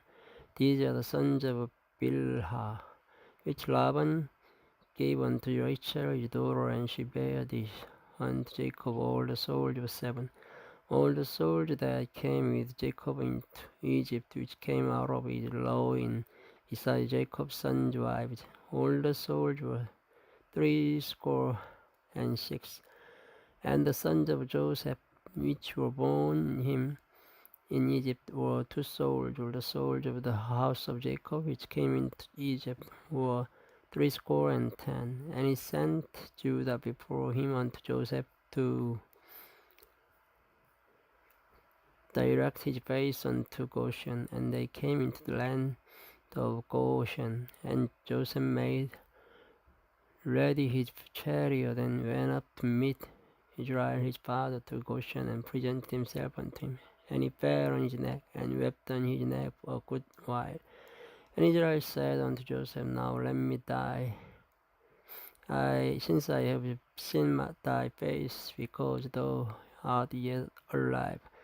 And Joseph said unto his brethren and to his father's house, I'll go up and shew Pharaoh, and say unto him, My brethren and my father's house, which were in the land of Canaan, come unto me, and the men are shepherds, for their trade has been to feed cattle, and they have brought their flocks and their herds, and all that they have.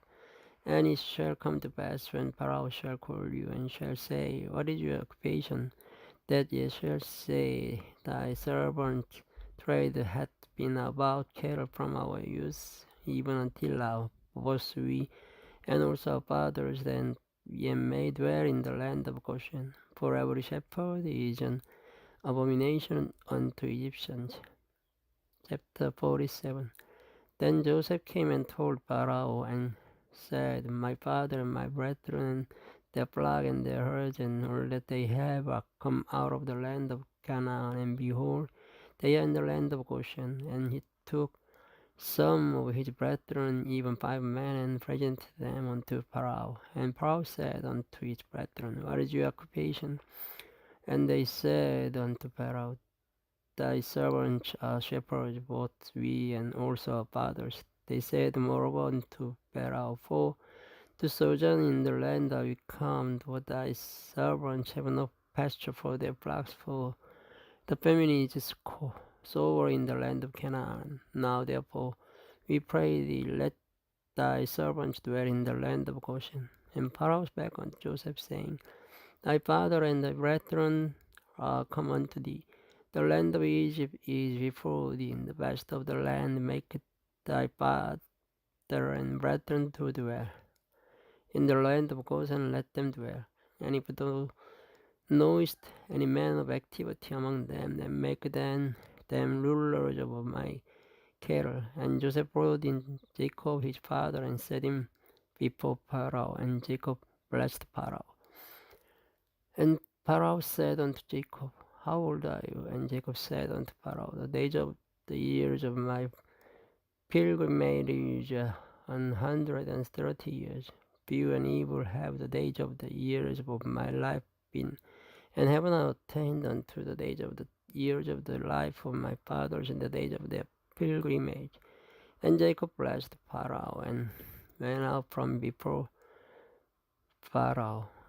And Joseph blessed his father and his brethren, and gave them a possession in the land of Egypt, in the best of the land, in the land of Ramses, as Pharaoh had commanded. And Joseph nourished his father and his brethren, and all his father's household, with bread among according to their families. And there was no bread in all the land, for the famine was very sore, so that the land of Egypt and all the land of Canaan fainted by reason of the famine. And Joseph gathered up all the money that was found in the land of Egypt and in the land of Canaan for the corn which they brought. And Joseph brought the money into Pharaoh's house. And when money failed in the land of Egypt and in the land of Canaan, all the Egyptians came unto Joseph, and said, Give us bread. For why should we die in thy presence? For the money fails. And Joseph said, Give your cattle, and I'll give you for your cattle if money fail. And they brought their cattle unto Joseph, and Joseph gave them bread in exchange for horses, and for the flocks, and for the cattle of the herd, and for the asses. And he fed them with bread for all their cattle, for that year. When that year was ended, they came unto him the second year, and said unto him, We will not hide it from my Lord how that our money is spent. My Lord also hath a herd of cattle. There is not a oat left in the sight of my Lord, but our bodies are in our land. Wherefore shall we die before thine eyes, both we and our land? Buy us and our land for bread, and we and our land will be servants unto Pharaoh.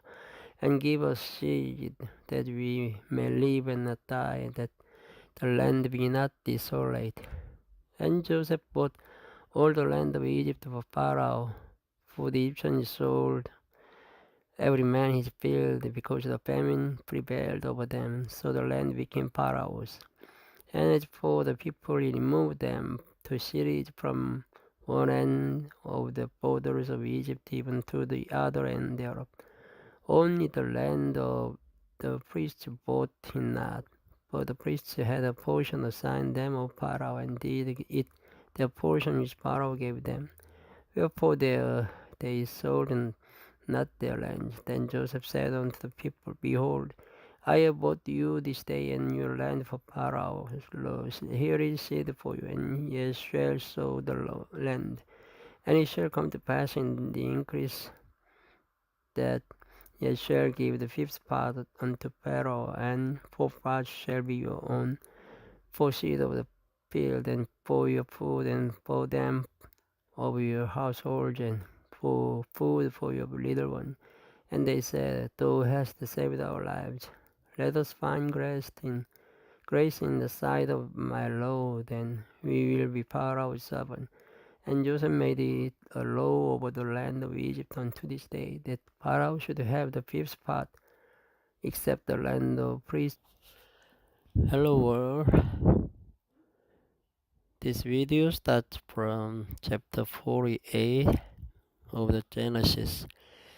And it came to pass after these things that one told Joseph, Behold, thy father is sick. And he took with him his 2 sons, Manasseh and Ephraim. And one told Jacob and said, Behold, thy son Joseph comes unto thee. And Israel strengthened himself and sat upon the bed. And Jacob said unto Joseph, God Almighty appeared unto me at Luz in the land of Canaan, and blessed me, and said unto me, Behold, I'll make thee fruitful, and multiply thee, and I'll make of thee a multitude of people, and will give this land to thy seed after thee for an everlasting possession. And now thy 2 sons, Ephraim and Manasseh, which were born unto thee in the land of Egypt before I came unto thee into Egypt, are mine. As Reuben and Simeon, they shall be mine, and thy issue, which thou begettest after them, shall be thine, and shall be called after the name of their brethren in their inheritance. And as for me, when I came from Padan, Rachel died by me in the land of Canaan in the way, when yet there was but a little way to come into Ephraim, and I buried her there in the way of Ephraim, the same as Bethlehem. And Israel beheld Joseph's sons, and said, Who are these? And Joseph said unto his father, They are my sons, whom God hath given me in this place. And he said, Bring them, I pray thee, unto me, and I'll bless them. Now the eyes of Israel were dim for age, so that he could not see, and he brought them near unto him, and he kissed them, and embraced them. And Israel said unto Joseph, I had not thought to see thy face, and lo, God hath shewed me also thy seed. And Joseph brought them out from between his knees, and he bowed himself with his face to the earth.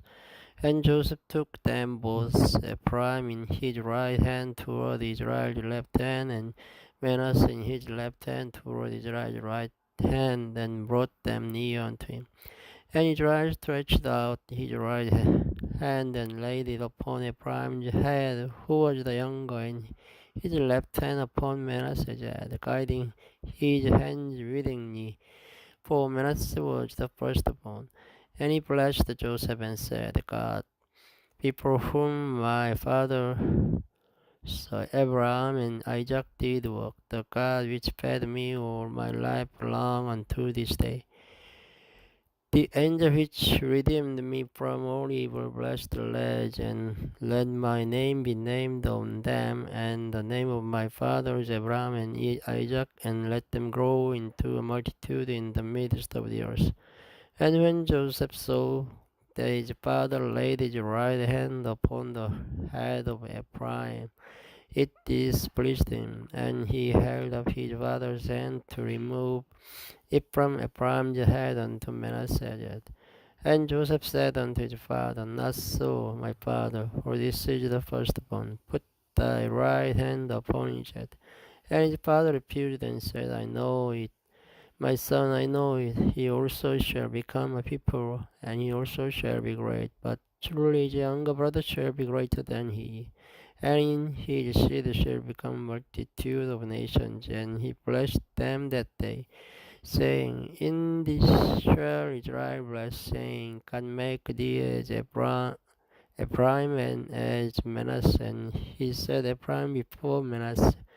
And Israel said unto Joseph, Behold, I die, but God shall be with you and bring you again unto the land of your fathers. Moreover, I have given to thee one portion above thy brethren, which I took out of the hand of the Amorite with my sword and with my bow. Chapter 49. And Jacob called unto his sons and said, Gather yourselves together, and I may tell you that which shall befall you in the last days. Gather yourselves together and hear, ye sons of Jacob, and hearken unto Israel your father. For even thou art my firstborn, my might, and the beginning of my strength, the excellency of dignity, and the excellency of power, unstable as water, thou shalt not excel, because thou wentest up to thy father's bed. Then defilest thou it, even up to my couch. Simeon and Levi are brethren, instruments of cruelty are in their habitations. O my soul, come not thou into their secret, unto their assembly. Mine honor be not thou united. For in their anger they slew a man, and in their self-will they dig down a wall. Cursed be their anger, for it was fierce, and their wrath, for it was cruel. I will divide them in Jacob and scatter them in Israel. Judah, thou art he whom thy brethren shall praise. Thy hand shall be in the neck of thine enemies. Thy father's children shall bow down before thee. Judah is a lion's whelp. From the prey, my son, thou art gone up.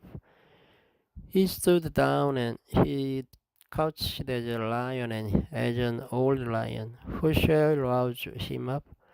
The scepter shall not depart from Judah, nor a lawgiver from between his feet until Shiloh come, and unto him shall the gathering of the people be, binding his foal unto the vine, and his ass's colt unto the choice vine.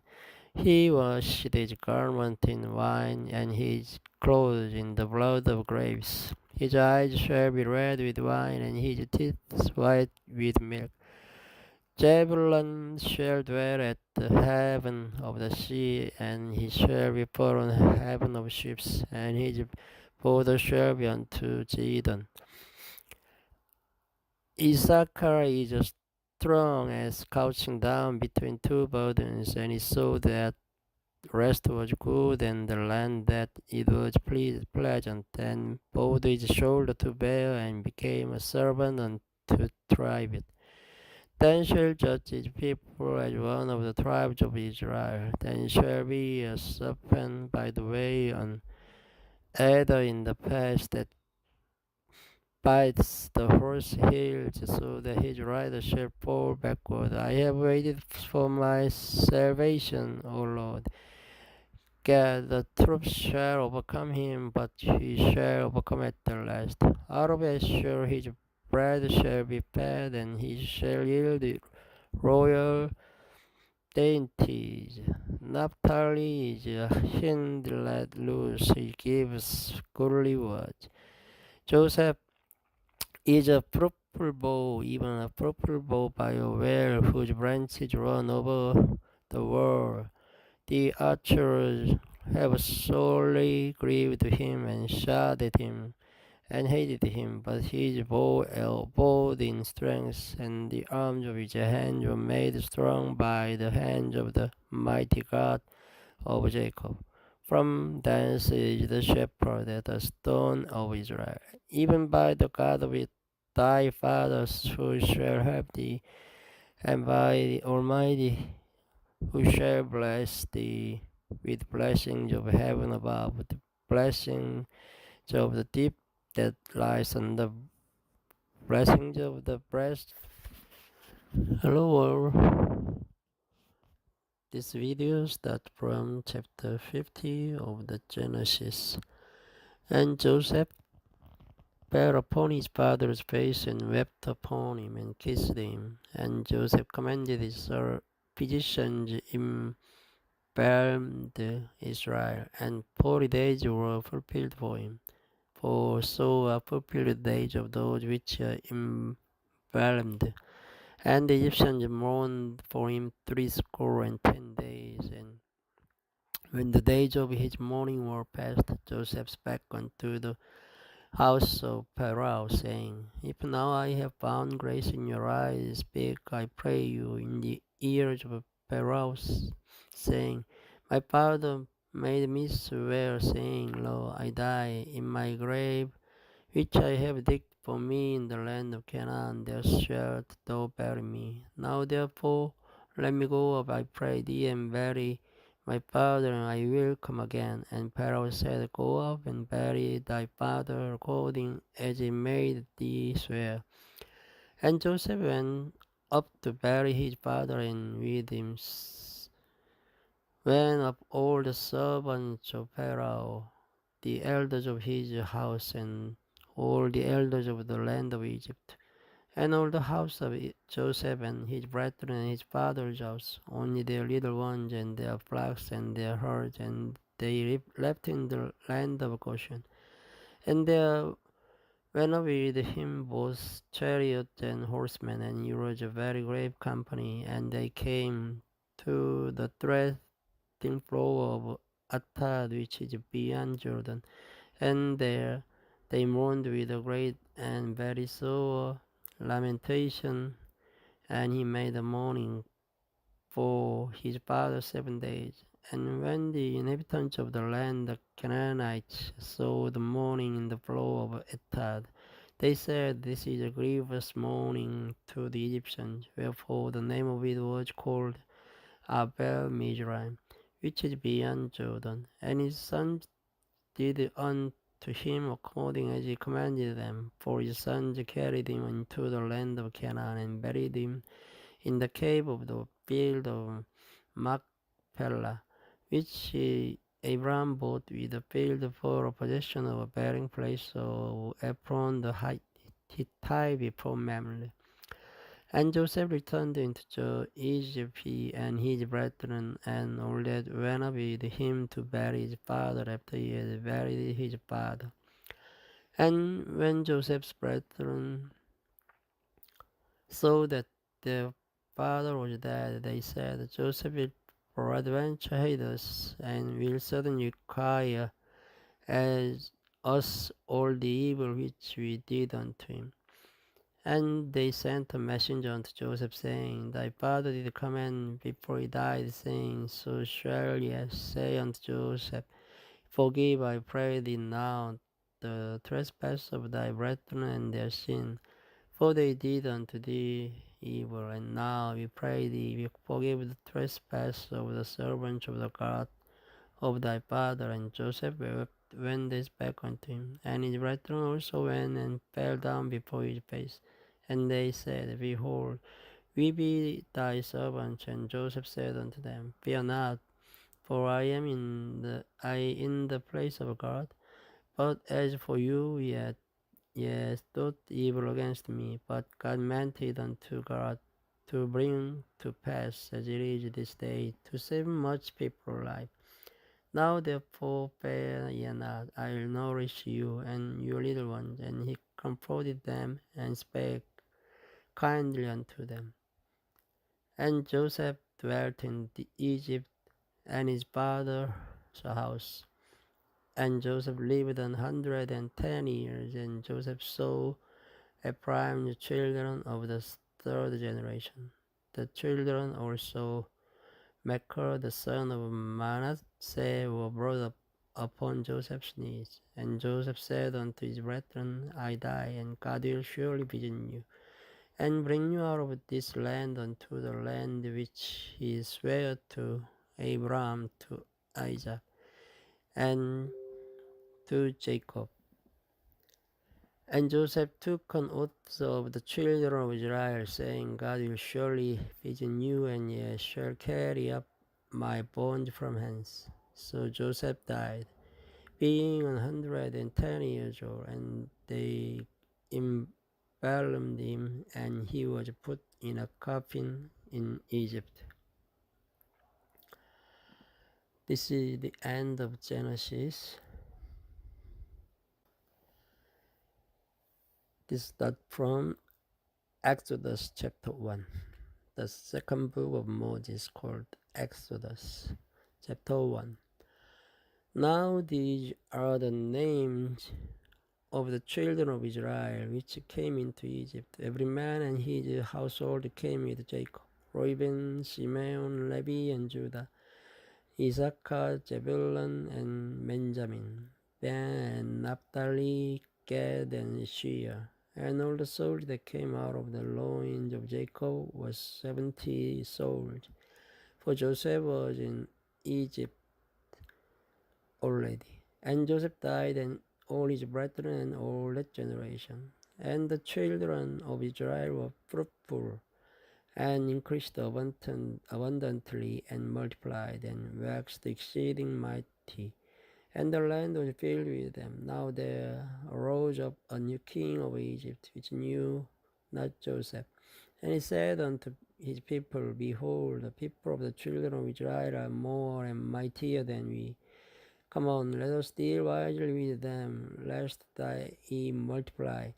It come to pass that when there falls out any war, they join also unto our enemies, and fight against us, and so get them up out of the land. Therefore they did set over them taskmasters to afflict them with their burdens, and they built for Pharaoh treasure cities, Pithom and Ramses. But the more they afflicted them, the more they multiplied and grew, and they were grieved because of the children of Israel. And the Egyptians made the children of Israel to serve with rigor, and they made their lives bitter with hard bondage in mortar and in brick, and in all manner of service in the field. All their service wherein they made them serve was with rigor.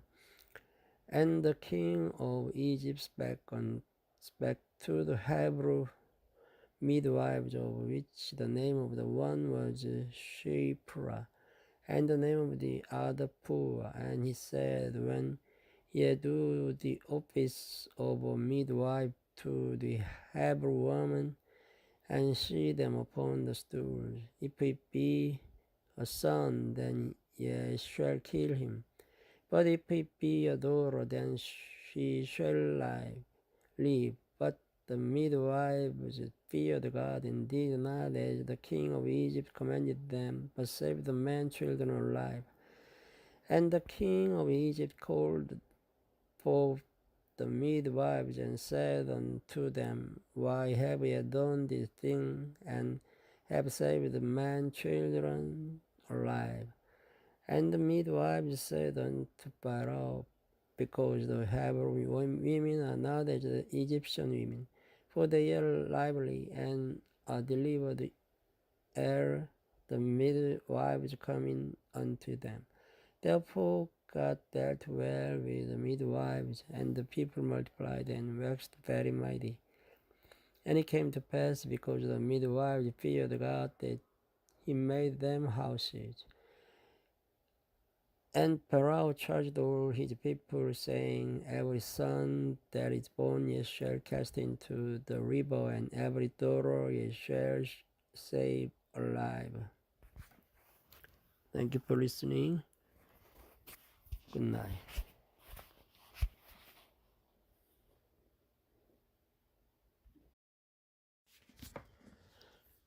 Hello everyone.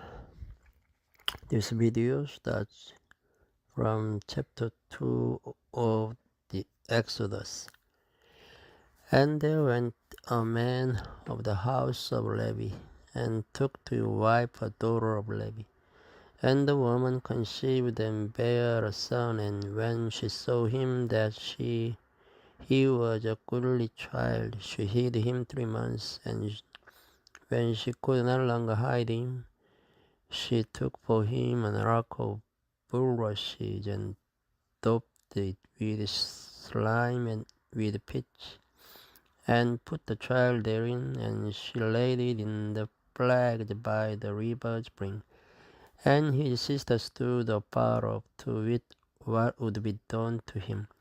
And the daughter of Pharaoh came down to wash herself at the river, and her maidens walked along by the river's side. And when she saw the ark among the flags, she sent a maid to fetch it. And when she had opened it, she saw the child, and behold, the baby wept. And she had compassion on him, and said, This is one of the Hebrew children. Then said his sister to Pharaoh's daughter, Shall I go and call to thee a nurse of the Hebrew women, that she may nurse the child for thee? And Pharaoh's daughter said to her, Go. And the maid went and called the child's mother. And Pharaoh's daughter said unto her, Take this child away and nurse it for me, and I'll give thee thy wages. And the woman took the child and nursed it. And the child grew, and she brought him unto Pharaoh's daughter, and he became a son. And she called his name Moses. And she said, Because I drew him out of the water. And it came to pass in those days, when Moses was grown, that he went out unto his brethren, and looked on their burdens. And he spied an Egyptian smithing on Hebrew, one of his brethren. And he looked this way and that way, and when he saw that there was no man, he slew the Egyptian, and hid him in the sand. And when he went out the second day, behold, 2 men of the Hebrews strove together, and he said to him that did the wrong, Wherefore smitest thou thy fellow? And he said, Who made thee a prince and a judge over us? Intendest thou to kill me, as thou killedst the Egyptian? And Moses feared, and said, Surely this thing is known. Now when Pharaoh heard this thing, he thought to slay Moses. But Moses fled from the face of Pharaoh, and dwelt in the land of Midian. And he sat down by a well. Now the priest of Midian had 7 daughters, and they came and drew water, and filled the troughs to water their father's flock. And the shepherds came and drove them away. But Moses stood up and helped them, and watered their flock. And when they came to royal their father, he said, How is it that ye are come so soon today? And they said, An Egyptian delivered us out of the hand of the shepherds, and also drew water enough for us, and watered of the flock. And he said unto his daughters, And where is he? Why is it that ye have left the man? Call him, that he may eat bread. And Moses was content to dwell with a man, and he gave Moses Zipporah with his daughter. And she bare him a son, and he called his name Gershom, for he said, I have been a stranger in a strange land. And it came to pass in process of time that the kings of Egypt died, and the children of Israel sighed by reason of the bondage, and they cried, and their cry came up unto God by reason of the bondage. And God heard their groaning, and God remembered his covenant with Abraham, with Isaac, and with Jacob. And God looked upon the children of Israel, and God had respect unto them. Chapter 3. Now Moses kept the flock of Jethro, his father-in-law, the priest of Midian, and he led the flock to the backside of the desert, and came to the mountain of God, even to Horeb. And the angel of the Lord appeared unto him in a flame of fire out of the midst of a bush. And he looked, and behold, the bush burned with fire, and the bush was not consumed. And Moses said, I will now turn aside and see this great sight, why the bush is not burnt. And when the Lord saw that he turned aside to see, God called unto him out of the midst of the bush, and said, Moses, Moses. And he said, Here am I. And he said, Throw not nigh hither, put up thy shoes from off thy feet, for the place whereon thou standest is holy ground. Moreover, he said, I am the God of thy father, the God of Abraham, the God of Isaac, and the God of Jacob. And Moses hid his face, for he was afraid to look upon God. And the Lord said, I have surely seen the affliction of my people which are in Egypt, and have heard their cry by reason of their taskmasters. For I know their sorrows, and I am come down to deliver them out of the hand of the Egyptians, and to bring them up out of that land into a good land and large, unto a land flowing with milk and honey, unto the place of the Canaanites, and the Hittites, and the Amorites, and the Perizzites, and the Hivites, and the Jebusites. Now therefore, behold, the cry of the children of Israel is come unto me, but I have also seen the oppression wherewith the Egyptians oppress them. Come now therefore, and I will send thee unto Pharaoh, that thou mayest bring forth my people, the children of Israel, out of Egypt. And Moses said unto God, Who am I, that I should go unto Pharaoh, and that I should bring forth the children of Israel out of Egypt? And he said, Certainly will be with thee, and this shall be a token unto thee, that I have sent thee. When thou hast brought forth the people out of Egypt, ye shall serve God upon this mount. And Moses said unto God, Behold, when I came unto the children of Israel, and shall say unto them, The God of your fathers hath sent me unto you, and they shall say to me, What is his name? What shall I say unto them? And God said unto Moses, I am that I am. And he said, Thus shalt thou say unto the children of Israel, I am hath sent me unto you. And God said moreover unto Moses, Thus shalt thou say unto the children of Israel, The Lord God of your fathers, the Lord God